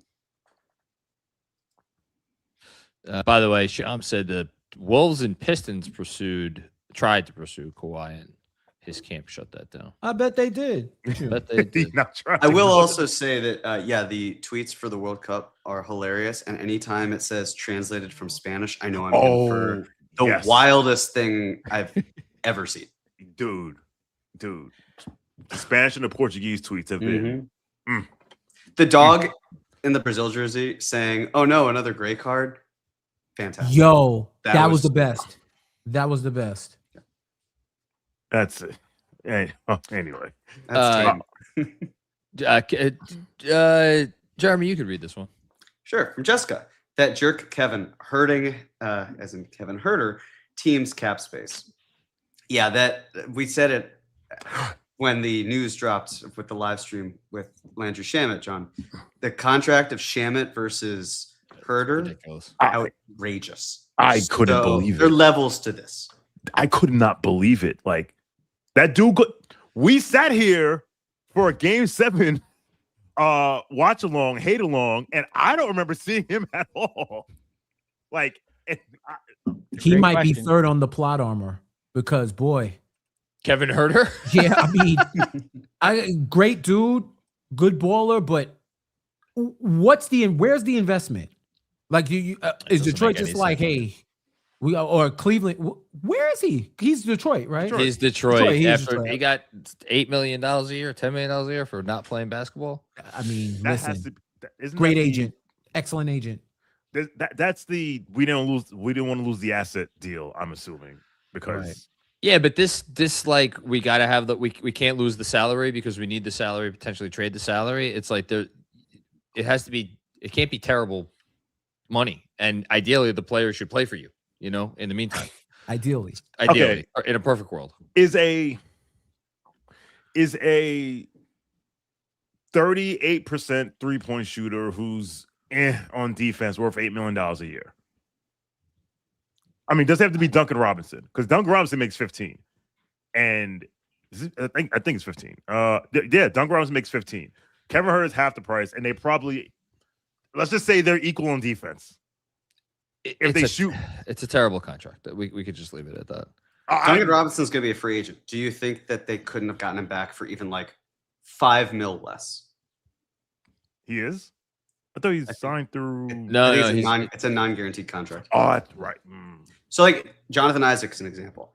They took his non-guaranteed they took his contract, non-guaranteed it. He can still come back. They could have non-guaranteed it and still welcomed him back, but it doesn't seem like that's the direction they're going. Herter's a worse player. I get it; he's cheaper, but yes, I think the quality of what you're getting goes out the window, and I think that type of player, come playoff time, is not useful. We're not. The usefulness decreases because someone like Landry Shamet can defend. He can be a really good point of attack defender. He can navigate ball screens. Herter can't do any of those things. So to pay that, not. You're right. At least shoot like 40% from three, and he shot 30%. Like, speaking of the Pistons, I'm watching on NBA TV right now. Rudy Gay making his finals pick. Spurs over Pistons. Cool. Nice job, Rudy. Dan Hidalgo has a super chat here. 2005? Well done. Were you guys expecting a championship offseason to feel this good? Feels like when the Knicks swept the Eastern Conference Finals and we were waiting to find out who won the West but better. # bring on the next challenger. I will just say it has felt glorious. That's a good. Has not been one moment where I'm like, man, I thought this would feel better. Nope, it feels amazing. Even as it hasn't fully set it in for me yet, I think still 3 weeks later, whatever, it feels amazing. Thanks. John. Go ahead, Sean. No, you go ahead, Andrew. I'll go after. I'll just say maybe it's my algorithm and trying to like maintain Instagram. There's something once a day that reminds me the Knicks are world champions, and it's the ultimate high immediately when I see it. There's new edits every day. Right. The new edit. New There was edits one I every day. saw yesterday, a really good graphic designer on Instagram, like started, it was like zooming out the entire time. And it started like zooming out of a Latrell Sprewell jersey, and it came out of the top circle in the 8.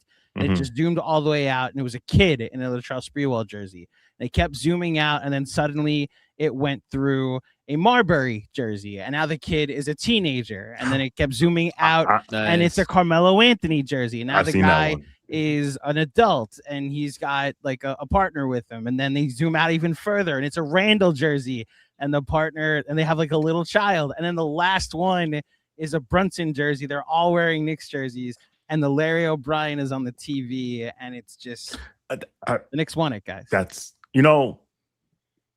one of the hardest things about like not seeing your team win is seeing all the cool stuff. Like even like watching the finals montage before game 1 every year, and it's like it's only like Willis Reed and Walt Frazier, if at all. Like usually, like you see Kobe, you see Shaq, you see MJ, you see Magic, whoever.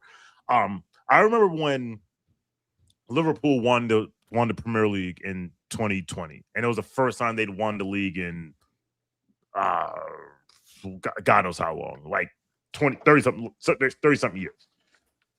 And Bleacher Report actually had this really cool edit of his like the day Liverpool last won the league, and this dude was there, this guy was there with his son, like on his arms at the parade, whatever. And then they're just walking, and then his son's getting older, and then like at some point, like the father's wearing a scarf, then the scarf disappears because the father passed away, whatever. And seeing it was just a cool edit, and I was just like, one day, what I wouldn't give for just one of these edits, and now they're all the time, and now we got them all. John, if it hasn't hit you yet, go to Madison Square Garden. No, I was there. I was there the day of the parade. I went. No. Go like going to MSG on Saturday, huh?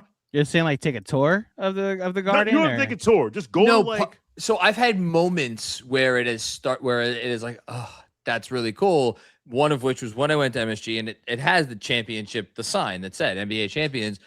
I was about to bring up today, I was looking at Basketball Reference because I was doing some research, and I flipped forward. I was going year by year through the different Knicks rosters, and I came upon this year, and at the top right, in a little yellow bar at the top says NBA champions. And I'm like, oh, that's just a big smile on my face. For those, I've said this internally, but like seeing all of that, I was literally crying in the lobby of Madison Square Garden. That's because nice. It was just like, holy shit, we won the whole thing. And now above Madison Square Garden, which used to be famous for everyone else showing out, is the home of the champions.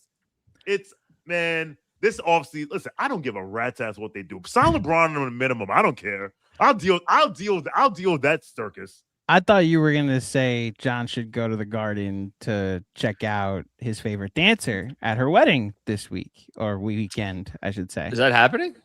Apparently, a lot of preparations are being made at Madison Square Garden or around Madison Square Garden for a big event, and somebody in a Taylor Swift Productions t-shirt is putting up guardrails. So I'm assuming the American royal wedding is happening some point over the next couple days. Married at Madison Square Garden. I don't really care about that. I would say justice for Monica McKnight. Apparently, going to Game 4 was just the deposit. So.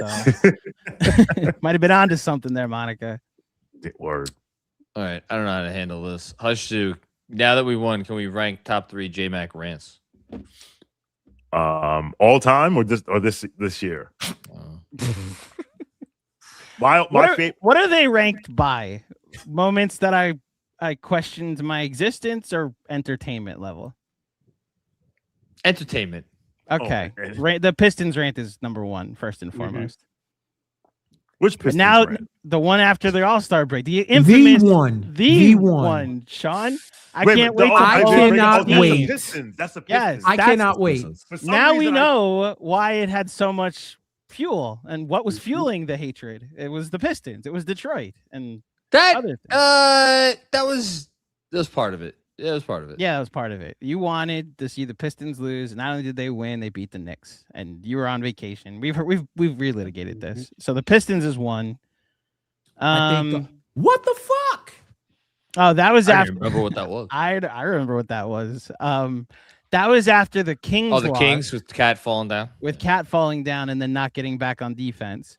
Oh. The caption that the social team may have sent out is, "You can't win with a player like this," and then the Knicks proceeded to win with a player like that. Yeah, they did. Yeah. There may or may not be a stack of receipts on social media for the various rants that have happened from this channel. Oh, the collage. The We were talking at the collage. meeting yesterday. The collage. Boy, of mama, Macri you rants. made it. Wait, there's a collage? What? Sean, go. So John's words after they won, right? Very heartfelt, very touching, emotional. And he goes, like, "I have loved this team more than anything, barring my wife or my 2 children. And you're just waiting for that love to one day reciprocate." And even I, in the moment, was like, "Oh, that's so touching. I know someone's coming at him with the receipts because of this is what love looks like." So when I put the clip out, someone put a 10-part collage of the 10 thumbnails from YouTube Oh my goodness. that just had different captions of him mother bleeping this team all season. So Really quickly, it's official. This NBA Cup final in fucking Hinkie Fieldhouse, because I opened NBA.com. I opened NBA app and it's right there. wow. Whatever. Whatever. That was a super chat. I'd like to volunteer. Oh yeah, I was gonna say, give me another Meaningful. hashtag Hashtag meaningful. That's an all-time. Oh, Mm. yeah. That's the OG. That's a halftime. I can laugh about that one now. The Yes. Cam Reddish one. And the thing is, you were right. For the oh yeah, you after the fact. dead on. And He did even end the up moment. playing some The meaningful moment, minutes it the was following crazy. season. I remember you saying it and me just sitting there like, Oh, I wrote a look on your okay. face. Mm-hmm. Yeah. My favorite of all time is the paper plate over Julius's face. Oh, that was one of them. That like, I wasn't happy that night. Yeah. we don't have to see that. I don't want to see that motherfucker anymore. Fuck that guy. Did I say that? Jumped on Yes. screen and said, "Fuck that guy." That I was like, could have just put the plate over his face. That could have been all you did. That's fine. Oh Lord, what a journey it's been. Yes. And And now you're an NBA champion. now we're an NBA champion. There you go. How's that feel?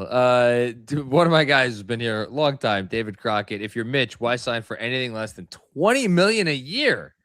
Ask Kawhi Leonard. Because nobody's going to give you that. This is a great Jeremy question because, bro, that market, yeah. it doesn't look like an oasis. That ain't an oasis. That's a mirage. What's going on? We opened the show. We were just like, I was Yeah, curious as to how his market is seemingly shrinking because I still don't get the Walker Kessler mid to high 30s, but you're betting on upside and he's a larger player. Like it's not even a durability thing. It's like, I trust how he's built to carry on through that contract. Whereas Mitch, you're paying him for the 3rd deal. And this is Kessler's 2nd, but like his market just seems, it could still be one team giving him the equivalent of around the non-taxpayer mid-level exception. That's still 15 mil. So like, I just don't think he's getting to the $20 million mark. I don't know if 15, you he's think not been 15 healthy. is still in play? Yeah, but I wouldn't be surprised if the price of the brick is going down in this case, just because there's a question about reliability and what's his best role. Because where else is he starting? If it's like you just got to my point. It's like it's not even about value; it's about fit. Like where is he going? Where it's not just we're a bad team and we need culture and we need this, that, and the third. Because at this point, unless you're saying Mitch is fully healed and he can play 82 games, you're paying for the possibly the greatest luxury item in the history of the NBA. And you nailed it when you referred to him as that. And I saw your tweet. It's a great one. Like he was a 14-minute a game player in the playoffs. Like that was not an accident, you know? Right. It just there's probably 2 people, him and Steven Adams are probably the 2 people I would trust to grab that offensive board over Wemby. Yeah. In that spot. One of two people. And I've gotten into discussion. I've spoken on this a bunch of platforms about value versus like, oh, he only played 14 minutes. He only did this, but they had the luxury to utilize him when they could. Like, yes, whatever happened between after they beat Cleveland and game 1 of the NBA Finals, I don't know what happened. I don't know who sapped his powers. I don't know who put the Santeria on him or the bad juju, but he just looked like he was gassed. He the hand, he eventually overcame it. But even with all of that, you paying him and you rostering him for that moment in the NBA Finals. And I don't know if anybody else on the roster or anybody you could sign can do what he does.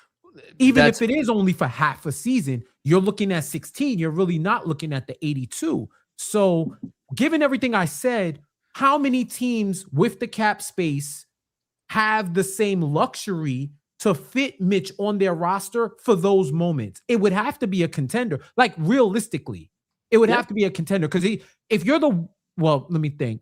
If you're the Wizards, let's just say 80's not there. If you're the Wizards, are you really signing Mitch to 15 a year to play 40 something games? It wouldn't make sense for them, And like, I respect what you're saying about you need him for the 16, not the 82, but go find me another player in the league who is not going to be playing much more than 20 minutes a night. And you're hoping for 60 games. You'd sign for 60. Like, find me another guy with those qualifications who is going to make $20 million a year. I'm not sure you can. Yeah, he's the most unique player in the most unique situation. And unless it is a situation where Scott Perry's like, yo, come get this money. You got your ring. Come get this money. I like, at this point, the Lakers look like they got their situation signed up. Who else? Atlanta. We got to see on LA because again, they've been linked to guys, but like, Kessler's restricted. Duran's obviously restricted. Big Time. I was about to say Big Bob. Time Lord resigned. So. Right. It's all these people. Yeah, Time Lord resigned. All these people, all these signs. Precious Achua resign. Like, people are resigning and getting this bag. And Mitch is like here, which leads me to believe maybe they are working on something. Well, we'll see. Fingers crossed. Time Lord is that's the comp. Not the comp. That's the target. Like the contract, that around there. The contract. The contract. Yeah. This like it's that 3 years, 3 for 44 million. Yeah, that's it. Still want to see how much of that's guaranteed. Dan Hidalgo, best John rant for my money was last season after they won the Detroit. I'm assuming you mean series. Yeah. You guys used to make cars. You don't make cars anymore. Yeah, you said this while we were celebrating on the watch along. I remember just looking up, like, why are we talking about the auto industry? John, that rant sounded like John was reading one of those novels on American history and just got pissed. Yeah, and he got reminded after they beat the Pistons. And in 1940, Gerald Ford is the reason why we had to play the Pistons in the 6th game. Don't like Detroit. Oh dear. Okay. Thank you, Dad. Appreciate you. Here's somebody else take a turn. It's Armand. Armand with the super chat. Speaking of positivity, is Kawhi the biggest sliding door in NBA history? No OG to us, no Siakam to Indy, and no SGA and all picks to OKC if he stays in Toronto. Armand, I saw this on Twitter earlier. And I think it's a fantastic case that it's one of the biggest sliding doors in NBA history. The only other one I have is there was a rumored, before Kevin Love got traded to the Cavs, there was a rumored Kevin Love to the Warriors for Sean. Was it both Draymond and Clay, or was it David Lee and Clay? I don't remember, but I know Clay was a sticking point.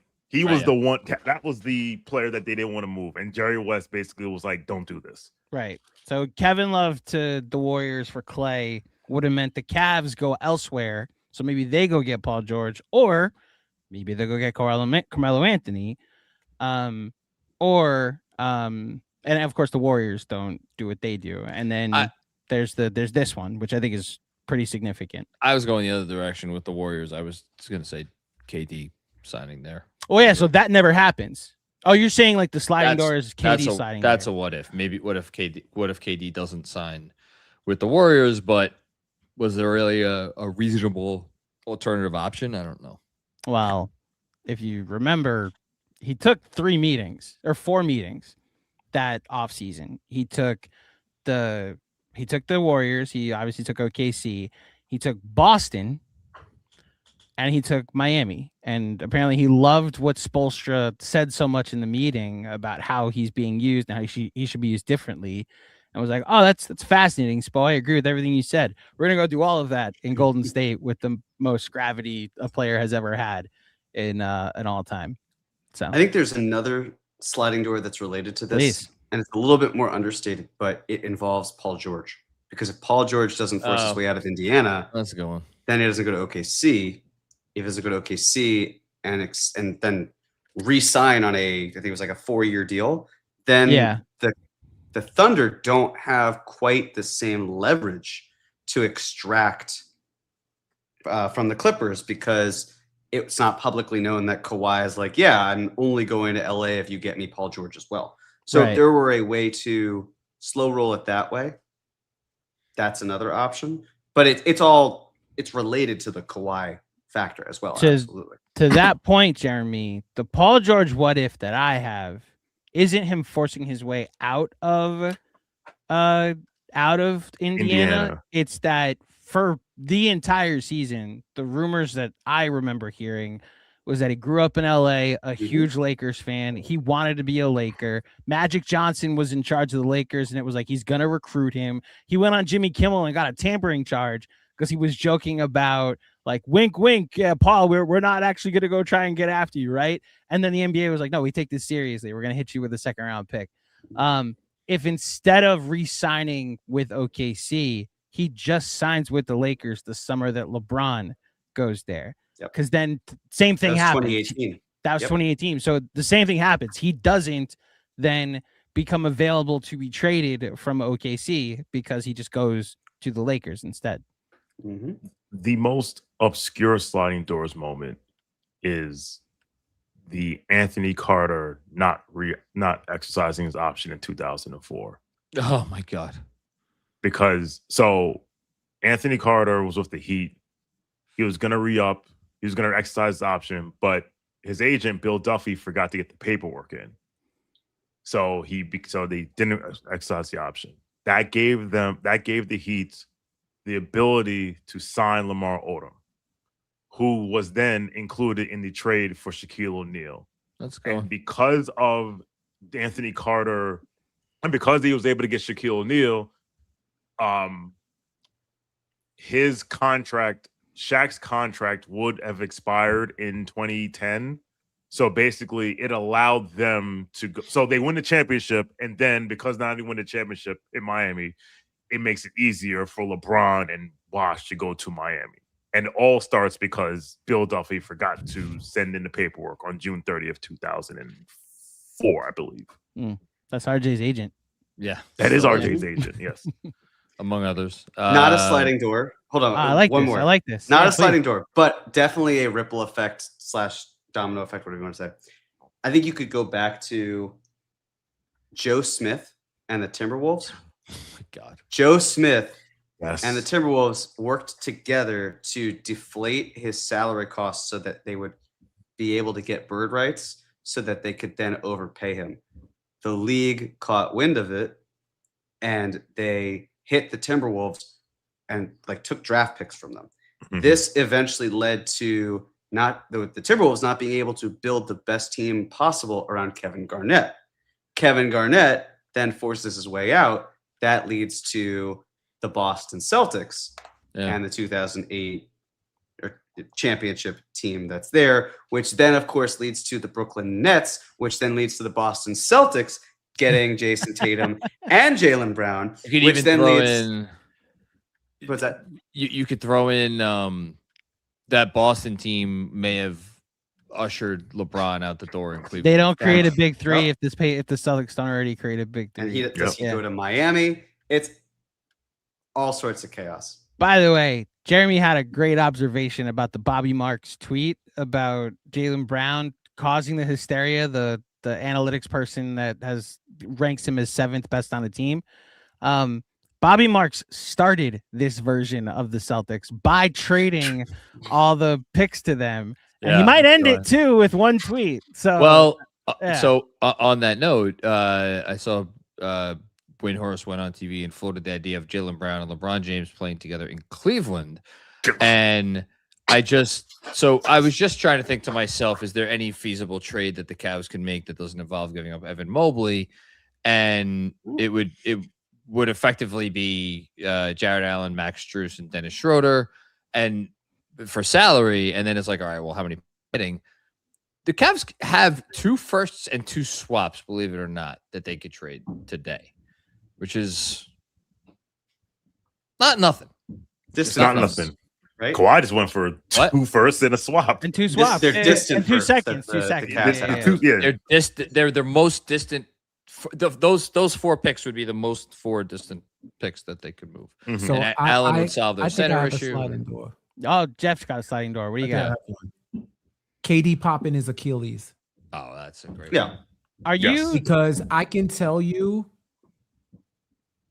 I heard, had that not happened, him and Kyrie would have went to the Knicks. Yeah. Like I it was forgot a what you done were gonna deal say. before Yeah. the Achilles, because Kyrie basically was like, I'm not going to Madison Square Garden by myself to hold it down for a year.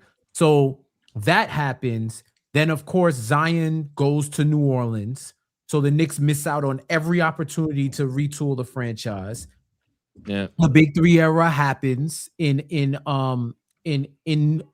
New Jersey, whatever. New Jersey. Knicks have to go to their plan B, which was every power forward left in the league, including Julius Randle. Then that starts the chain of events that lead to Brunson signing, and the rest is history. Everybody got to have a drink with them? Does everybody have something to drink I nearby? do Okay. not, but I can pay. I Grab won't some real pantomime out of fear you'll of pantomime? bad luck. You bring up a good point, because Katie and Kyrie going to Brooklyn happened exactly 7 years ago today. I saw John put this out there earlier. So this is the 7-year anniversary of Katie and Kyrie going to Brooklyn, and also the 5-year anniversary of Jalen Brunson signing with the New York Knicks. So cheers to 2 of what ended up being the best days in Knicks history. Shout out to Sean, who had also said when that KD Kyrie signing happened. I remember Sean on Twitter had said this is going to be the best day in the history of the Knicks. You called just that wrote, then. he called Jeez. like that was like you said you had made a comment. I never forget it, where you pretty much were like, this is going to end up Bling favorable and blessing for the disguise. Knicks. A blessing in disguise. Yeah. Well, Listen, but it ended up being a blessing in disguise. But I Well, thought there's you no called your doubt. shot in the way of like you were Babe Ruth pointing at the stands. well, okay.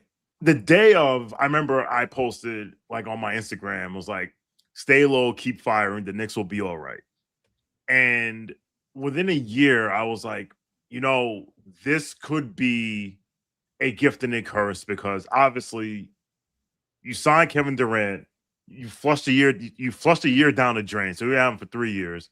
And you have to deal with Kyrie Irving. And now, granted, I did not know that a global pandemic was going to come around, and his fear of needles would just blow the whole thing up. But I will say, I'm not going to say I started on June 3rd, 2019, but within a year, I was like, you know what? This may work out for us in ways we did not imagine, because of the things that we would have had to dealing with those 2.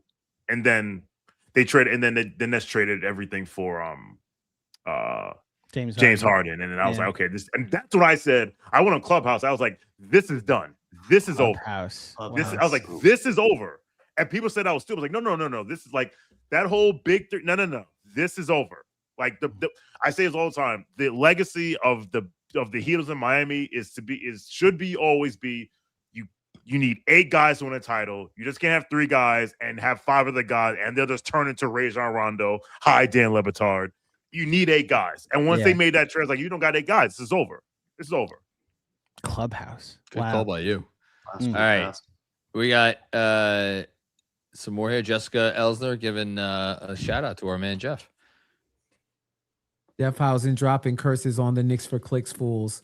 Yeah, the version 1 is all but dead. Version 2 is rising, and I didn't know that they would sacrifice rings culture in order to rise again. That was a plot twist that I did not see coming. But I did tell y'all that version 2 was going to be more sinister. And ain't nothing more sinister than, oh, Jalen Brunson got a ring now, and all y'all putting him in places when we start doing that. You missed you. So your top 2 for plot armor with Jokic and Boston are correct. I think OKC is pretty securely number 3, aren't they? They at least won a title. That's the difference. Like I know Boston won a title also. Do you know when their plot armor started failing? When the writers said, "Oh, this foul baiting arc."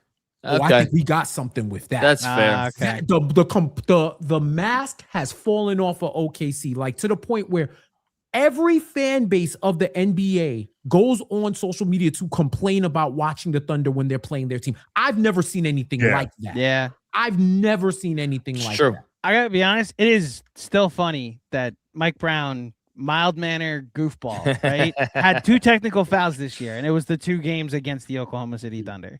Didn't complain about the officials much all season, except the 2 games that they played the Oklahoma City Thunder. You know? And then the finals. And then the finals, because they were literally fighting against 8 on 5. 8 on 5. Yeah.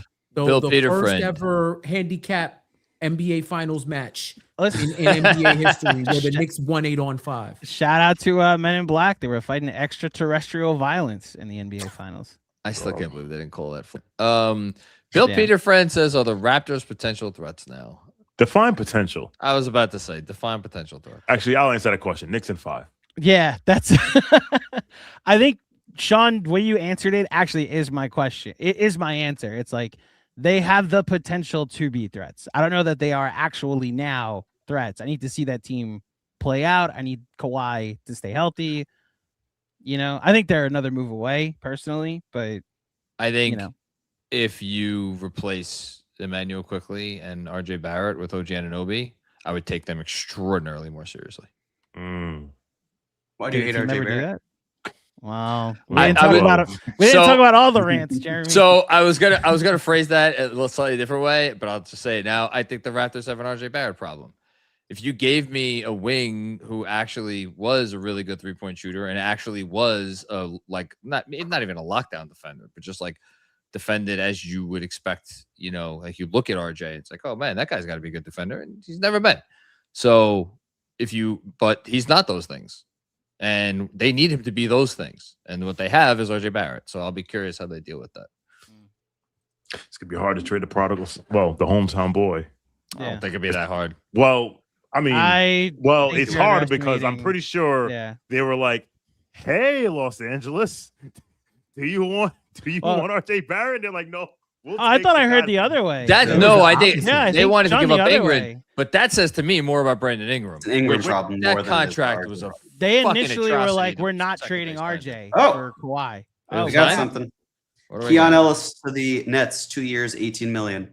Good. What? Let's fill up We that- over We here. over here. Let's we fill over up that here. cap sheet. We over here. That's my Brooklyn Nets 11th seed. You heard it here first. Jeremy, I heard that earlier. I think they're Mhm. probably at worst 12. This motherfucker Right, they're couldn't gonna get be on the decent. goddamn Bad, but decent. court. He couldn't get on the floor Well, in the playoffs. it was against the NBA champions. Yeah. He got on the floor plenty. They were up by a lot in game Yeah. 4. Yeah.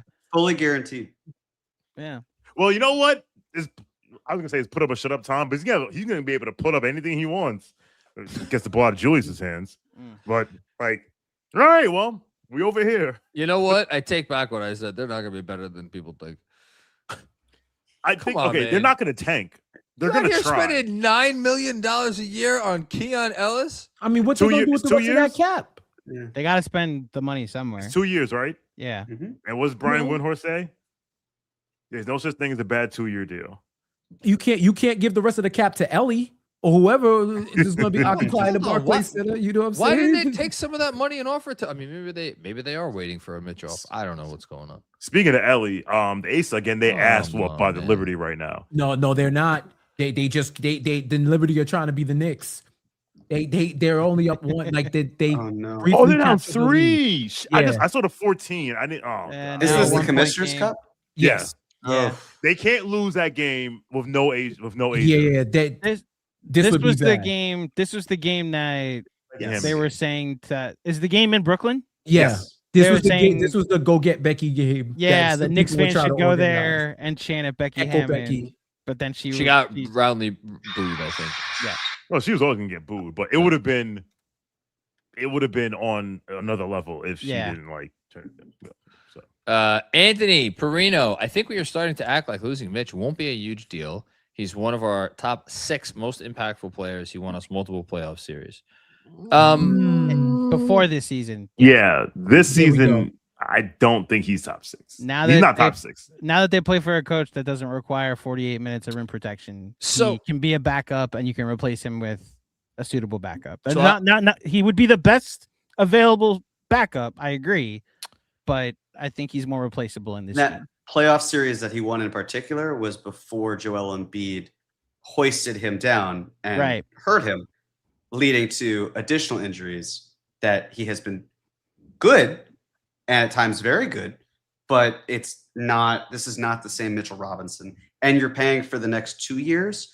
You do not reward past performance for future projections, which is not to say walk away, not to say he's not good. It's just there is more here than what have you done. It's also, yes, what will you do for us as well?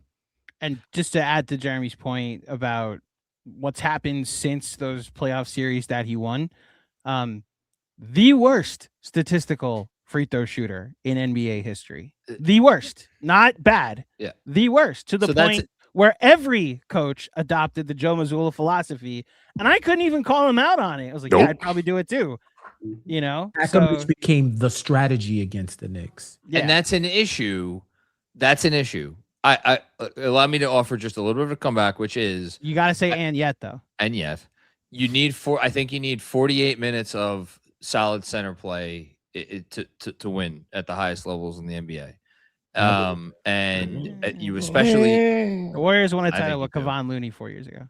I mean, he was solid though. I think it was It solid. was solid, yes, but you don't need it to be like you don't need that to be your priority. Is And- what I'm saying. I think you especially need to worry about your backup center position when your starting center is a guy who, as wonderful as he was in this postseason, has a tendency to commit some fouls from time to time, and as many have said, gets the worst whistle of anyone in the league, star or role player or anyone.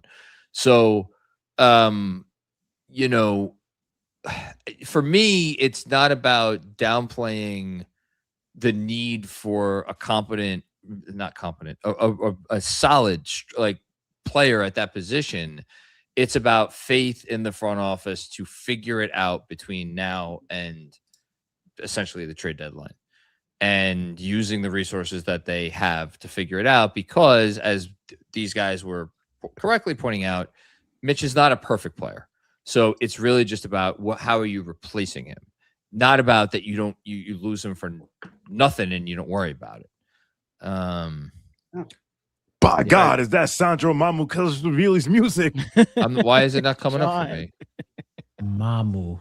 Mamu and the guard will feed families. I'm telling you something. Hey, listen, Mama ain't if you're coming. We don't have the money trading for him. 48 hours, if you're trading 48 minutes of potential rim protection for 48 5 out or 48 3-point stretch 5 shooting, Yeah, That's interesting. That's an I interesting thought of it. Yeah, conversation. I do think if it's not Mamu, you could get the Oh, better option of that type at the deadline. That- You know, yeah. so, but that was the yeah. other thing.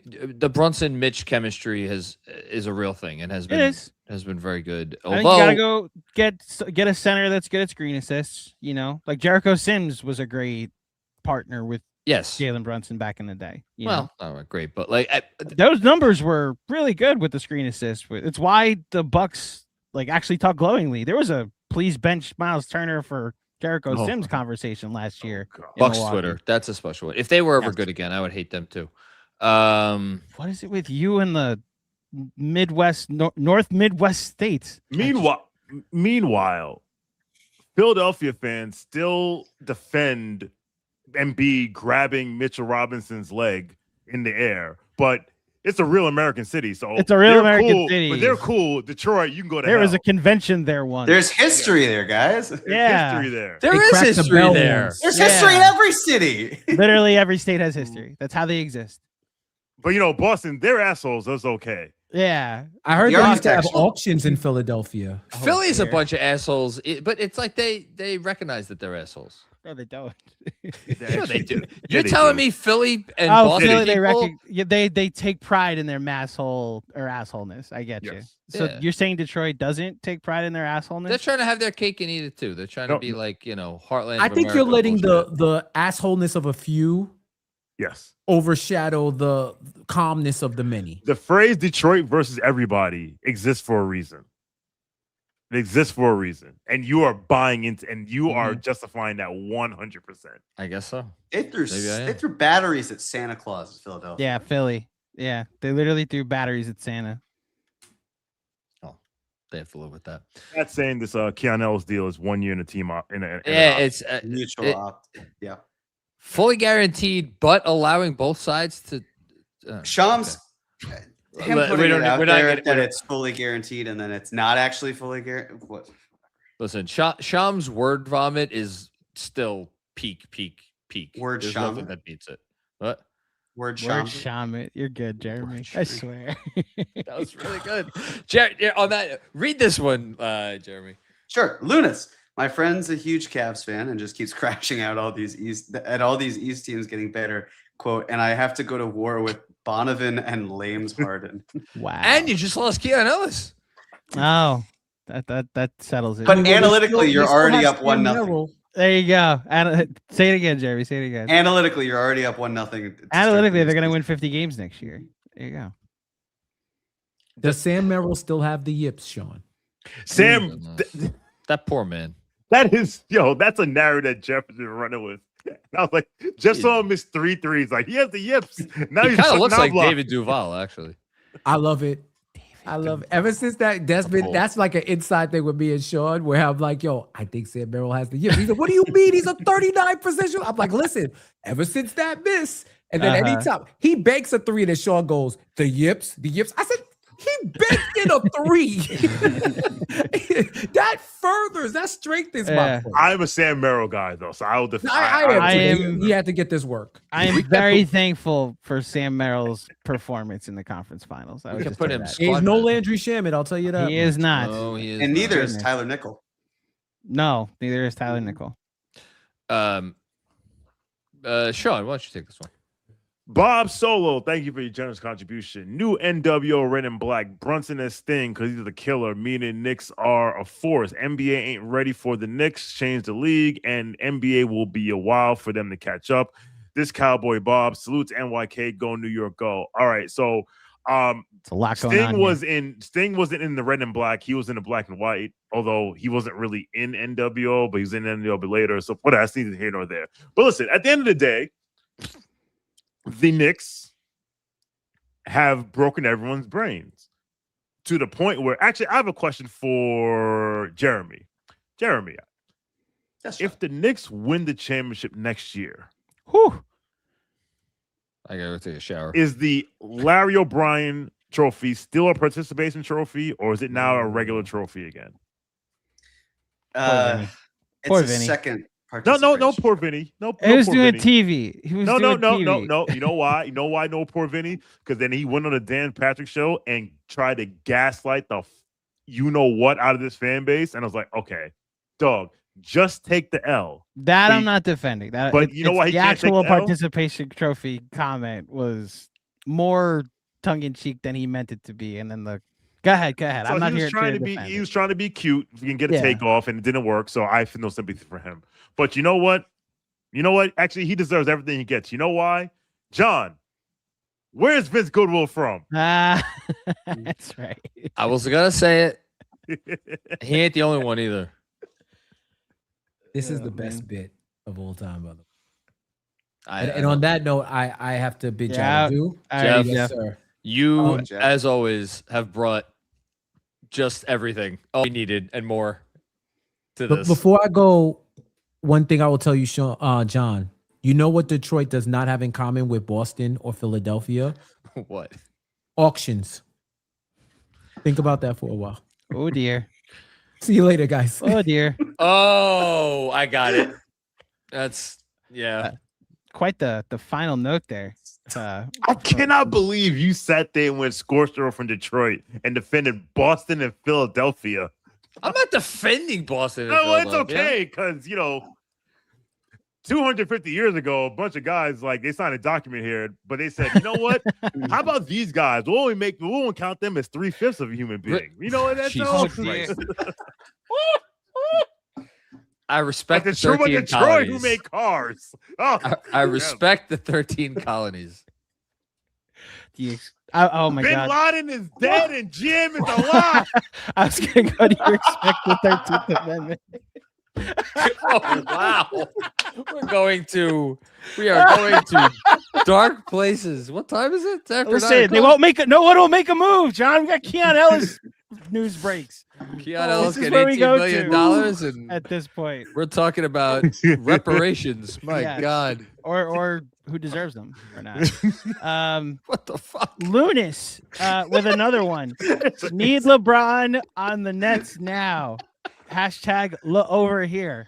It's a good one, Lunis. That'll be the Loved fucking it. day. Excuse me, I'm sorry. That'll be the day. Andrew's like, Hold for the on. love of God, I Wait, gotta get us wait, back wait, on hold track. on, wait. Jessica with another one. What? Plate facing Julius belongs in the top 10 John rants. And Good it ain't one. 10. It ain't 10. No, it either. ain't 10. It's in Hold the on. top I have a 5. good question for us. What is the team that LeBron James would least want to go to? Sacramento. Sacramento. Wow. That's still in California though. Have you been to And Sacramento? Napa. Sure, yeah, but I'm saying Okay. it's not. I it's haven't. not You know that why? far. Because it's Sacramento. I have a different answer. I have one. What's yours? Memphis. Oh, he said it. Oh, as yeah, much. Memphis. Yeah, that's right. He said as much. He wouldn't want to go to Memphis. They can't golf there or something. Their best hotel is a Westin. Yeah. My answer would be Utah. Ooh. But he likes Danny Ainge, I thought. I don't think he. But Utah has a 5-star hotel. Do they? Yes.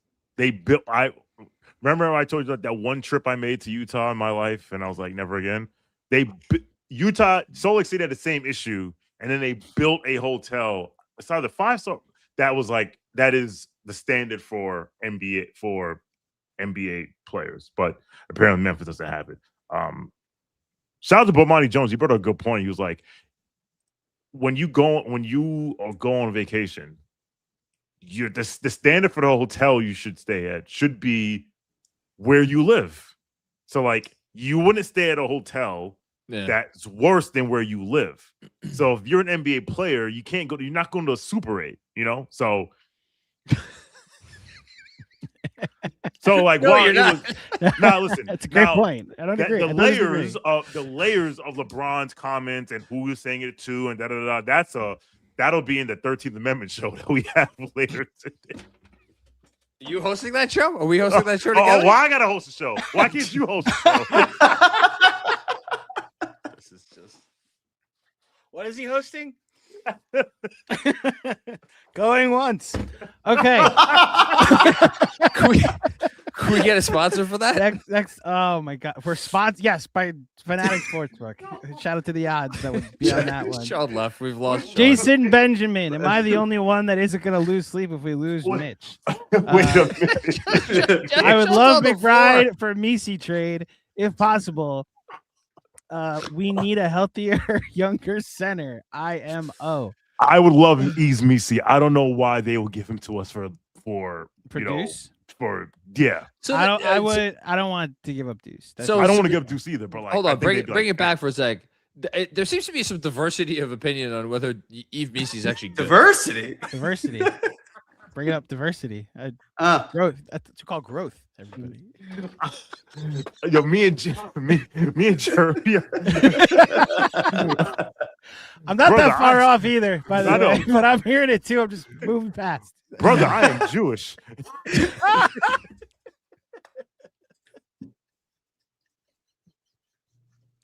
don't even know how to come back from that. Yves Missi, yeah. What's he? He's not Jewish. I like Yves Missi. I wouldn't trade good. Deuce for him.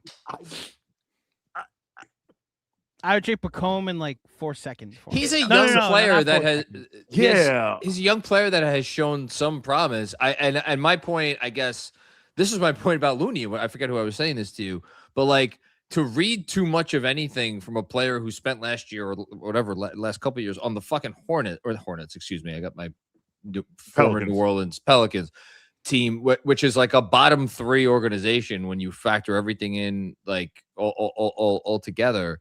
I'm not drawing like so many conclusions from that. Like, I don't know. I think maybe you try to look past some of that, which is why take a chance on Looney, take a chance on Missi. I don't think either of those would be bad chances to take. Do we also think, and I know this is a couple of years away, so they don't have to worry about it right now, which is why I'm sure they'll be patient. You're not going to play Derek Queen and Yves Missi together. And we know how invested the Pelicans are in Derek Queen. And we know that this front office did not draft Yves Missi. So you have to think at a certain point, Missi is available. We just haven't reached, or maybe we have, but we probably I was about to haven't say, quite reached that point, because the Pelicans can still get away with giving 30-ish, 32 minutes to Queen and 16, 18 minutes to Missi, and it's not a problem. And try to inflate Missi's value that way, because we know who they're going to ideally try to build around. And they still got Zion on their team. Like, I know it's like an inconvenient, reality, but he's on their team. He makes a lot of money. He's like the engine of their offense. It's like, I don't know. What, Sean? I just don't like. Jason M brings up a good point in the chat. It's like, if you're not going to re-sign Mitch, then you might as well trade him, which I don't. You mean Deuce? If you're not going to re-sign, Deuce, not Deuce. Mitch. Deuce. Yeah, If you're not Deuce. going to extend Deuce. If you're not going to extend Deuce, you might as well trade him. Like, I think Yves Missi is like, that's a guy that could be a starting center in the NBA for the next decade. We don't know that. That's too I strong. I think I'm higher on Yves Missi than most. I think he's real. I think he could be good. I think he's in a terrible situation in New Orleans.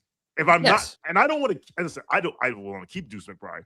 But if I'm not going to re-sign Deuce McBride, and if I can get Yves Missi for him, I'm having conversation, considering my backup center is probably going to end up in Brooklyn or Los Angeles. I think you just have the same questions about Missi that you have about anybody else that we're going to suggest that hasn't played deep into the playoffs. Like, you're trading Deuce to get a center that could play in the Mitch role, which was if Cat gets in foul trouble in the conference finals against Joel and the Sixers in the NBA finals. I don't have that proof yet for Missi. I like the prospect. I do like him too, Sean. I'm with you. I don't have the same assurances that I do with Deuce, which I know he didn't have a great shooting finals. The gravity still exists. The defense still exists. Was great in the 2 previous rounds. Like, I know what I have with Deuce, which is why if I trade him, I would like to also know what I'm getting back rather than the potential of what Missi could be. That's me. I don't disagree with the evaluation. To be clear. I'm moving Deuce because I can't agree to an extension, and I am concerned about him, number 1, being unrestricted free agent, number 2, the second apron. If I'm moving him, I'm not moving him for a backup 5. I'm moving him for another wing, because I'm covered in all sorts of other areas, but essentially with the rim protection, yes, that's a key role, but you don't want to have, I mean, the Knicks in the past for their backup 5, it's been like the lowest usage rate you could possibly ask for.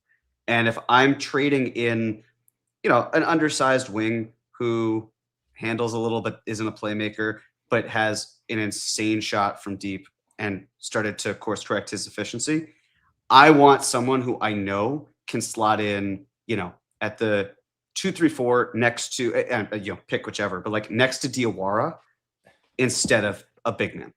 That's my personal philosophy with Deuce. No, you nailed it. I was just gonna say, like, we're getting our order of operations confused. Addressing the backup center position should not lead us to like, oh, we have this Deuce issue, let's trade Deuce to address this issue. It's if there is a Deuce issue, that is its own thing, and then you figure out what is the best way out of that. If you don't think that there is an agreeable number, and then you see, all right, well, what is the best value that we could get? The one thing this front office has been, without exception, exceptional at is if there is a situation brewing where the player is not going to get extended, they get phenomenal value. Pretty much every time, unless I'm forgetting. Maybe the one exception is Grimes, which, funny enough, is just popped up on our feed here that the Lakers are expected to have Grimes and, wait for it, Mamu. Done deals is what that's being referred to as, I guess, by Jake Fisher. So that's good use of money by the Lakers. I agree. So there goes the one cap space team that is definitely trying to win basketball games next year. Mm-hmm. If that is true, and assuming they want Mamu to be there. Well, no, actually, because Ayton's there. So like Ayton's taking up minutes. So and you want to talk about good situations. We keep talking about, well, this is the perfect situation for Mitch. DeAndre Ayton, I'm sure the Lakers would like for him to be something like 20 to 25 minute game player. I think they like him off their team. Well, I'm sure they would like a lot of things, but I don't know where that money's going. So I think Mamu as a 20 to 25 minute a game guy probably works. So where'd you see Jake Fisher say that? It's NBA Central aggregation. Okay. A couple, that must be on his thing. Then, like on their live show. Sleeper Lakers said it, and they keep quoting him. But to your point, he hasn't. Maybe announced it. He hasn't tweeted it. Yeah, but by the way, your RJ Barrett is a problem thing. You know what trade would actually? I've now gone looking through Spot Track for what would be a good 2-guard trade for the Raptors to like just swap RJ 1 for 1. I think you'd have to make. I think they'd have to add another salary, and you guys could tell me if it makes sense. Hold on, they'd have to add a salary to RJ. Yeah, because RJ's at 29 for next season, so I think they'd have to add. They can make it work, but I'm not sure how they. Hold on, can I guess where you're going with this? Go ahead. It's a 2-guard. It's a 2-guard. It would just be very funny if this was the trade too. It's not Donovan. Oh. That's very funny, right? It'd be very funny. Tyler Hero. Playoff experience? Need a little bit more defense, I think, there. I don't think defensive infrastructure's there. No, but I don't think. Kawhi and what's his with name? all due Scotty respect Barnes. to Emmanuel Quickly, who we know is one of the best off-ball guards in the league when it comes to defense, I don't think you're going very far with a defensive backcourt of Emmanuel Quickly and Tyler Hero. I gotta be honest with you, wasn't even factoring in Emmanuel Quickly. Jamal Shed is the one I'm talking about. I know Quickly's got the starting job, but they hit their defensive ceiling with Shed at the point of attack. Yeah, when Quickly was injured. Right. So, I mean, Quickly could be the conversation here too. Like you could put him in a move. I'm just, if you have a problem with RJ, which so we're doing. Hold on. We're jokes doing aside, Hero, I actually do think they need more shooting. Hero, Kawhi, Tyler Hero, and Scotty Kawhi, and Barnes. Scotty That's Barnes. a motley crew. Ooh. Yes, it'd be Barnes, Hero, and Leonard. One hell of a law firm. With Jamal Shed as the point guard, right? I mean, they're not winning anything, but they and Jakob Poeltl as their center. Yeah. It's like a solid 48 win team. That is a solid 48 wins. No matter what, I think whether it's RJ or IQ, you need to break up the size of one of those contracts into several players, especially one or two who can play off the ball, and they don't need to be a creator. But they need if IQ were to be gone, they need a more traditional point guard, and they're not going to run the ball through RJ, Kawhi, and Scotty Barnes as a lead. They need. It could be Shed, but I don't know if he's quite the floor general, which then brings you back to the RJ portion. And you know it's not going to be easy? Finding a Emmanuel Quickly trade. Yeah, his stock is much lower. He was the beacon of availability with the Knicks, and now he can't stay on the floor. It's actually insane that it was post-Tibbs that all that started, too. You know, I think it's more post-Knicks and their strength and conditioning program, but... Go and get another drink. I'll be right back. Well, Andrew, how much longer are we going for? Honestly, when we finish the soups, we could finish. I think we're getting a Mitch update in like 2 days. We're not staying live for 2 days. 4-5 Trey says, would you sign Jonathan Isaac as a small ball 5? I would not personally. Speaking of a fear of needles, I would not. We can cross him out. I would cross. I would cross him out too. I would also the same question with Mitch's availability. I think you have with Isaac, except it's much bigger. Yes, I would argue. I think he's one of the bigger injury risks in the league. Chicklet, how many minutes does Mo get in the playoffs? So next year, that's a great question. We're projecting. Hey, how about this? Is Mohamed Diawara a rotation player in the 27, in the 2027 NBA playoffs? Just a yes or no. Is Mo part of the rotation? And I'll even go a step further. He could be like a Jordan Clarkson level rotation player where Clarkson was like kind of in and then not really sometimes, but mostly in. Yes or no? I'll be optimistic. I'll say yes. I will say yes. I'll say yes. But you're both a long pause. Yes. Yes, a long pause. Because I'm just thinking, even if they don't bring Mitch back, starting 5, Alvarado 6, Deuce 7. I'm going to say yes. You know what? Now that I'm thinking through all the shit that could happen between now and the playoffs next year, I'll say yes. Is Tyler Kolek still on this team in 3 months? I've been Same conversation Jeremy and I had the other day. Like, is Kolek now expendable because they signed Alvarado? I feel like I'm the only person out there who's had this take, but like, the notion of like Alvarado and Kolek playing together for like 8 minutes a game, I don't think is insane. I don't think it's insane either. With Deuce? Well, that's where it gets interesting. Is like, so if with Shamet, like with not with both of them, obviously, but with one of them at the 3, you know. But I think pick one. I think they're kind of redundant's not the word, but like Kolek's good. Like I'm not saying he's like a no doubt about it like rotation player on a contending team, but I think he's good. I think he's a depth piece, though. Like the reason the Knicks were able to be so successful last year, despite not, this is not a shot at Tibbs, but because they treated the regular season with different priorities, right? It was like, oh, one of these starters are down. We're just going to actually sub somebody into the rotation and have Tyler Kolek be the backup point guard, have Kevin McCullough get some minutes, have Mo Diawara actually see time on the floor and play all 12 to 15 of your players. Mm-hmm. I think you now still have that if you keep Kolek on the team. Oh, Jalen Brunson's out for this night, for a load management night. Alvarado and Kolek is now your point guard rotation. That is a luxury that you can afford during the 82-game sample. I'm going to put you guys on the spot and ask this question. So I'm ready. The Knicks have historically made it, they have cared greatly about having 3 point guards they can trust. They have consistently done this. You've been all over this for years.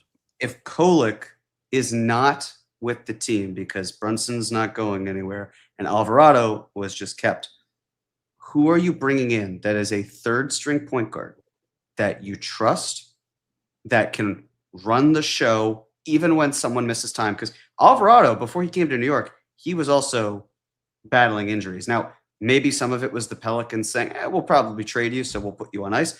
But he has had, even when they weren't trying to lose games, he was missing some time. Who is the replacement for Kolek? Because all it takes is to be down, like there's a Jalen Brunson ankle and he's out for 7 to 10 days. Hopefully it doesn't happen. There's an Alvarado's on the shelf for a couple weeks. Who's filling in to not overextend the player that is ahead of him? And it's really tough to find that. And I don't see them on the open market. So now you're trading for one. And we could talk about ball handling with the rest of the team, but there is not really a floor general on this team outside of those 3 guys to drive and kick or do any of those, pick and roll, a lot of those things. And on top of all that, Kolek makes $2.2 million, which is under the veteran minimum. Yeah. Look, I don't want to trade him, to be clear. I just wondered if it becomes redundant. I think it's a depth piece, to Jeremy's point. Like, I don't know how many minutes we'll actually see Kolek and Alvarado play together unless it's a night that Brunson doesn't play and Mike decides to go to his 2 ball handlers. I think it's a luxury to have on a night where, if you're right, Jeremy, that Alvarado has to miss some time, you have a very capable backup point guard right there. I think that's where the Knicks have really set themselves up perfectly, that they have backups upon backups at every spot. It's just the backup center position that now has become a major question. Sean, any thoughts? So campaign is available. Oh, shout out to campaign, man. Well, so I was looking at free agent guards. Nick. A fine Nick. Once a Nick, always a Nick. I was looking at free agent guards, and there's only one guy that I would trust, but he was drafted in 2007. Mike Conley? Lowry? Yes, Mike. Oh. And again, he was drafted in 2007. Someone will sign Mike Conley with the intention of giving Mike Conley rotation minutes. But to your point, like if I need Mike Conley to be the backup point guard for like 10 games this year. Give me Tyler Kolek, please. Why did John add an A to Mike Conley? Connolly, like Tim Connolly. Yeah. Conley. Conley. Mike Conley. No, Conley. No, Conley. It's the same thing. No, it's not. Eric Spolestra. It's Conley. It's not. God. Not. It's like, Conley. what did Beningo call you? Jonathan Macri? It's not that bad. Don't say Beningo could call you whatever he wants. I didn't say that. Okay. I was thinking it's better than McCree. McCree is the only thing that gets my balls twisted. We found it. We found the thing that gets his ball. That in Detroit, apparently. And with whoever did the second. Yeah. Wow. Quite literally. Thankfully, they did not twist anything that I know of. Speaking of Haitian Ferg with a super chat. You can read this, John. You have to read it in all caps. I'm not. I'm Scream down it. for the 13th Amendment live stream. Does it start at sundown? Asking for a few friends. Clip that. I'm not doing it. Someone else. Clip that. Let that be the next montage. Does it start at sundown? Can we talk about the hose now? I didn't say man. You did say that. I did say that, though. Yes, that's what I was quoting. The hose. Thank you, Haitian. Thank you so much, Haitian. This is the funniest live stream we've ever done. Lunas surprised about no Kyrie trade talks with contenders. I saw a quote from his new coach saying he's instrumental to whatever the fuck he's got planned for the Dallas Mavericks. So, I don't know. Who's their coach now? Dusty May. The Michigan coach. Yeah, right. I'm sure Kyrie and a college coach will get along just fine. That's a good point. And then last one, the very last one that we could start to sign off from Chinese Suede. Fun exercise. LeBron wants to take a vet minimum to join the Knicks. How does this impact the Knicks cap and their regular season and playoff rotation? Well, the Knicks cap is very simple. He takes one of the vet minimum spots. The regular season and playoff rotation. Who wants the first crack? Well, it's obvious. Hart's going to the bench, and he's going to have to be okay with that. If they did this, that's what would happen. LeBron have to start, and what you said earlier about what Monica said about the culture, protect the culture at all costs, unless you can trade it for Karl Anthony Towns. Like LeBron is the culture, Yeah. and I there's no world where I could see LeBron. I mean, listen, I didn't think that LeBron accepted a role his last 6 months of Los Angeles. I didn't think he actually would, but he did. Would he do that here? Could he accept a Josh Hart role is the problem. Because Josh Hart, I know teams leave him open and he takes a lot of shots, but Josh Hart is fine if he takes 4 to 5 shots a game. You know, LeBron James doesn't have an off-ball style game to him at all, you know? Just tell him to rebound. He's now the backup 5. There you go. You're a low usage rim runner, LeBron. There you go. That's it. I mean, that is the way that he would be of the greatest use to the team, is as a small ball 5 where you're doing, I guess, like, let's play it out. It'd be Alvarado, it'd be Deuce, it would be Josh Hart, you know, and pick a wing and LeBron James, and that's your backup unit. Maybe sprinkle a little Mo Diawara in there somewhere, you know. Like I watching LeBron set screens and be the roll man in LA was something I never thought I'd see. Like, not get the ball, not be like, maybe he's look. What is the one thing LeBron always does? He always makes the right basketball play. I think about that game where his double-digit scoring streak ended, where he makes the pass to the corner to Rui for the three, and it's like most people, he's gonna take the shot because it goes to overtime. Like, I think as much as what did Windhorst say, LeBron's unselfish, but on his own terms. I think there is why am I talking myself into LeBron on my team? This is not happening. This is not, like, to be very clear, guys, we're having fun. This is not gonna happen. Yeah, this is a hypothetical. I'm just trying to talk through it. There's not a 1% chance of this. There's a 0% chance of this happening. None. I think that's even high, to be honest. Like, it's more likely he goes and begs the Knicks to play for them, and they're like, "We're good. We just won the title. You had your chance in 2010." They want nothing to do with this. Yeah, correctly so. And then we got one more that came in from 4-5 Trey. Where do you see Jack Kale? Kyle. It's Jack Kyle. Kyle. And Nickel's potential. What's Nickel's first name?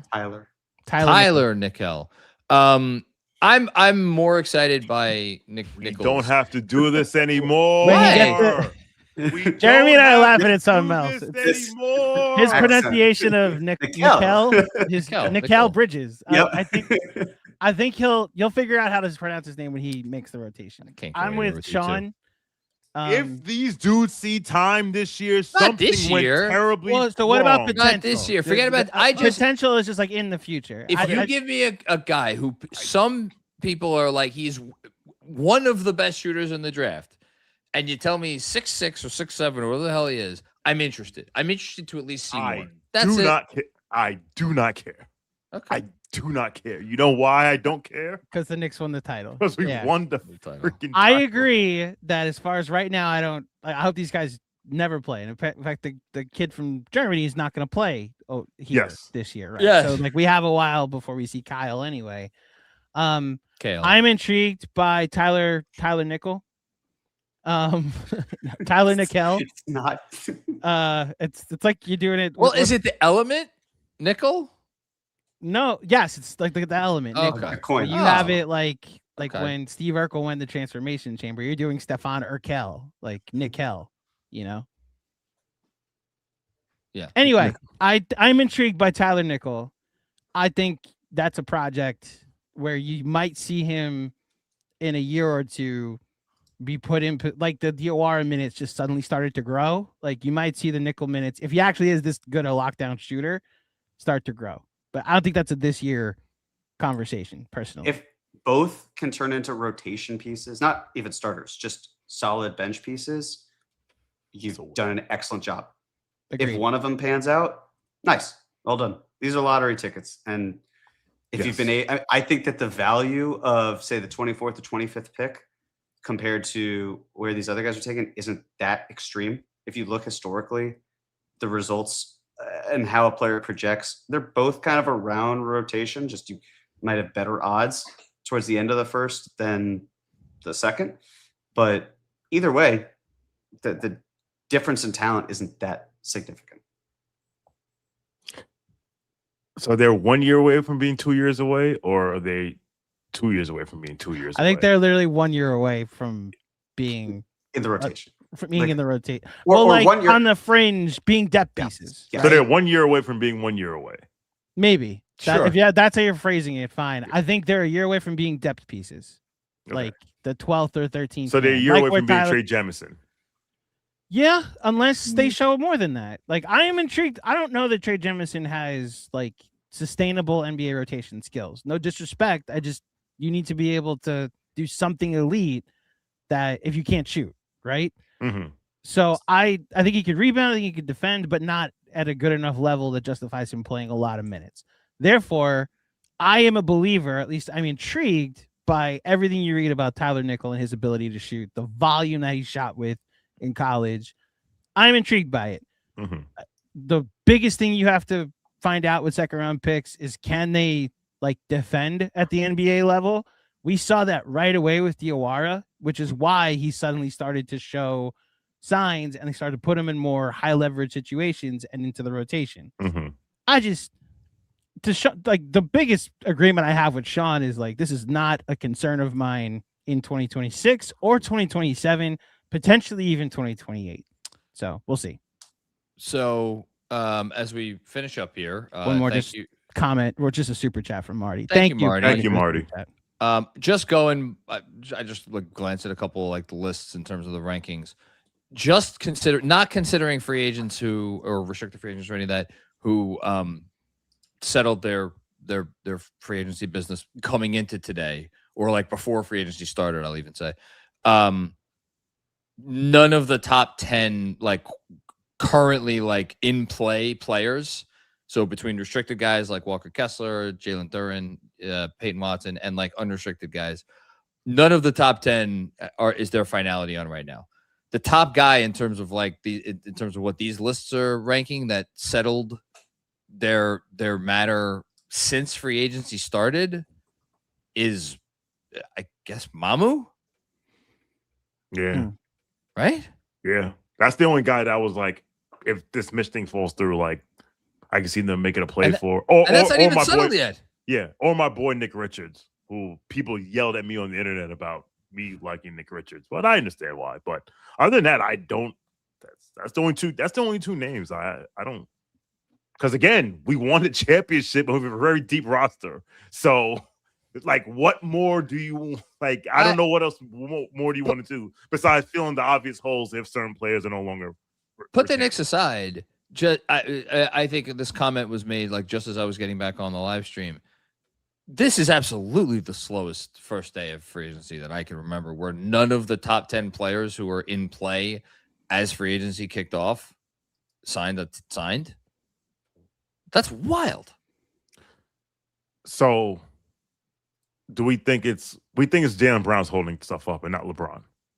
Yeah, I think there's some big pillars that haven't fallen yet, and it's also just not that great a class. You know, it's not a great class. A lot of players have already signed.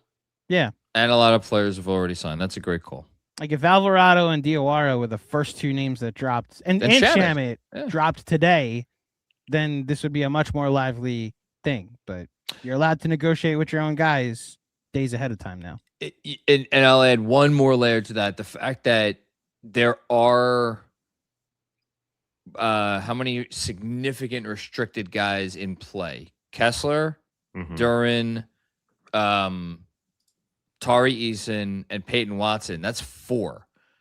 That's a lot. We don't right? We don't usually have that many restricted guys of significance in play at this point in time, and those guys are all very much in play. It feels like. So yeah, when you combine all that stuff together, I guess that's why we are where we are. Well, we got something, which is Luke Kennard to the Suns, 2 years, $13 million, and a player option for the second season. It's a Grayson Allen replacement. How many rotations can this guy fall out of and keep getting paid more than minimum contracts? But he's getting less money than Red Velvet in Detroit. Jesus. Thank you, Landry Shamet, man. Yeah. Jesus. He is so much better than all these scrubs. He is. Ben Kim Gervey brought up a good point in the chat. If this expendables thing happens in Golden State, Quentin Post might be a casualty. Now he is restricted.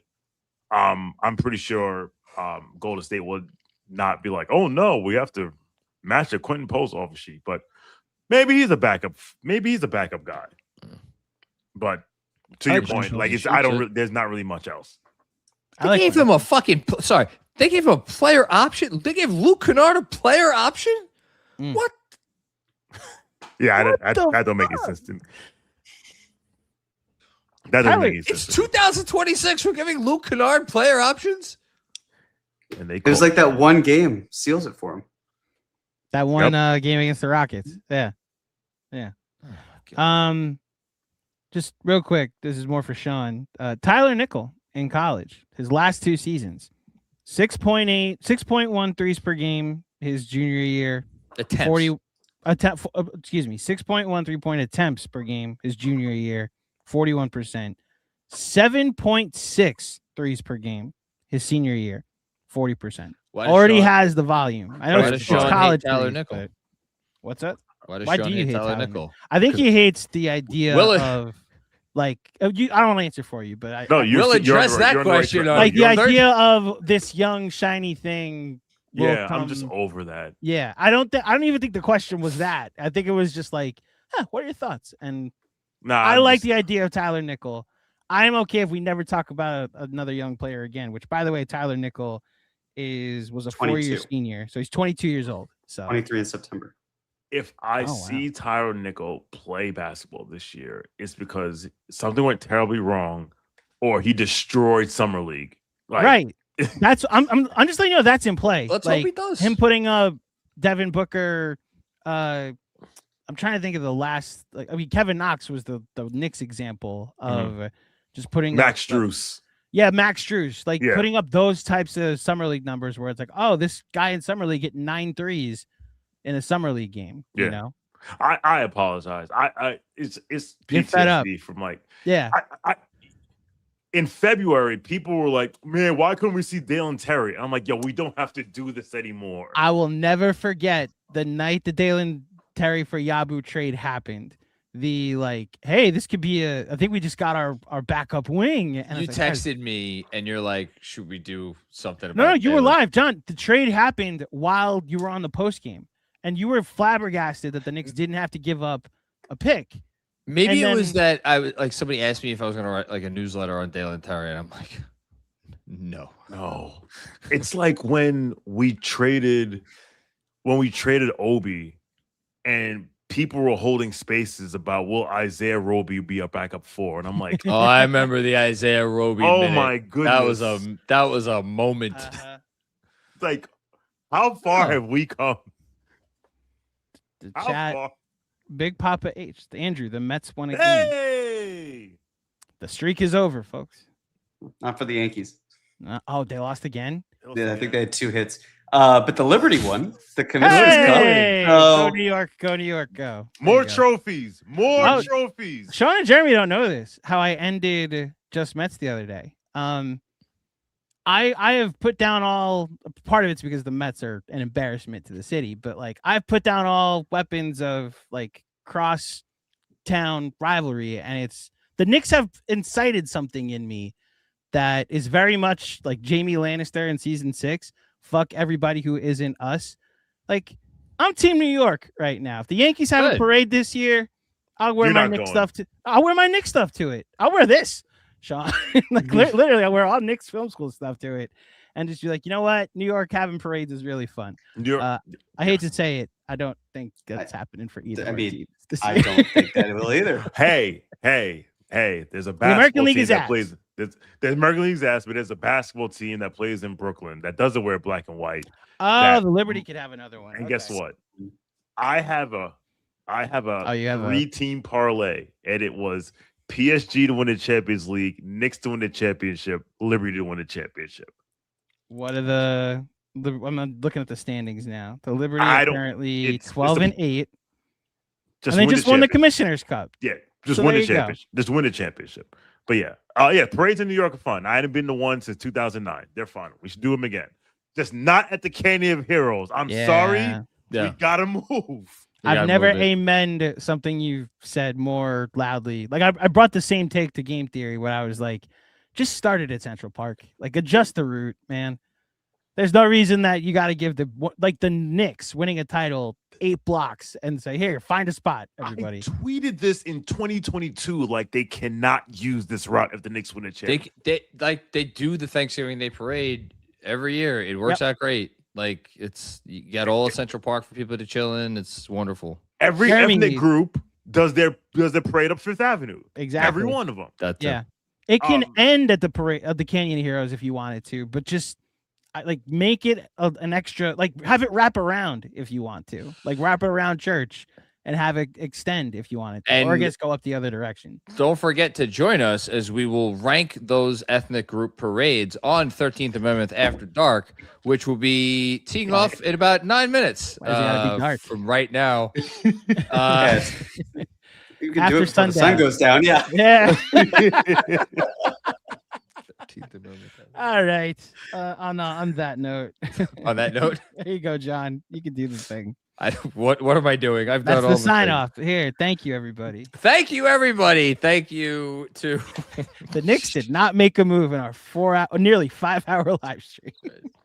but we had fun. Yeah. Thank you, Sean. Thank you, Jeff, even though he's not here. Thank you, Jeremy. Thank you, Andrew. And of course, thank you to everybody out there.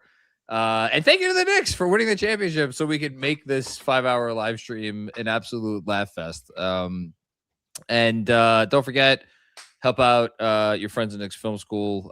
Rate, review, subscribe, download, all the things that you do. I'll be going live tomorrow at, I believe, 11:30 with Rebecca Chasen for a season finale of sorts of the Knicks Twitter show with some very special guests. So maybe we'll be reacting if the Knicks do something. I don't know. But yeah, so join us then. Did I forget anything, Andrew? Nope. Okay, great. All right. Thanks, everybody. We will talk to you when we talk to you. Whoa. LeBron signed with the Knicks. Peace I was just out. kidding. Later, everybody. Bye.